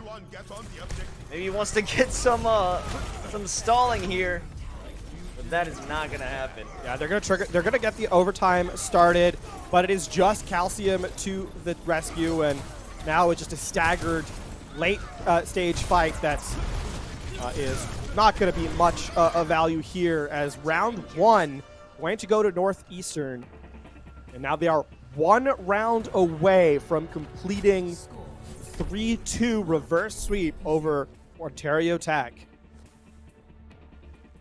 They gotta be sweating now. Ontario must be reevaluating everything they have to do. They have taken so many L's up to this point. One more round is all it takes to shut them down after such a strong lead in this series. Can Northeastern lock it down right here in Garden? Here's something that's going to be really interesting, actually. Ontario Tech electing not to use the Symmetra out of spawn. So Northeastern are going to be in a position of a better position in terms of how aggressive they're going to be, as Woe gets the teleporter through and then switch to the Tracer. So, I mean, Northeastern are already in play. Ontario Tech still walking up. That's a solid move, and now they're going to switch over onto the Sombra. We've seen NACE on that role before, on that hero, creating some havoc, especially with some very solid EMPs coming through to change the tide of battles. But we don't have an EMP yet, and starting off this battle, Ontario Tech is looking to make the first strike. NACE trying to fly from the sky. Doesn't work that one out, but with a good use of Woe's flank, they are forcing out the Immortality Field. They can't really utilize that just yet. Actually, the hero of that fight was Blitz. Not only getting the flashbang onto Sleet to just deny the Wrecking Ball any presence, but the flick onto NACE in the air with the headshot. Just brilliant play there from the Peacekeeper wielder indeed. As Northeastern looks for the opportunity in, Ontario Tech first control given. Blitz fighting for their life. They're going to knock somebody off. Sombra does manage to teleport back in, and the Immortality Field will be used by Bitter. If this is an extended fight, that might be an issue. Trying to jump down onto Blitz. Sklees too quick on the draw with that Deadeye and knocks him out of this battle before he gets knocked up. Slifer with the aggression going all the way back into their spawn, and Zuiji just bullying some of the squishies in that corner. And this is a mirror of map number one. This is a mirror of map number one, Los, that for Ontario Tech, right? Blitz was a little bit quiet in maps 3 and 4, you know, getting isolated, getting taken out, but here, floating yet again is able to put so much damage throughput, especially onto Sklee, that just makes it very, very difficult for them to kind of get, for Northeastern to kind of get position, and the Cowboy here has been a huge difference maker for Ontario Tech in on Garden. Absolutely, and he just made another big difference, stopping Wrecking Ball from flipping his way through the enemy defenses. And NACE on the flank with no EMP, but Hirsch is there with the massive self-destruct. Sklee cleaning up the mess that has been left on the point. Athena's going to give us the sound, the notification that was, in fact, a team kill. And what an execution there. The EMP from NACE. Calcium was actually able to read that. The sound barrier was in play. But as we saw countless times before, Hirsch layering the self-destruct over top of the EMP. Just too much for OTSU to pay attention to. And they get the objective. Now, opening the fight with a knockoff onto the map. That's going to set Ontario Tech back just a little bit as they reset for this next fight. Lows, I mean, win condition now is just survivability for Northeastern. They're going to have the rally. They're going to have the pulse bomb. It's going to be about extending this fight as long as possible. Ontario Tech, they are one fight away from equalizing this map here and sending us to round 3. And boy, do they have the tools to do it too. Big pickoff to start it all off. Blitz, again, the hero. Comes that Deadeye looking to extend this advantage. Won't be able to get much of anything, but here comes a minefield to force them off of the site once again, but they aren't winning despite the zoning. They're not getting much out of this. It comes with Nacho time, creating some space. Woe's in the back line, wants to get rid of Blitz on that. Cowboy sends out the pulse bomb, does get the kill, but they're still fighting for their lives as the last one on this point. Now NACE coming back into the game, trying to cause some havoc, might get a hack off or two if they can survive long enough. but this is just all about delaying, and they are doing a great job at that. Sklee spinning around this site. Hirsch getting knocked out of that mech, but still buying time for the rest of their squad. Woes on the outside, just getting some chunk damage in. I mean, Sklee has not been taken care of yet. This is going to be pulled to 95% or so before it flips over. They're not done yet. They're going to try and keep this going. And another minefield from Sklee, and this one is massive. Sklee not only gets a kill with the mine, he gets one with the knock.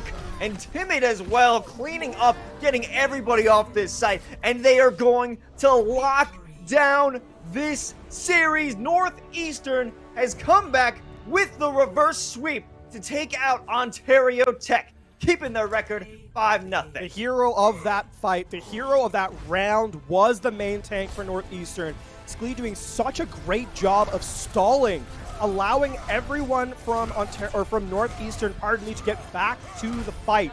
And then the second thing that was very critical about that engagement is that the sound barrier was brought in from Calcium. And right after that, NACE was able to use the EMP to not only get rid of the just all the utility, but strip the shields as well. The EMP after the sound barrier is just absolutely just a huge difference maker there for Northeastern as they take the map, they take the series in a reverse sweep. 3-2 is the final score as they're able to close out that round just in absolutely dynamic fashion from Northeastern. Yeah, I certainly did not expect Northeastern to come out with the reverse sweep, but they gave us reason to believe in them. They had the odds against them, but they were able to turn things around, and I think it all stemmed from how they were bullying Ontario Tech in the first spawn, or in the first area in Havana. You know, that was such a strong presence from them, keeping them in their spawn, keeping them away from getting anything useful, any good push. And, you know, that momentum continued throughout the rest of this series. We get some quick highlights of the map here from Northeastern. And it felt, it felt like it was slowly flipping back. It felt like we were about to get a mirror of map number 1.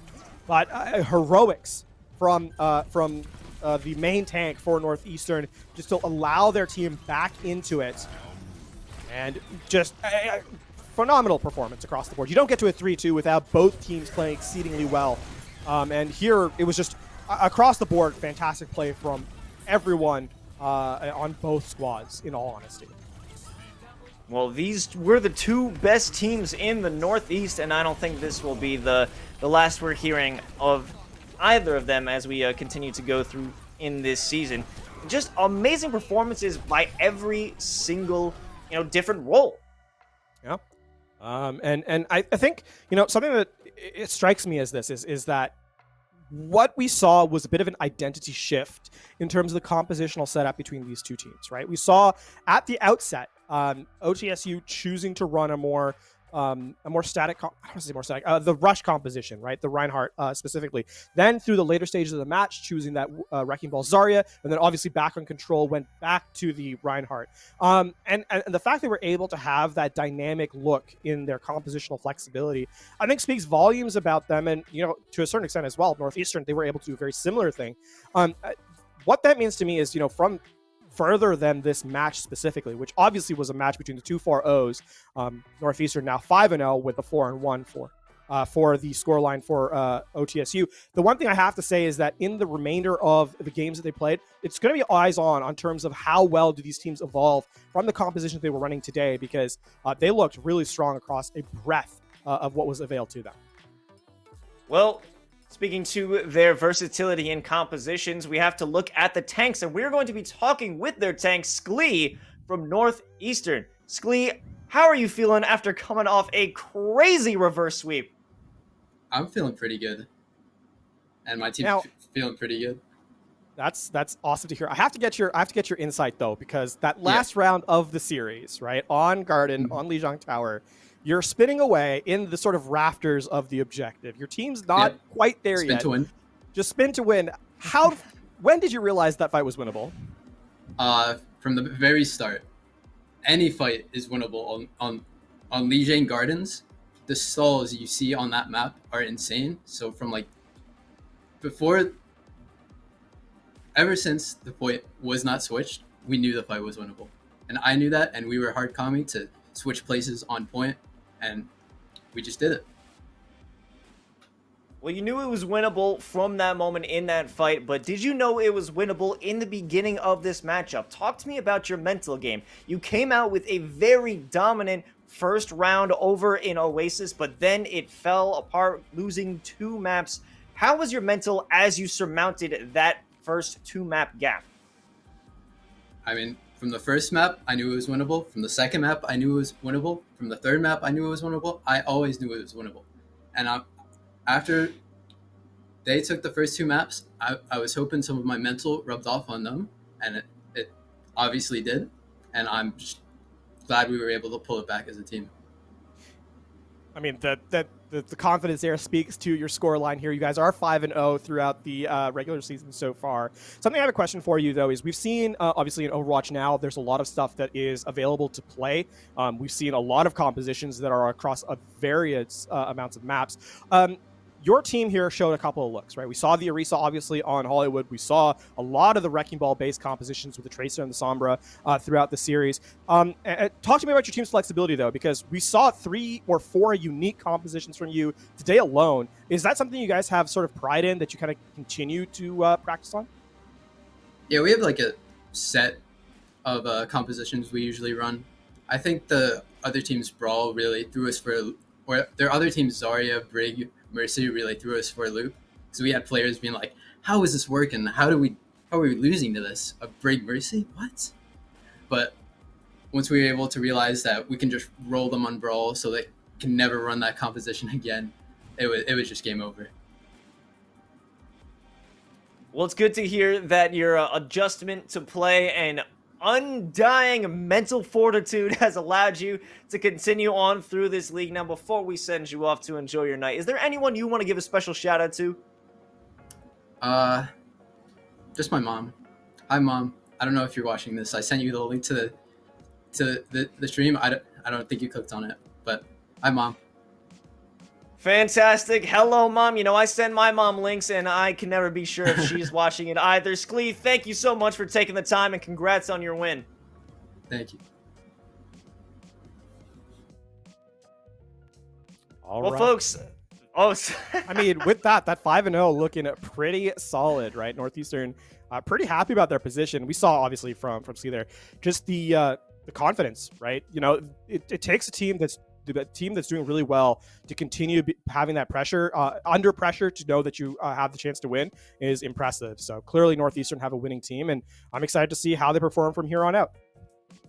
Surely, we're about to check out another 2 fantastic teams that will be Ole Miss versus Louisiana Tech. Don't go anywhere. We will be right back after a quick break.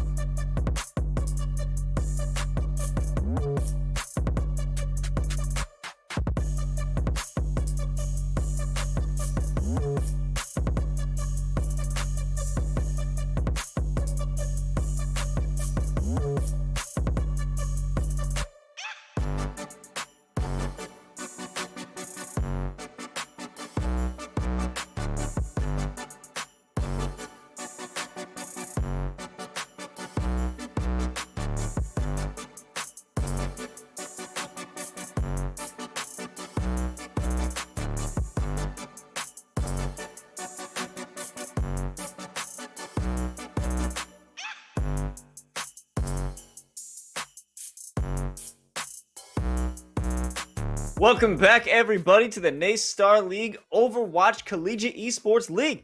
We were just kicking it up in the Northeastern Conference with the first Map 5 in this broadcast this season, and now we're jumping down to the Southern Conference in our second best of 5 between Louisiana Tech and Ole Miss. Of course, I'm Los, and joining me on the desk here is LaFon. LaFon, how are you feeling about this second matchup? Pretty good, right? Like, I mean, we've seen some good Overwatch already today, so expectations is that it's going to continue alongside what we've kind of seen so far. And, you know, something we've kind of talked about a lot throughout this broadcast has really been teams executing for on stream, right? It can be a pressure point, right? It can be a moment of like understanding like, hey, I'm on stream. I can be, you know, it's exciting. It's for a lot of players, right? But sometimes that can bring nerves too, something we haven't seen from any of these teams yet. So that has been really impressive to me that everybody's come up and shown an excellent understanding of the game and not let that pressure get to them. So yeah, no, it's been exciting to see, and I have nothing but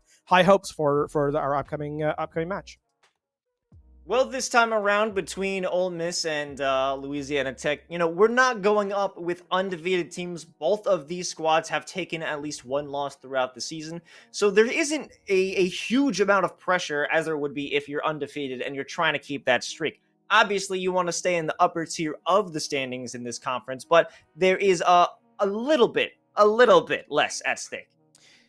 Right. I mean, you still want, as much as you can kind of say that, right? You still want to win, right? So that's definitely in the back of the minds of these teams. Going 3-2 here would not be disastrous or anything, but certainly not ideal. And having that 4-1 score line would be pretty good, right? So for these teams, still stuff on the line. And, you know, first map, we know what it's going to be. It's going to be Lijiang Tower. We got away from it for one series, but we're right back to where we started in terms of the first map of the broadcast session. So for Control, we know how that kind of plays out, right? We saw how high mobility is sort of the name of the game with this map. And so definitely excited for that. And I think for between Ole Miss and Louisiana Tech here, it's who's your standout player, right? Who's going to be the player that's kind of going to be the one to focus on throughout the majority of the series, and is going to be that driving force in terms of aggression, in terms of, you know, the resource management, and that's really what's going to stand out to me here. Because is it going to be the main tank taking the lead from sort of the head of the squad, or is it going to be a damage player, right, being the one who's going to be really the focus here as well? So certainly a lot of questions ahead, especially, you know, Los, when we get a chance for these teams to be on stream for the first time, you and I don't get a lot of tape for these plays, right? We don't get a chance to see who's going to be the one to keep an eye out for the viewers at home. So a lot of times this first map really sets the tone for the series in terms of who to watch specifically. Yeah, I mean, considering that these are some lesser known teams, they don't get too much exposure. We do have to build up these storylines as soon as we can get our hands on them, to be honest. And, you know, we found it pretty easy. There are some standout players that we saw. I mean, going back to the first one, we saw that Sklee was a standout player who's making those heroic plays and working with their team to create some good angles. And, you know, a control map like this is the perfect place to do it because there's multiple opportunities to set up these heroic times, these heroic plays, these heroic angles, and everything we could figure out. You know, it's the best way for us and the other players to study each other as this series progresses. Certainly the case. Of course, best of 5 is going to be underway here in just a moment, of course, once we get into the maps. So you have to win 3 maps outright to get the series. And from then on, obviously, we'll get a chance to see which players are sort of the heroes, as you highlighted there. Ultimately speaking, pun unfortunately not intended, I'm curious to see how the economy handling comes through, right? Because handling your ultimates well, using that ult economy to great effect is a difference maker in a lot of ways. And if you can get away with winning fights with one ultimate or sometimes less, that's going to be, I think, a key marker of a good team here. Obviously, these teams have dropped a series, right? They're 3-1 both. So who's learned from their mistakes more, right? That's really, I think, what I'm keeping an eye out for first. And if both these teams can give me strong, fundamental, good Overwatch, then I think we're in for a good show. Well, I think when it comes to every L you take, there's a lesson within it. So maybe, although both of these teams have taken a loss in this season, it could mean a lesson for how they could play even better than they did earlier in the season. So these might be even stronger than they were before their loss. So this might be the actual 2 top teams in this league rather than those undefeated ones. Well, we'll have to see how they approach. Interesting composition difference. Advate 124 on the Roadhog. Don't see this too frequently. Ooh, you gotta love the Roadhog, and both of these players are gonna try and jump in with that teleportation and a very quick use of the Immortality Field by both teams. And it will be University of Mississippi on the outskirts, but they will be the ones taking players out so far. And actually, the Roadhog comes into play early. The hook onto the opposing Reinhardt gives the opportunity to get the elimination. So that gives University of Mississippi the advantage quick. And Advite is hooking them in and cooking them. They don't have too much of a chance to defend themselves when they're losing their main shield pulled away from the rest of their squad. That's certainly now switches coming in from Louisiana Tech. They're giving up the Reinhardt base composition, switching wholesale to this high mobility Wrecking Ball Tracer. Right now, I mean, this is actually a really good switch because there's no peel potential with the Roadhog, right? So the Pharah can get a lot of damage throughput here, especially with no hit scan to contest. Well, let's just see how accurate those hooks are. Maybe we can rip them from the sky, but they are getting hit with those nice shots coming from Symmetra. This potential angle over with Wrecking Ball from Eute is not too dangerous as they were hoping it to be. Dragon Strike and the barrier committed, as well as the Amplification Matrix, and so a lot of ults being committed by University of Mississippi. Ole Miss, but I mean they keep control of the objective, so hard to fault them. Goes in for a play, but Ehud is gonna get hooked and hit with the whole hog. Advate not messing around, removing this staller from it, and there's that hook I was waiting for, pulling that blep out from the sky and continuing to fight. And there's the Earth Shatter to make matters worse for Louisiana Tech, but they're still fighting. Transcendence is going to keep him alive for a little bit longer, but Joe Mama will fall. They have no heals to keep him on this site, and despite the fact that they were working well to keep it up, they are falling, but the fight isn't over just yet. But it is now after Aggro and Advate take their L. Yeah, that's going to be now the reset. And the question is the Roadhog going to continue to be the pressure point that University of Mississippi are going to choose to run with? Because the Pharah is hard to retake an objective with, right? But holding the defensive end is where the Pharah really shines on control. And again, there's no one to really deny the damage throughput in terms of the range. That's going to be a difference maker here for sure. Making that initial fight with the minefield, Louisiana Tech is looking to get an aggressive retake, even though they haven't lost sight quite just yet. Actually, it's looking pretty good for Blep here, lighting them up with the rockets as he gets some assists over from Ehud in the backline. And that's what I mean, right? Like, completely uncontested was Blep on the Pharah. There's no damage denial. There's no matrix, there's no shield, there's no kinetic grasp, et cetera, et cetera. And so the Pharah can just be, if the hit scan goes down, all of a sudden it becomes a really, really difficult reattack for University of Mississippi. So you can see, I mean, a lot is on this Cowboy's shoulders to kind of deal with the range pressure.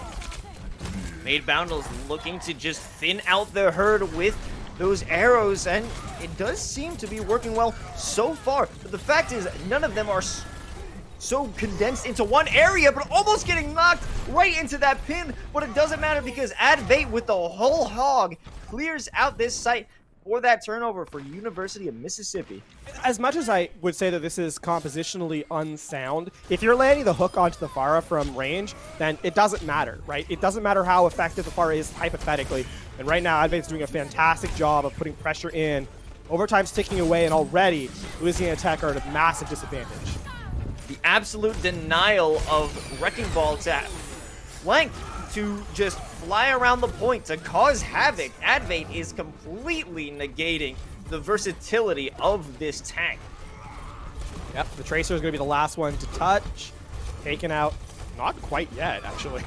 There it goes. The overtime will tick away, and rather unceremoniously, round one goes to Ole Miss here as they lead 1-0 on map number 1. Louisiana Tech with the adaptation mid-round. Excellently done, right? A good read. However, clearly the execution from Ole Miss was just stronger in that particular scenario, and Advait doing pretty good things on the off-tank role to keep their team in it. Now we head to Control Center, and a couple of switches. We're going to see the Baptiste come into play here for University of Mississippi as Joe Mama. sounds like the punchline for a joke that no one really wanted to hear. Well, we got another joke of a name switching over to the Junkrat, but also Dr. Mobius is going Roadhog as well. You know, if you can't beat him, join him. Yeah, the FAR is still in play here, though, so a lot at stake, certainly, in the skies. You going in for that initial pile driver to try and create some mayhem, but does get hit with the flashbang from Made Boundaries, and now things are looking pretty nice in the backline. Once FAR was removed from the sky, Advait now working along with King of Ding to remove the last player, that being Mercy, from contesting on this site. Oh, but it isn't over just yet, but it will be sure enough going over to Ole Miss. Yeah, this stall is for theatrics more than anything else.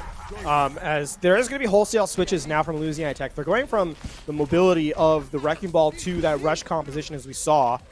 And playing around the May, I think, is a big deal, right? Again, it's a case of not having that defensive layers. University of Mississippi are, I want to say one-dimensional, but they certainly rely a lot on this hook to get an elimination. And if you can dodge it and then use the freeze, then you're in a good spot. Definitely now they're also bringing in Mad Dizzle to utilize that Junkrat projectile, break down those shields, then stop them from being able to stop your advances. But Dr. Douche, working along with Made Boundaries, are stopping anyone. Doesn't matter if you changed heroes. It doesn't matter if you're coming in with a new composition. They are a wall. Let brings them up, but they are the real wall on Ole Miss. So back now, I mean, with 50% on the board for Ole Miss, they've finally started to accrue the resources they're kind of looking for. Blatt making another switch here to the Reaper. Can get a lot of value. It's very hard to one-shot with the Roadhog. Obviously has the self-sustain, so perhaps a good switch here for sure. Be good because Roadhog is such a big target, but if they can land that target, it's gonna be a pretty easy win if they can even get there. The Earth Shatter keeps them stalled in the middle of the point, and they have no advantage trying to push in. Here comes the sound barrier, and they're having all the health they need to get through. The Anna Ante will allow King of Ding to fall, but that will be all. The Earth Shatter lands, you get it first elimination, and now University of Mississippi are running away with this round. I mean, you're contesting, if you're recontesting into the Amplification Matrix, into the Deadeye. It's going to be a lot of damage throughput here from University of Mississippi and Louisiana Tech. All eyes on their Reinhardt player. If they can land a big shatter, it's not over yet. And there's the shatter, but it only gets one, and it doesn't allow them to pick up the kill. The Immortality Field keeps them alive, and here comes the Amplification Matrix, sending some bullets downrange and trying to break that shield. It will be broken at first, and now they have a perfect opportunity to take out the Rhine, take out the tanks. The Earth Shatter comes through, but it is blocked, completely negated. Advait stuck in a corner, but can he come through and turn this corner around? Now he's been slept, and things are looking to fall apart for Ole Miss's attack, but the Riptire reignites the flame and keeps everyone off-site to allow Ole Miss to win just from the time running up. 100-0 on round 2 as it's a dominant map 1 for Ole Miss. We're gonna see the Cowboy come in. The highlight as we, I mean, it's a tough first round there for or first map, I should say, for Louisiana Tech. They had all the right reads. Los. They definitely did. But sometimes a player just steps up in a big way. We talked at the top of the broadcast. Who's going to be that hero player? So far, it's been the Roadhog. It's been the off-tank player for Ole Miss who stepped out ahead of the pack and said, hey, all eyes on me. I'm going to be the difference maker.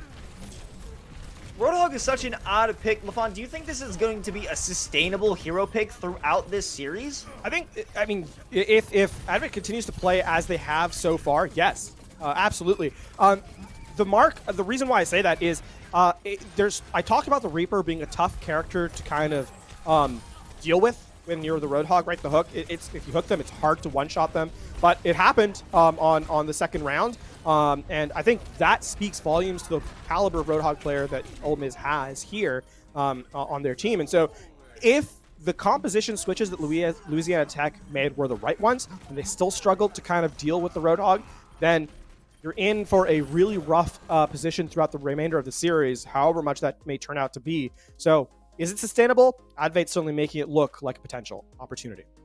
Well, this is definitely a tactic that they could work around. Louisiana Tech sees the keystone of this squad so far. It's Advait on the Roadhog, and, you know, I've got a soft spot for Roadhog. I'm a Roadhog main, and, you know, I just love to see...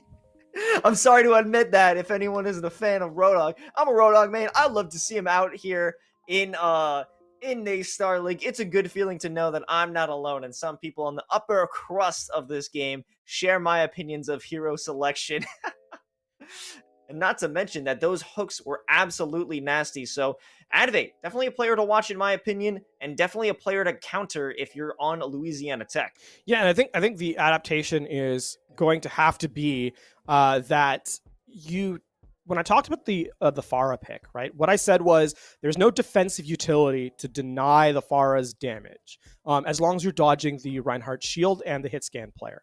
But what it seemed like was happening was that the Pharah was trying to focus on the off tank specifically. I think you have to focus on the squishy targets, knowing that as long as you play out of range of the hook, there isn't much that they can do to kind of deny your damage, right? And so that's the adaptation I'd like to see. And, speaking of adaptation, we're going to a second map, obviously. It's going to be as hybrid. It's going to be King's Row.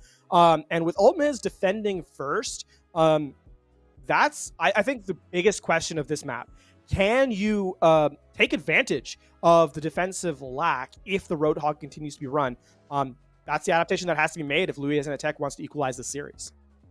It's such an open space, too, that allows Pharah to be utilized pretty efficiently, because with such an open area, it does allow either Mad Dizzle or potentially Safar, if they decide to swap out, to have that safe space to attack the squishies, to have that out-of-reach positioning away from Advait. But Advait has swapped on over to the Zarya.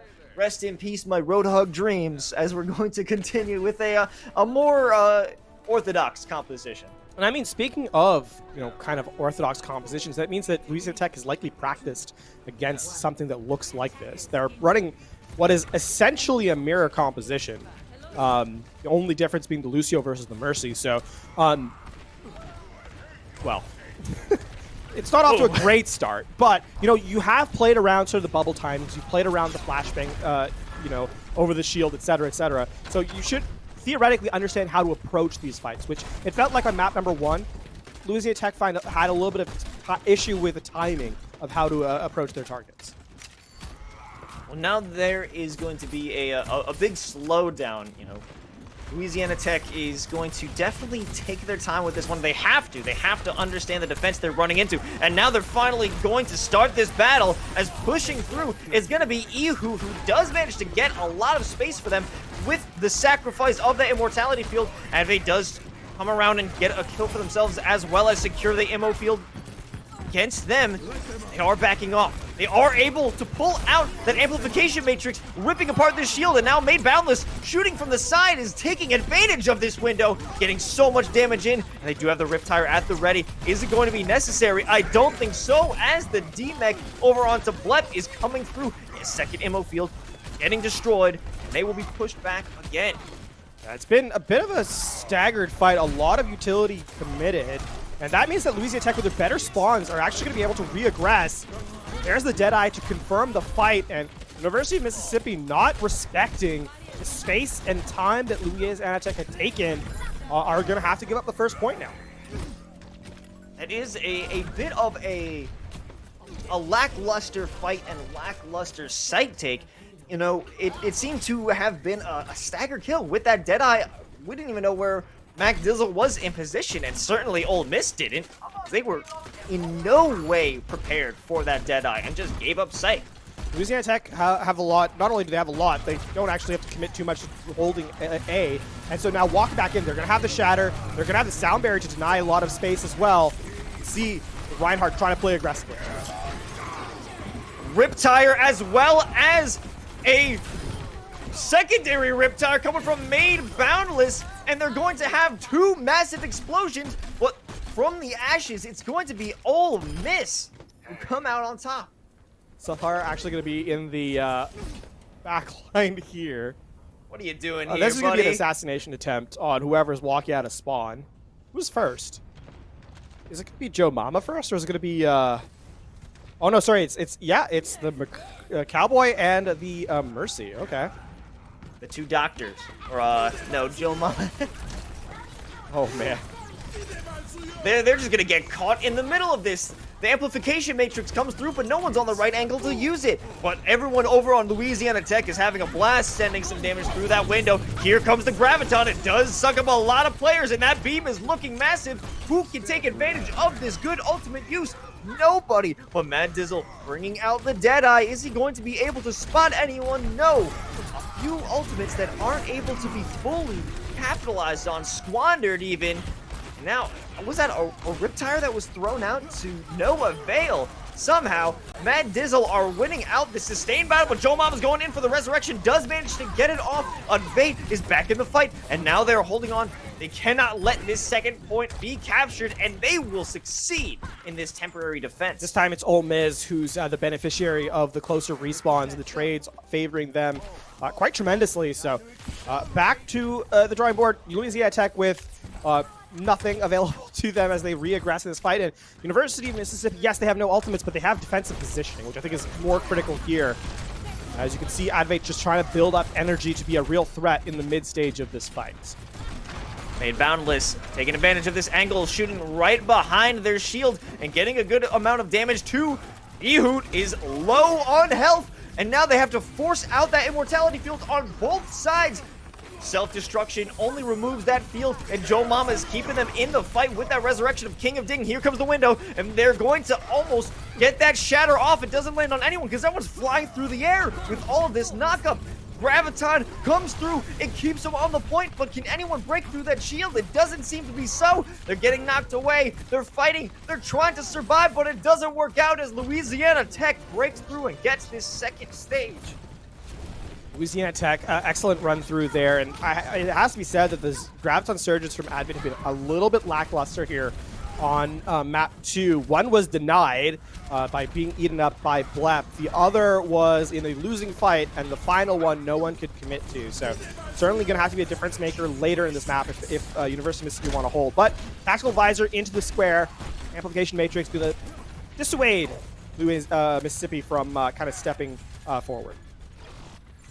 Now they do have some ultimates to work with. They have the Sound Barrier, they have the Riptire, they have the Deadeye. If they could use them all in a good combo, but I don't know if they're going to be able to. That Earth Shatter comes through, takes out two major players of the squad, but Ehoot is looking for some revenge, coming through, but does get stuck on that trap. The heals are keeping him in this game for now. Advate holding on with a massive energized beam, but can't get the bubbles out to save his teammate who is pinned.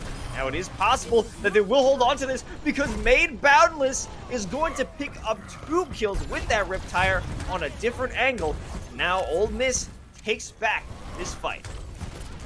Advate is going to be play up super. They want to get this pick off. If they can get this, they can delay this fight, but great peel coming in from Spider just to keep the heal throughput, as well as Blep just to deny any damage. And now Louisiana Tech are loaded for bear. 5 ultimates on the board. Explosive is a word, to put it mildly, that will, as soon as they get a chance to take a true fight, going to be a really explosive fight for them. And Advate finally get a critical Graviton surge. That is going to be the main decider, in my opinion, on this next fight. If they could even get into a good positioning to start a fight, that is Louisiana Tech not getting any space of their own. Tire from Comes high. that Riptire. Oh. Oh, it's only good to take out the Immortality Field, but the rest of the team with Ehoot getting some massive Flame Strike kills is forcing them back. It was enough to make a difference in this initial fight, and they only committed 1 or 2 ultimates, and they still have plenty to work with. Fire Strike through the Amplification Matrix. It's such a threat. Deadeye now as everyone tries to walk out of spawn. Louisiana Tech are trying to just close out the round here. Cancel that one out. The Deadeye doesn't work out. Here comes the self-destruction. It picks up 2, and they're going to ride with it into a third. The Earth Shatter clears out this spawn. Louisiana Tech walking out of this first round. 3 points, 40 seconds to spare.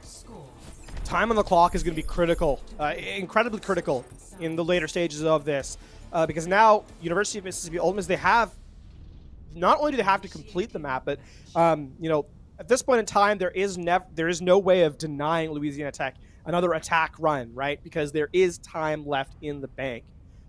And so, I mean, Louisiana Tech, they were slowed up tremendously on the second phase, but as soon as they got to third, it really started to click a little bit in the 2 fights they took. Once they were able to cycle their ultimates, University of Mississippi had nothing to kind of deny that aggression. They slowed them down quite a bit, but as soon as Louisiana Tech got their feet under them, it was off to the races. And now, as they head to their defense, I mean, they've got to be feeling pretty good about themselves here. Absolutely, and we're seeing a bit of a composition change. Mad Dizzle and Safar swapping out. We're seeing an Ashe and Torbjorn, the first of tonight. I think we've only seen one Torbjorn so far in this entire season. Torbjorn puts a lot of pressure on flankers. Oh, excuse me. With the turret, right? So, definitely try to keep an eye out to see if the turret really slows down the Pharah specifically. If they aren't working with flankers, made Boundless will be on that McCree. No real flank, but they do have that long-range rocket from the Doctor flying up there. I want to try and utilize this pharmacy, and here comes the pile driver. Instantly, they're going to force out that immortality field, and things aren't looking good on the immediate attack. But what is going on right now? Ole Miss is walking onto this site for free, and they might even get a few more kills to boot. Aggro's going to be taken out, so that's the main support gone. I don't think it's enough, especially with the amount of healing that Mercy can bring to bear. And indeed it isn't, as Saber chooses to go for the Resurrect here. The one thing here is that this composition that Louisiana Tech is running, despite the eliminations that are coming through, is not enough. The composition that Louisiana Tech is running is to have a singular character be the focal point of all the aggression. That's left on the Sigma, right? And so all University of Mississippi have to do is walk at the Sigma player, and then, you know, Louisiana Tech's defense kind of falls apart even as they lose members, or as they take members out from the opposition. And so relatively uncontested fight, actually. Louisiana Tech gets more eliminations, but again, because so much of the points pressure is provided by one target, as soon as that target's taken down, the rest of the cards kind of crumble. That will be a short-lived Torbjorn as well as Safar swapping back over to the Junkrat, something that is definitely more reliable that we've seen earlier in this map in the first round. And perhaps that will bring more fruitful engagements, but here comes that Graviton, locking in a few players. They're forced out the immortality, but they can't destroy it in time to get any kills. And now that that's gone, they're forcing it up. They're pushing them back all the way through to that second objective point and clear them on out. And here's the sort of the hubris of the singular hit scan against the Pharah Mercy combo. It's one player versus three a lot of the time, because the hit scan often has to deal with the pressure of the off tank as well as the pocketed Pharah, whereas, you know, the Pharah only has to deal with one person. So at this point in time, Mad Dizzle is a little bit at disadvantage, and as a result, 5 minutes 40 seconds in the time bank as the third phase is unlocked here for Mississippi. Yeah, this isn't a case of if Ole Miss is going to take this round. It's more of when, because this is so much time for them to work on. But here comes the bomb, trying to clear him out. But Doctor on the Pharah rocket barrage is taking out 3, gets another one after the ultimate's done. And this is not a good look for Louisiana Tech. What is going on here? It's tough. University of Mississippi on the re-aggress. They're going to have the Deadeye to slow people walking that spawn. They're going to have the sustain of the Valkyrie. And even as the fight commences, you can see Mississippi still taking positions. Mortality field comes through to support the Amp Matrix, but it isn't going to be good enough. Finally, we do have a kill on the side of Louisiana Tech with that Rip Tire, but no one can really follow up. Graviton comes through, locks them in. They're all squishy. They're all going to be taken down, especially with that Amp Matrix, keeping them boosted in that damage, and no one's on the site. There will be a Lucio and Saber trying to jump around, trying to buy some time as they all trickle out of their spawn, coming in with a charge and an Earth Shatter as well. Ihu is not going down quietly. Yeah, Mad Dizzle, a big hero, actually taking out 2-3 here in this fight. The hit scan player has come to play, and that is going to send University of Mississippi back to the recollection of their aggression here for the moment. They bend but do not break, do Louisiana Tech, and you know they have some tools to work with. Safari's actually making a switch over to the Soldier as well, so a double hit scan, trying to deal with that Sky threat. The aerial Farah here, as again back, Bob nearly online yet again for Matt. That will be a deciding factor. A good use of that. Bob will be the one to see how this battle goes. There's the self-destruction. King of Ding can't even get a charge out before he's exploded with that mech bomb. And now Bob jumping into the party is going to help clear out everyone as well as Safar, who's really putting in the work on this Soldier 76. Yeah, I think, you know, something that's we talked about was 5:40 on the clock when the third point was unlocked, and Louisiana Tech have actually lowered that to about 3 minutes here. So slowly but surely, they're chipping away at the lead that University of Mississippi has, and I mean, this fight here has to be critical for University of Mississippi. This is the fight where everything's online for you. You need to win this one. You need to win it cleanly. Comes his Ant Matrix, and the first one to go down is the Doctor. That barrage is not going to be online unless Joe Mama brings him back into the fight. Safar sitting on the off angle, looking to get them slipping, but King of Ding is holding it down with his shield, keeping them alive, and this Graviton will be enough to center them into this one area, but Ehud, he's got so much health, and he's keeping it alive for his squad, but now locking himself in this side room. Is he going to be able to get out? He's taking so much damage, but they are still keeping it alive with multiple ults all used and trying to invest it into this fight. It's not working out. And actually with that, now Louisiana Tech are in a position to force University of Mississippi back to a decent time bank. They have to. You can see the reset kind of coming in. It's 2.5 minute mark, and Louisiana Tech still holding space, still holding position. University of Mississippi kind of have to make a go. That tactical visor isn't going to be able to get anything. First takes out the Doctor, and the follow-up with just regular abilities. They don't even have to commit any ultimates into this one. A regular vanilla fight on that makes it so easy. And now, I mean, University of Mississippi have to kind of ignore the time bank here, because with 2 minutes on the clock, they are dangerously close to letting this map slip away from them. They are back again to the point where they have, you know, resources online. Both tank ultimates are going to be here. You're going to have the amplification matrix as well. And if this is not the fight you win, you're in danger of being full held for sure. A double window use, but the sniper up top will be the first to drop it. There's still two players holding up that upper angle. The Earth Shatter comes through, but they're still kept alive with the Immortality Field. Trying to shatter it back. It doesn't work out because the shield was up, but now things are turning. The tide finally. University of Mississippi has the advantage. If they can keep them from leaving their spawn, this could be their moment to take the round, and I do believe it will be. However, that is only a 38-second difference. What was a 5-minute, 40-second time bank has whittled away to 38 seconds. For Louisiana Tech, I mean, it's not ideal that University of Mississippi has a lead on you in time bank, but it is significantly better than what the, you know, the other, an alternate timeline could have showcased, right? So for Louisiana Tech, calm under pressure. Is really the name of that defense on third. And I think critically, you know, if you look at how this series has kind of evolved, map 1 was not close. First half of map 2 really felt like University of Mississippi was in control. So for Louisiana Tech to dig deep and pull that time bank out and just get rid of that time, I think speaks massively to how well they were able to stay focused in that fight on their defense specifically. Well, it's also a big question of, is Louisiana Tech able to have that that mental continue into this overtime, this second or third round coming through? I mean, it wasn't a very amazing attack on the first objective from either of these teams. Both pretty easily fought and easily lost from the defenders. Are they going to have a much stronger defense this time coming from Ole Miss?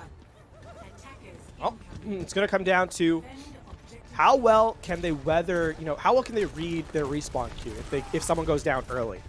And I mean, I suppose the advantage is just have the other team die first, and so that's exactly what they're going to do. Ooh, that is not the look you want to have if you're Louisiana Tech, both using up the Immortality Field and still having the first kill on you. 35 seconds, it's Safar looking to get a flank, but the Doctor is there waiting for him, and it is not secured. 30 seconds left.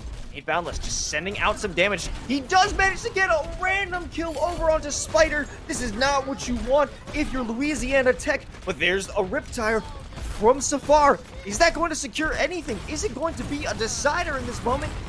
It doesn't seem so. It doesn't secure anything. And out of it, holding the line, holding this choke point, they're going to have to give it up just a bit. This is going to be the final fight. If they can secure this first kill over onto Reinhardt, which they do, Ehud goes down, and that should be the rest of their hopes of getting onto this site or making any sort of attack. That will be the full hold completed. Louisiana Tech just unable to make any headway. University of Mississippi, I mean, their real downfall on their first defense was the fact that they chose to continue fighting aggressively despite being down a member rather than giving up space. Here, they don't even lose that first member. All their players are kept alive throughout the entire of that fight and are able to continue to build their charge on their off tank. They recognize the flanks, they take them out, and the University of Mississippi, they complete the hold and now have a minute 38, so about 2.5 fights to take 1/3 of the objective to give themselves a 2-0 lead. Easier, I mean, it's certainly doable, but Louisiana Tech have their work cut out for them if they want to deny University of Mississippi this map and call out a draw here to keep it at 1-0. This is going to be a big ask for Louisiana Tech to hold it down. I mean, all it takes is one. All it took for them to have that rock-solid defense was for Ehud to fall, to bait out Spider's Immortality Field. If they can force the Immortality Field first, or get that first kill onto the main shield tank, then it should be all she wrote for Ole Miss to take out map 2. Aggression is the name of the game. Louisiana Tech choosing to run the Reinhardt Zarya here instead of the Wrecking Ball Sigma. So a lot more robust of an objective pressure for sure from Louisiana Tech here. And now they're getting onto site, which has been, they've been getting a lot of space. The bubble's coming out, and the first kill as well as the Immortality Field are going to fall exactly as predicted. Ehud and the Immo go down, and map 2 is going to Ole Miss. Calm and collected. Ole Miss at the very end there. They make the run look simple as they take the point. Just walk up, and just the damage throughput onto the opposing tank forces that Immortality Field out early, as you highlighted. And, I mean, it's a tough place to be if you're the main tank. You have to swing to take space to put pressure, but University of Mississippi are just there a little bit quicker, a little bit faster on the draw, and they are able to take map number 2 as well. Louisiana Tech, though, they made it interesting. They made it very interesting, pulling out the overtime rounds here at the late stages of the map. They'll have to continue that if they want to make a return in this series, because they are looking at match point as map number 3 is headed up to you in just a moment. It took them quite a few lost fights, especially in the second round on their defense, for them to really get their act together on that last stage of their defense. I mean, they did such a good job chunking it down by, I think, about 4 minutes for them to even be on similar footing once we're going into overtime. And I think they did a very good job at having that defense, but if they weren't able to bring that same tenacity in overtime in those first initial fights in the first point, then, you know, what was it even for? Yeah, I mean, from 5:47 down to 53 seconds, I believe, or 58 seconds in the last part. So yeah, you're right. The defense was pretty staunch from Louisiana Tech rather on third. It's not their wherewithal or mental capability, like mental fortitude, that we are doubting here from Louisiana Tech. We just need to see that happen earlier in the map, right? If that hold had happened on first, if it happened on second, well, you're not looking at, denying third. You're looking at holding them at second, right? You're looking at the map ending before, Ole Miss even gets an opportunity to reattack. So for Louisiana Tech, that has got to be the real difference for them in map 3 if they want a chance back in the series. Clearly, they've shown they have it in them, right? They did it already. Now, you just have to do it earlier in the map and more frequently. It's not about mitigating the loss, it's about ensuring victory, and we'll see if they can come back and ensure a victory of their own on map 3. But before that, we're going to head to a quick break. Don't go anywhere, folks.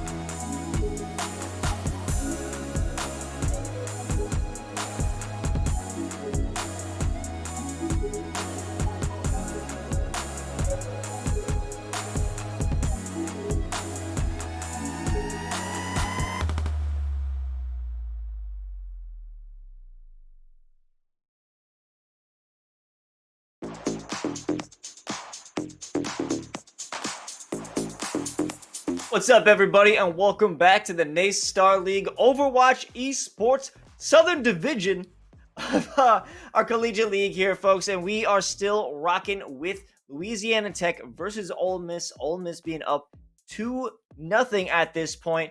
And of course, while we're here to break down all the action, I'm Los, he's LaFon, and we are just loving this series so far, or at least I am. How are you feeling, LaFon? Yeah, we've seen a lot of interesting things come out from these teams in terms of how they approach the game, right? So clearly, a lot of thought goes into the mid round for these squads, right? We see the mid game adaptation specifically. I think that's really interesting as kind of a highlight point, right? We saw the Far on map number 1 trying to duel at the Roadhog pick. We saw Doomfist. We saw some Reaper as well. Obviously, map number 2, there was an adaptation. We saw the Sigma as the opening for Louisiana Tech, and then they went over to the Reinhardt when that didn't work out so well. And so, you know, and I mean, for Ole Miss as well, there was definitely some of that in play to kind of bring forward. We saw the fire from Ole Miss on the streets phase of Kings Row on the second stage and beyond. Got some value, and then, you know, when that stopped working, they switched again to the Hanzo. So clearly, these teams are thinking as they're playing, which is always good to see. And I think, you know, while Louisiana Tech is staring at, you know, match point at the moment, map 2 was a lot closer than map 1. Clearly a step up in terms of performance from Louisiana Tech, rather. Yeah, definitely. It was in the last leg of that defending round for Louisiana Tech that they truly showed us what they are capable of, and I'm starting to wonder if they have that skill to hold the line and for almost 5 minutes. Like, that is incredibly impressive, especially when you have such an onslaught coming over from Ole Miss. Where is that for map 1? Where is that going to be for map 3 when we get onto Rialto in just a few moments? But is Louisiana Tech able to bring back that energy they had and use it in offense? Yeah, I think one thing that's definitely going to come into play in, as you said, Rialto is map number 3. It's going to be Ole Miss defending again. So a mirror of how Kings Row started. The question is, I think clearly there is an element of momentum that has to kind of come into conversation a little bit. Ole Miss was able to kind of deny that defensive momentum, where we saw Louisiana Tech do such a good job of stripping time off the clock. 5 minutes nearly, 4 minutes, 50 seconds and change, they were able to take away. And then Ole Miss was able to stand firm on their defense on the overtime rounds and then quickly take the attacking run that gave them the map. So for Louisiana Tech, you kind of have to ignore those overtime rounds and continue to just be mentally where you were in the in your original defense of Kings Row as you take that into map number 3. And if you do, then hope, and executing your attack run, then this series is still very much alive for them. It really is going to come down to, I think, recognizing where your sort of aggression needs to be laid, and then transferring that into eliminations, which would be, I think, a big deal for Louisiana Tech in map number 3. I think one major tactic that they're going to have to figure out how to do is get the pressure off of Ehud, because in both of those overtime attack and defense, Ehud was under such pressure trying to break into the site and create that space and get them into a good position. His shield was destroyed and he was melted as well. They would throw out the immortality field, but it would have been too late anyway. So they needed to learn how to, or figure out how to alleviate the pressure from him going into this map 3. For sure. We do actually have a substitute for Louisiana Tech. Safari's going to be out. Tone Bone coming in on the DPS. Otherwise, standard roster for Louisiana, or standard setup for Louisiana Tech. The only substitute there, University of Mississippi continuing to run the same roster they had throughout maps 1 and 2. And why not, right? You won those maps. There's no reason to really switch what's going on. So, for Louisiana Tech, this first offense, Rialto, if you get stalled at that first corner just past the bridge, then this first objective can get very, very difficult. So it's going to have to be clean. It's going to have to be concise and really set the pace for the rest of this map if they want a chance to bring this series back. It all starts now, the beginning or the end for Louisiana Tech as Rialto is underway. Madizzle is back on that far, getting the aerial advantage, and it won't be stifled so easily like we saw when Roadhog was in play on the side of Adbait. And this is such a back defense. They're playing it so far back in a bit, I wouldn't say relaxed, but this is not the aggressive plays that we would have expected, or at least I would have, from Ole Miss. Yeah, definitely a more passive setup, but they get the immortality out first. However, I think it goes down first. And so now Mississippi are sort of at a disadvantage, especially without their off tank here. Dizzle's getting some nice shots in, but not enough to make a full commitment. But what is going on here? This back pedal certainly is it's a tough look for Ole Miss right now. Yeah, they've given up a lot of space, and while there is going to be a recontest available as the cart sort of trickles into the objective capture point, it's going to be an amplification matrix just to slow everyone down.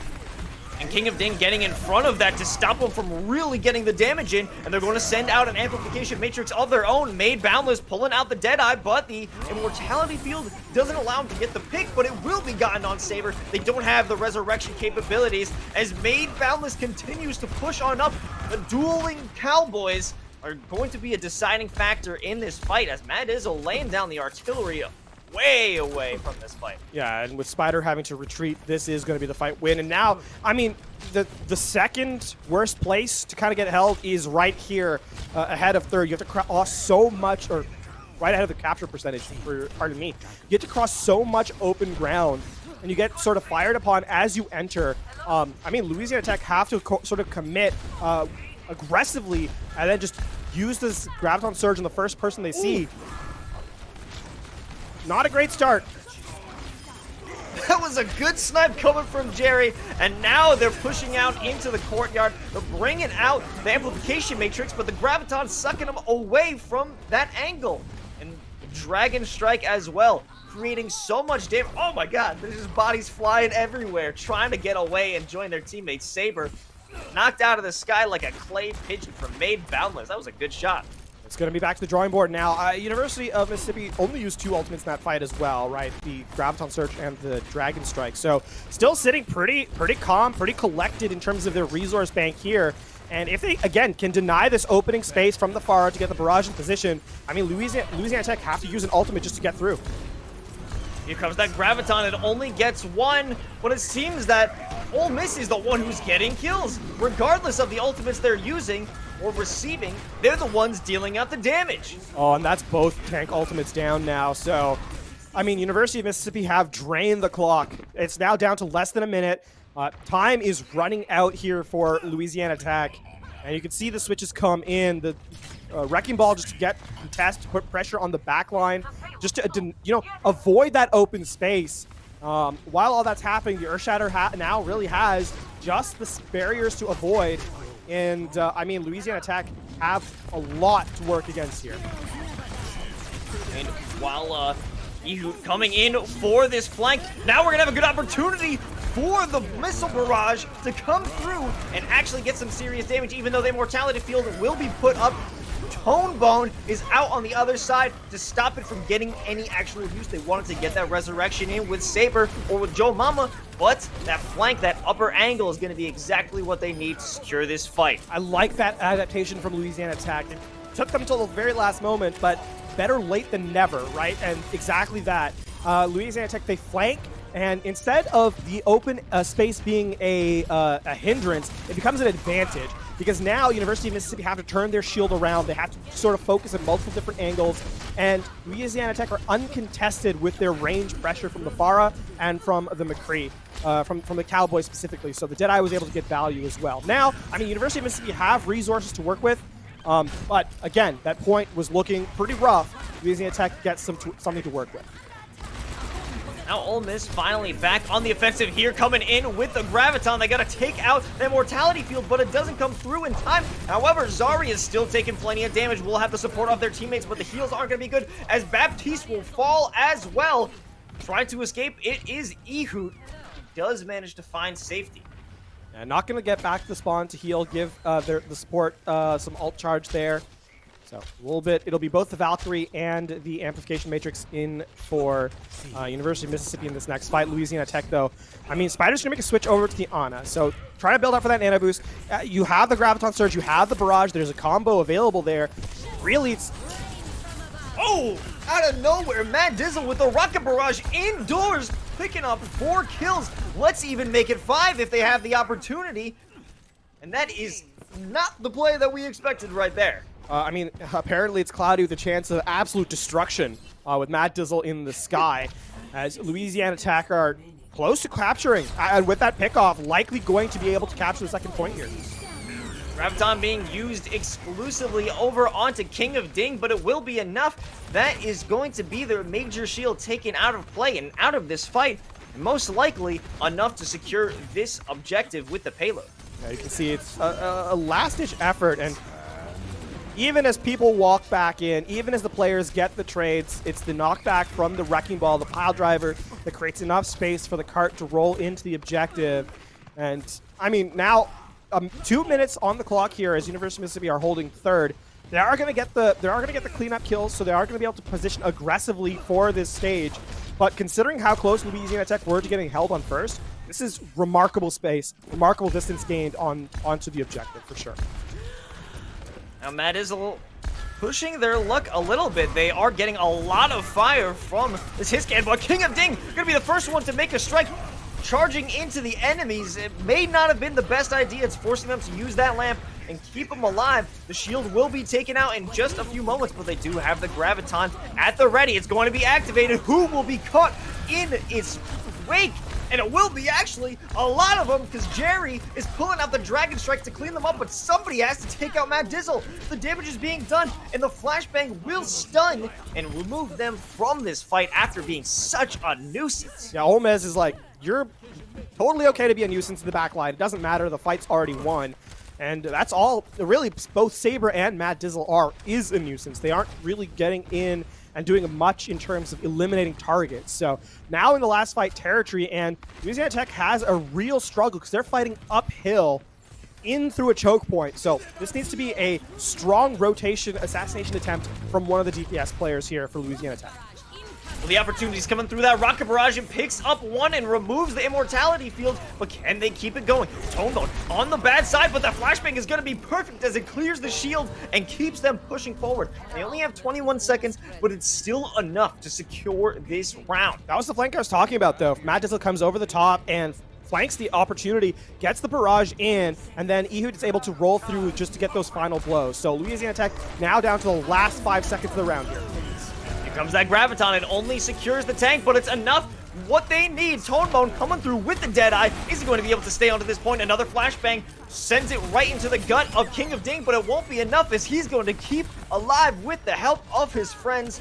And now it seems that all of this round will end as they clear up this point with the Valkyrie just trying to buy some time. Let's see what you could do, Saber. And it isn't much. Almost making it to 3 on this first round.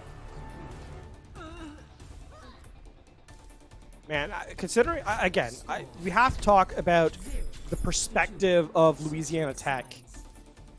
How much they were able to accomplish in the later stages of that match, or of this map, I should say. They were close to being held on first, right? That was one fight away.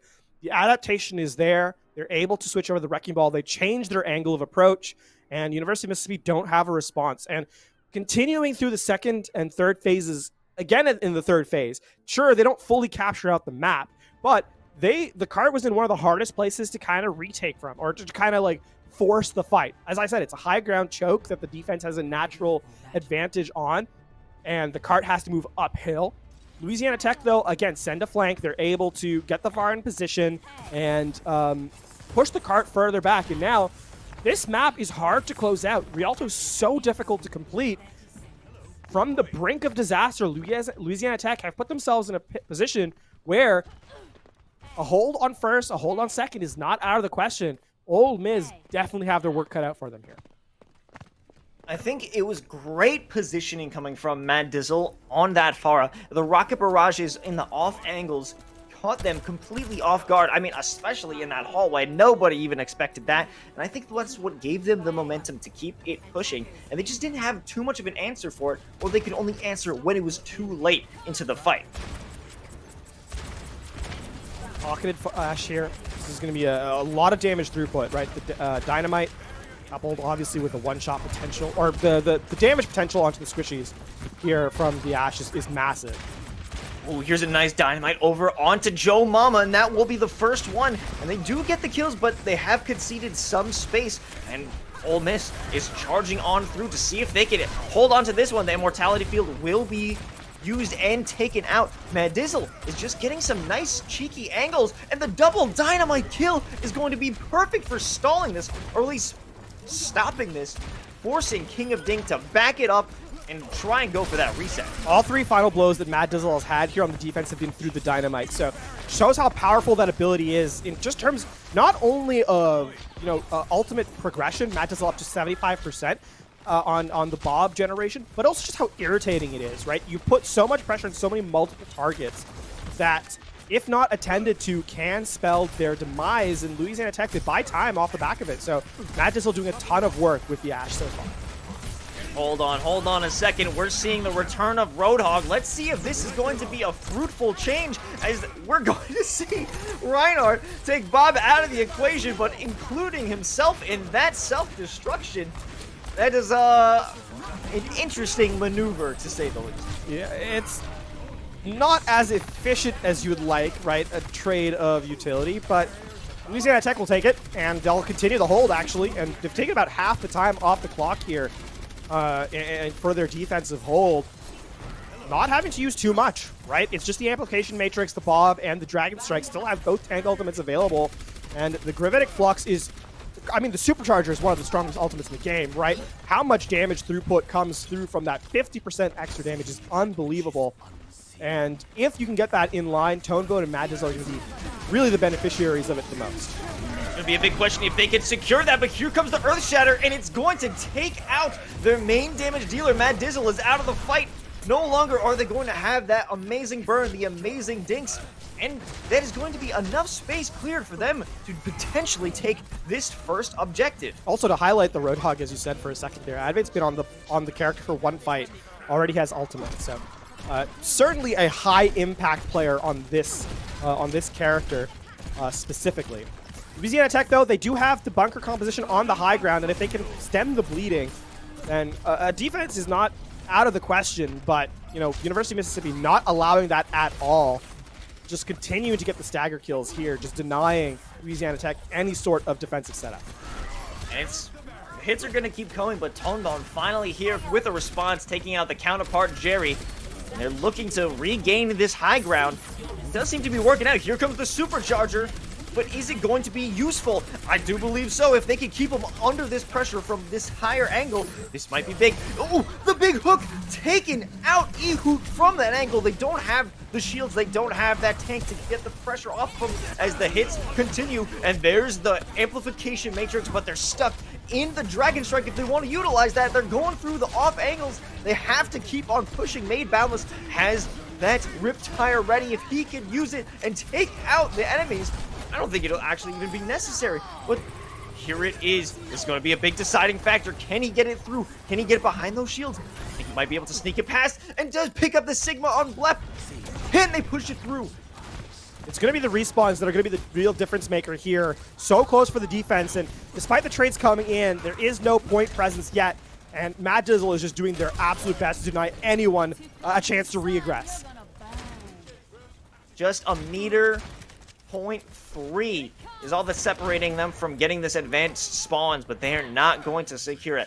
Not yet. And they've invested a good amount of ultimates, but they still have the Valkyrie and the Earth Shatter on command, and in just a few moments, as well as the Dragon Strike. That being said, that's a good start for the University of Mississippi. They get the early pickoff, and that's not resible, I do not think. As continue on the flank, this time the hook misses, so no pickoff here for Ole Miss. But there's the Earth Shatter, and it will be the hamster to fall, taken out of the range of the Immortality Field, and now they're going to use their own. Mad Dizzle, from a range, is able to take it out, but they will not be able to continue fighting in range. They're going to try and get somebody out on site. They do get Bob on point, and he's taking out all of the members of the University of Mississippi. This is a masterful use of Bob. And Mad Dizzle has been an absolute hero on the defensive end, on this Ashe specifically. Advait trying to just force everyone back as the Amplification Matrix and Whole Hog is committed, just trying to zone everyone away. And in fact, it's going to be successful. They just brute force their way through the objective. As 2 minutes and 40 seconds left on the clock. Ole Miss, they're fighting tooth and nail. Louisiana Tech trying their absolute best not to give up this map here and now. That was definitely an ultimate and a play out of frustration for sure from Advait. They just wanted to get onto that point. They wanted to force the objective there. But Ehud dropping out the mines onto the payload, and that in conjunction with the Dragon Strike wholeheartedly destroys this push attempt. Again, the knockback potential of the Wrecking Ball is so valuable, right? The pile driver just locking everyone in position, the Dragon Strike there to meet them when they drop down. It doesn't show up in the kill feed, but the Wrecking Ball doing a big, getting a lot of value here for Louisiana Tech for sure. Now it's all going to be about who can secure this first pick, and it almost would have been Advait with that crucial hook. Here comes Blep with the Gravitic Flux, takes one out in the air and is looking to get another as they destroy or attempt to destroy that. Whoa, Made Boundless is just going to send that Riptire into their backlines. They have no heals. There's no one to keep them alive. But Bob is looking to turn this fight around, as we've seen him do so many times. The pile driver comes through, but actually Bob is knocked away from the point, but it doesn't even matter. Made boundless. Matt Dizzle rather just coming in clutch yet again with this Bob. The timing on this hit scan player has been spectacular. Not only that, the fact that Blep gets solo shattered by King of Ding in the back line, and Matt Dizzle is able to take out King of Ding before Blep is taken out with a sliver of HP. So Matt Dizzle has really been the hero for Louisiana Tech here in the later stages of this map. And has really been putting on a masterclass for Ash. Now, a big pick-off to start this fight off, though. See if they can keep the momentum going. Here comes the whole hog, but he got hit with an anti and a sleep. Things are not looking good for them. With only 35 seconds left to go, a potential resurrection in the works from Joe Mama, but there's no time. They're going to have to look and reset this one for one final fight. One final fight with the defense controlling the high ground. They're now in the power position. University of Mississippi do have the amplification matrix, though, right? This is a possibility for them. Louisiana Tech, all they have to do here is play it slow. Just force this last fight until the Gravitic Flux is online, until the Dragon Strike is online, and you can close out the map pretty easily. Slow the map down. That's what you have to do here for Louisiana Tech. Here comes the Wimston, and there is also a massive Gravitic Flux. They all fall into the Immortality Field, so it isn't as useful as they'd like it to be. And in trade of that Immo Field, it's going to be him. And here comes Made Boundless with a huge Riptire, but can they keep it up? Can the momentum continue? I don't think so. That Dragon Strike in the counteraction is going to take out so many players on University of Mississippi, and it looks like Louisiana Tech is not taking an L in the shutout. As the defense for Louisiana Tech starts, so too does it finish, with Matt Dizzle getting the elimination, the final blow. And though it may be Jerry in the play of the game, the MVP for that map is Matt Dizzle. The Ash was a critical part of why that defense was as strong as it was. And Louisiana Tech are not shut out here at all. They're going to try and force a map 5 here. As they head, I mean, map number 4 is certainly going to be an exciting one. And Ole Miss, they're looking at that map and they said, how did we let that slip away? They're looking at that first point defense, where they could have had a full hold and just so close yet so far. And for Louisiana Tech, I said they had to take the defensive prowess they had from Kings Row and sort of convert that into play here. And that's exactly what they did. They did not let the overtime rounds get to them, and played a very, very strong Rialto for sure.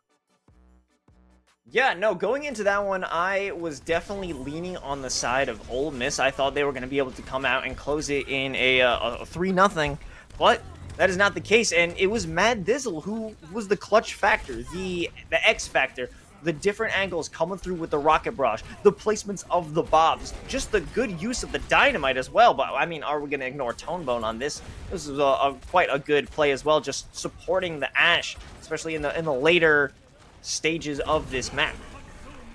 Yeah, I mean, I talk about Matt Dizzle on the hit scan, but clearly the projectile work was excellent as well. So, that's really what's going to come into play. And the fact that you've got that flexibility from this player who's able to put so much work through is really impressive. And that work's going to have to continue, right? Our 4th map has been selected. It's going to be Temple of Anubis. And something that we haven't seen a whole lot of yet, actually we haven't seen really at all, has been Echo. And the reason I bring up Echo specifically is because we saw a lot of far play from Matt Dizzle here on Rialto. And I think for Echo specifically, Temple of Anubis is one of the strongest map for that character. And I'm curious if that's going to come into play here. Matt Dizzle clearly can play a lot at a very high level. And sort of a question mark for me there is that flexibility going to come into play yet again? Well, I'm pretty certain that we will see the flexibility of this player, but I'm not 100% on that Echo. I mean, we might even see that come through on the side of Ole Miss. I mean, they have been pretty rigid in their pick structure so far, going back to that Roadhog. And I think we might see some versatility in them now because they've taken a hit. We know that they're beatable. They're not undefeated. What are they going to do to make sure that this doesn't get to a map 5? What are they going to do to ensure it ends right here and now? Yeah, I absolutely agree. I think, Louisiana Tech is going to be defending first this time around, so keep an eye out for that. There's going to be a switch from what we've seen so far. And I think, that for Ole Miss, they're hoping they can close it out here because the further away this series slips from them, pardon me, is that the more into the game mentally, right, that Louisiana Tech gets, they're going to be in a position now where as you said, Ole Miss isn't unbeatable, right? This is clearly the case, and Louisiana Tech can say, we've done it on map number 3, so why can't we continue doing it? And I think for Ole Miss, they have to shake off some of the effects. So for what we said for Louisiana Tech at the end of map 2 has to be said for Ole Miss here at the end of map 3. The script has kind of been flipped a little bit. Yes, Ole Miss are still playing from a position of advantage in terms of the map score, it being 2-1. But in terms of how the game has kind of run, the momentum is definitely on Louisiana Tech's side at this point. Yeah, well, we will see how it goes through. You know, I'm a big fan of Temple of Anubis. I think have we seen it once so far? I think just once at this point throughout this league. And I think, you know, it gets a bad rep. You know what?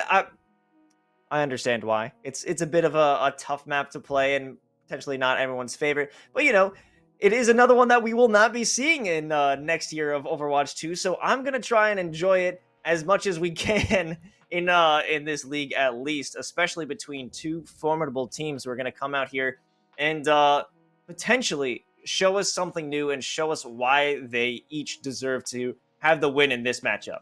Yeah, for sure. And you know, I think the one thing we've kind of seen so far today has been maps that play in a very certain style, right? Throughout the entirety of the broadcast, we've seen very specific map types. I think Temple of Anubis is, for the first time on broadcast here today, very much outside the style that we've seen from the other maps, right? We've seen Lijiang, Oasis, Kings Row, Havana, Hollywood and Rialto has really been the maps that have kind of been to this point. If Sky Industries with the other assault map in the series, Temple of Anubis does not play like any of those maps. The choke on point A are so much tighter. You have to be much cleaner on your rotations, and there's a lot more spam that you can kind of be threatened by the defensive team. And then obviously point B, a very similar story. You have to control, the defensive team has more control over that middle ground, and the rotation spam that comes in is so difficult to avoid. So I think for the first time, we're going to have to see adaptations stylistically from these teams. You can't really just brawl as you have been for the previous 3 maps that we've seen in this series so far. Well, spam has definitely been a good tactic used by a player or the man of the hour right now is Mad Dizzle, who has just done so well on the far. Done well using those dynamites to chip away and burn away at the health of Ole Miss. Are they going to be able to keep it up? And Mad Dizzle, I do believe, bringing it back over onto that Ash. Let's see if they can keep it up.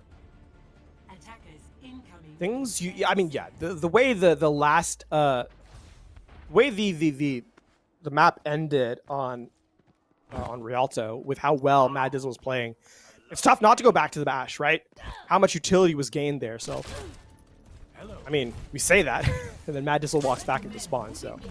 Gonna go over to the Cowboy here. More consistent damage, more consistent close range, you know, utility in terms of the flashbang, but with how long the sightlines can be on this map, I guess they don't want to use the pocket with the Mercy, and that is certainly something to account for, but it's tough to take them off that role when they were performing so well on map number 1.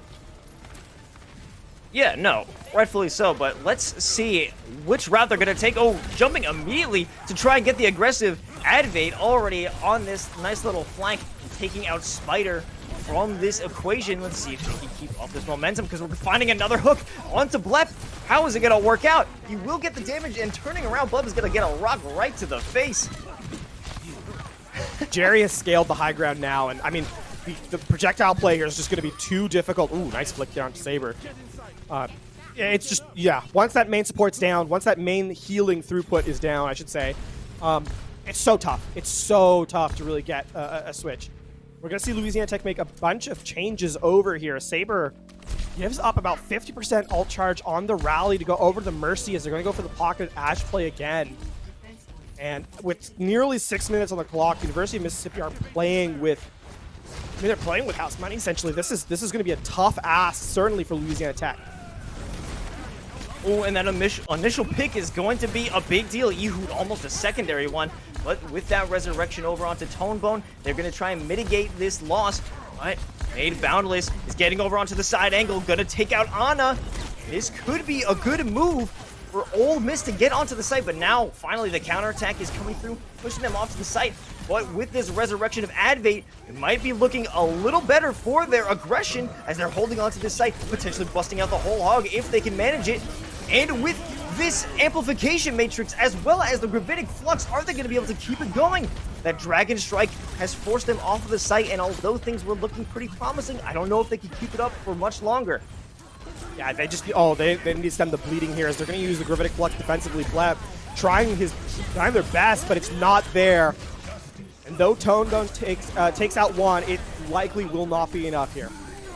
Wait a minute, with this Dragon Strike, can they bring it back? They just have to take out Blep, and they might have site control. If they could force him back into the corner, into that choke, this could be a winnable situation. Dizzle doing their best. Gets one.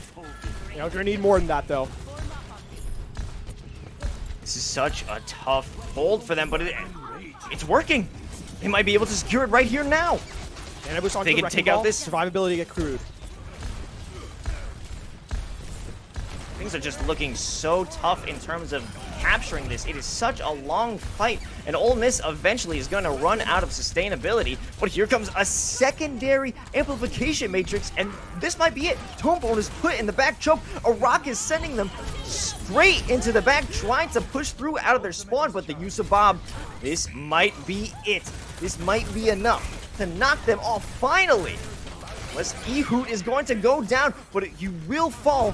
Not before using the minefield, but regardless of that ultimate use, regardless of this attempted take back of this site, Ole Miss coming out on top. I don't know how they did that. That was a 2-minute and 13-second fight that basically didn't stop once Ole Miss got to the objective. So there was 6 minutes on the clock when University of Mississippi started that fight. They finished with 3:47. That's unbelievable. Right, that's so much time spent fighting, and ultimately Louisiana Tech, they were unable. A couple of really critical picks, but a combination of not being able to deny resurrects in a timely manner, combined with the fact that for every one player that was taken out by Louisiana Tech, University of Mississippi replied with 2, and eventually respawn advantage or not, you're just not going to be able to make up that kind of deficit in a timely manner. And yes, there was a lot of stall. But University of Mississippi continued to play the objective, doing a great job of isolating targets and preventing Louisiana Tech from collecting as a unit, as a whole, to get a true fight going. So more of a staggered, drawn-out play to delay time on the objective, and for that, it technically succeeded. But for Louisiana Tech, now they need a huge offense if they want to keep their hopes alive in this series. Yeah, that was such an insane attack from Ole Miss. I really don't even know how the heck they were able to pull that one off, but I am just amazed that they did it. This is Louisiana Tech, however, going to be able to respond with the same aggression. Only time will tell, and look at that. Blep is pulling out the Roadhog because he thought, it's working for Advate. I might as well try it out. This time around, though, the hook, it's successful. It hooks. It gets elimination. Unfortunately, the return eliminations are faster done by University of Mississippi in that regard. That's going to delay Louisiana Tech just a little bit here. Going right into the meat grinder. Ole Miss is sending Louisiana Tech. They did manage to get some frags of their own, but Ehoot over here, being a little cheeky, trying to get that flank, probably knock him off the platform, send him right into the rest of Louisiana Tech that's going to be waiting with open and deadly arms. The longer Ehoot is up here, though, the less effective they are at their role. Because as you can see, as Ehoot's kind of out of the picture, not providing a lot of pressure, Made Boundless is kind of uncontested on the Pharah, plays up super aggressively. You can see aggro searching the backline, looking for Ehoot, making sure no one's getting to the objective. You need to regroup as 5 here to go for an aggressive pick. Mad Dizzle on the Widowmaker, trying to put just that hit scan pressure from long range into, well, the Pharah, but... And here comes the Wrecking Ball. Let's see if it's going to be useful. After all of that patience, Mad Dizzle jump into the top, looking for a pick out here. Does take out the Immortality Field. What else can you get? He does manage to get that far, flying through the sky. Made Boundless taken out and made to respawn. Jerry's there for the refrag. Are they looking to make this play official? Here comes Ehud with the minefield, jumping down onto site. They seem to be all alone, even though they have put themselves in a good position. It's going to be Adve just slowing, decimating the push at this point. Yeah, and Joe, I was saying alive in the middle of the middle of minefield to get the Valkyrie online, to get that sustain back means that Ole Miss has basically stabilized what looked to be the one great fight that was afforded to Louisiana Tech. It's back to the drawing board. It's expensive, make no mistake about it, for Ole Miss, but rather spend that amount to confirm the fight win than to give it up. That's a pickoff that's going to be resurrected and immediately traded, so the Mercy is out of the picture. That is not an angle you want to find yourself if you are Mad Dizzle. But Blep looking to get some revenge, pushing him into that corner, does manage to get that sleep over onto Adve, and this could be the opportunity for Tonebone and the crew to finish this one up and get the first objective, unless Made Boundless has something to say about it with the Rocket Barrage, and it's coming through in a massive way. Yeah, that's actually a big pickoff. Not only does it destroy the shield, it takes out one. This means that there's now a recontest definitely available here for the defense. It's going to be close, but with the pocket back on the Pharah, they can play up so much more aggressively here. Mad Dizzle still on that sniper angle. Takes out that Immortality Field, but they are still holding on to this site. This objective is being held quite nicely. I mean, Ehud going in, forcing them into a corner with that whole hog, but it looks like University of Mississippi is having a okay time defending the top rope. But now it does seem to finally be turning around. Yeah, this is going to be the point captured. There's only 20 seconds left on the clock, though. And I mean, a lot of that threat was, we saw the infra site being used by Matt Dizzle and everyone on University of Mississippi just playing outside of line of sight, right? No one is able to contest the objective, giving space to Blep and Ehud on the tank roll to walk in. And now, I mean, they have an opportunity to try and get to the second objective. I mean, obviously at a time bank disadvantage already, but hey, better an opportunity than none at all. Let's see if they can continue this momentum. Louisiana Tech doesn't have too much to work with, just a Valkyrie, which isn't a great tactical advantage, and a lot to work with on the side of Ole Miss. If they could get things going in their favor, a little bit of aggression over onto Mad Dizzle. Don't allow that sniper to get into a good position, but now the fight's about to begin. Here comes the window. It's looking to do some serious damage over into the dark side as they are making their way in. The angle that Mad Dizzle have is essentially useless when everyone's inside. Exactly that, right? You saw everyone play through dark. Mad Dizzle had no line of sight on the fight, and makes that a 5v6. And defensive advantage is going to mean that that 5v6 is even more dynamic, more threatening, especially after the commit of the Gravitic Flux and the Dragon Strike from Ole Miss specifically. So, I mean, a decent cycling of ultimates there from the University of Mississippi. They don't overcommit to that fight, still have the resources to work with. Matt Dizzle is going to make a switch here off the Widowmaker onto the Ashe. Just a little bit more utility, a little bit more dynamicism, and specifically the dynamite in that from this character selection. So a good change here from Louisiana Tech. Made Boundless coming in for a potential huge flank with the Rocket Barrage, and there it is, picking up only one, hoping to get two. In fact, it was only gotten because Jerry was there for the assist. Nobody else is going to be able to help in securing that one. Dragon Strike at the ready for Tonebone. If they get lined up in a bad position, Ole Miss could be in a world of trouble.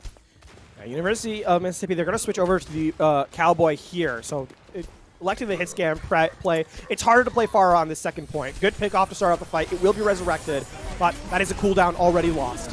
And there's the Dragon Strike coming through, and it splits the point. They have to use the Resurrection, but they're going to be secure with this Immortality Field, even through the Gravitic Flux. It will be a counter Gravitic Flux from King of Ding. He dodges the boulder, he stays alive, and forces so many players to face their doom, including himself, with such a quick and close use of that boulder.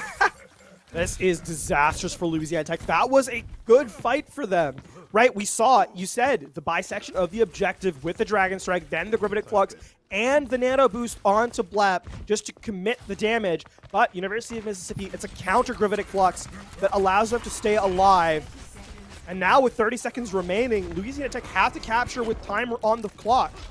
A second at the very minimum, because they need to get a re-attack on this objective. Otherwise, this series, it's looking like it's over for Louisiana Tech here.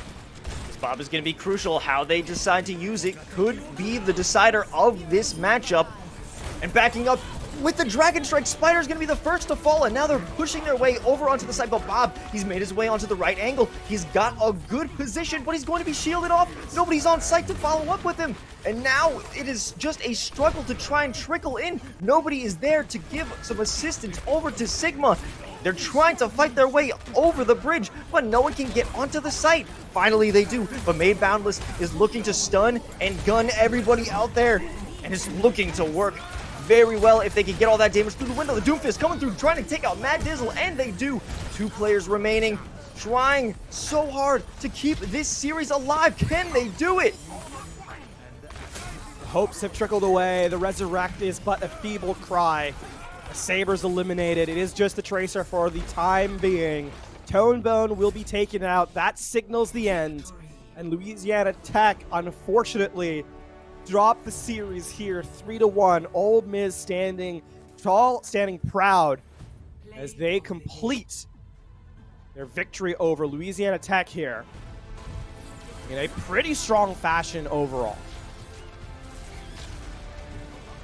What they hoped to accomplish in 3 ended up being done in 4, but regardless of how it got done, Ole Miss came out on top and brings their record to 4-1. That was such a great matchup, LaFon. Oh man, I thought we were actually going to go to map 5. It was a very, very well fought series indeed. Ole Miss just a little bit more, a little bit recognizing their win conditions a little bit closer in the last map. Pardon me, and the speed. I think the pressure that Advait had on the Roadhog was not to be overstated. Coming in, getting the hook, making that confirm into eliminations, and then getting a second or third even in some of these fights. And across the board, Ole Miss had a player step up in a big way, which a big reason as to why they were able to close out the series here in 4 maps. Ooh. Made Boundless had some good opportunities, especially while defending that first site, but it always felt like in regard to the rocket barrages, they never really got to their full potential. They did manage to get some good picks here and there, but it always was just so close to being out of reach of a fantastic ultimate that we saw coming from Mad Dizzle over on Rialto. But regardless, all of them coming together on the side of Ole Miss came through with a very good, staggering plays to make sure that they weren't able to secure that second objective on Temple. Yeah, I mean, the 2 standout players, Mad Dizzle from Louisiana Tech for sure. Just the flexibility across multiple roles specifically. In current Overwatch, it's hard to call a damage dealer, a damage player. We don't really have the hit scan flex projectile role anymore. You have to be strong in multiple different categories, and Mad Dizzle was. We saw the Ashe spectacular. We saw the Pharah really good as well. And some Widow play as on Temple of Anubis. So for me, Mad Dizzle was really a highlight player, figuratively and literally in that map for Louisiana Tech. Advait, on the other hand, I think the Roadhog was a revelation in certain points, right? I think it was a reason why they won map number 1. It just felt like it was throwing Louisiana Tech for a loop. They weren't able to really reply to it. And then the Zarya was still a fairly strong look on King's Row, and then back to the Roadhog here on Temple of Anubis to complete the map in pretty dominant fashion. And so rightfully taking the victory here is Ole Miss. And, a great showing for them to continue to 4-1 on their record here. Yeah, they did a fantastic job, but let's jump over to that main tank, that shield tank, that being King of Ding, who's coming in for an interview. King of Ding, you came through into map 4, you sealed the deal. How do you feel? I feel really good. I mean, it was hard fought, and they got us in game 3.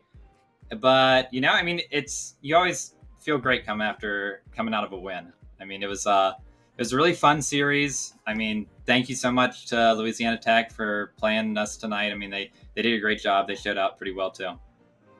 For sure. I want to get a little insight from you specifically because as someone who we've all heard the stories about playing alongside a Roadhog, how difficult it can be for the main tank. They've actually made a name for themselves here. It was really excellently played, but flying under the radar a little bit, playing alongside that kind of role, how do you kind of adapt as the main tank? Well, me and Advit have been playing together for 4 years now, and he's a top 500 Roadhog player. And so he really knows what he's doing. I mean, it works better whenever it's an Orisa Hog meta. I enjoy Orisa.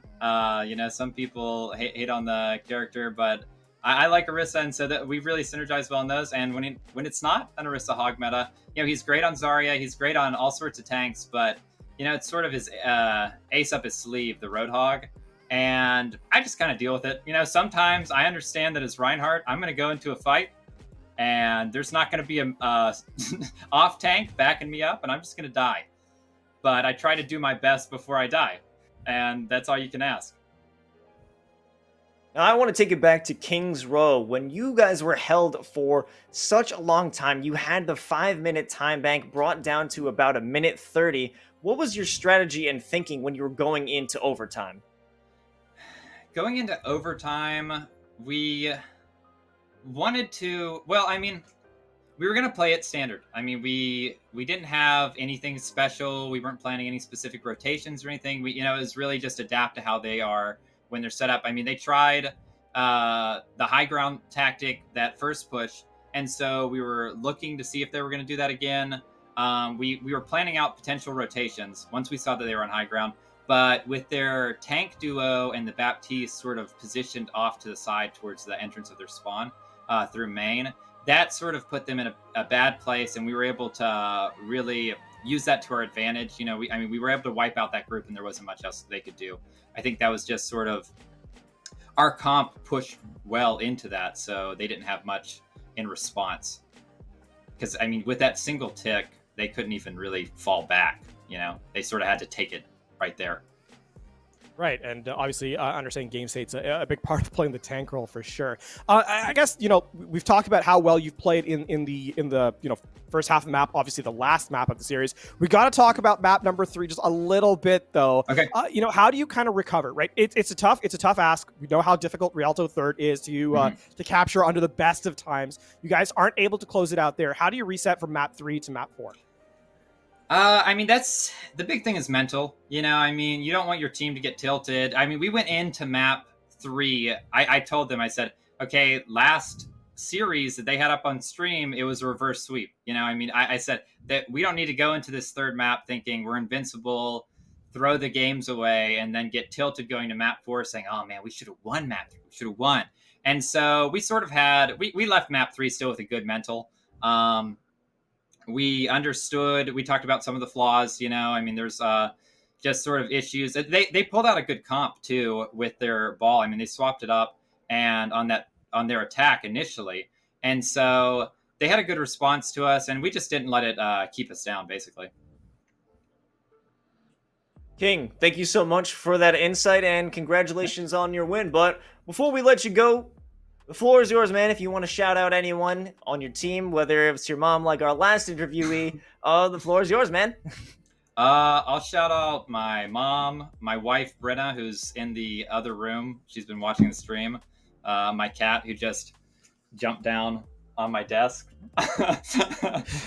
And then, my teammates and my friends from my dental school who were tuning in to watch this too. A couple of them were staying up watching, and so shout out to them also. Great stuff, King. Thanks for the time, and congratulations on your win. Thank you so much. You have a great one. King of Ding is now my favorite player. The fact that a cat was on camera, oh my goodness.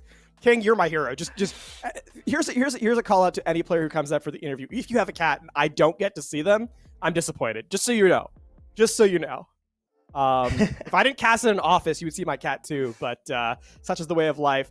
Los, we had a spectacular day of Overwatch today, a best of 5. They went to all 5 maps in our first series, and then to follow up with Louisiana Tech here and Ole Miss was amazing as well, right? I mean, some great Overwatch played here today, and really a highlight night for me for sure. Some history was made and some great Overwatch was played. But that is going to wrap it up for us here at NACE Star League. Of course, I'm Los and he is LaFon. Now, if you're on the Eastern Coast, you got to get to bed, man. It's almost 1. But thank you so much for joining us tonight. And we have plenty more esports action for you throughout this week with NACE Star League. So stay tuned and we'll catch you on the next one.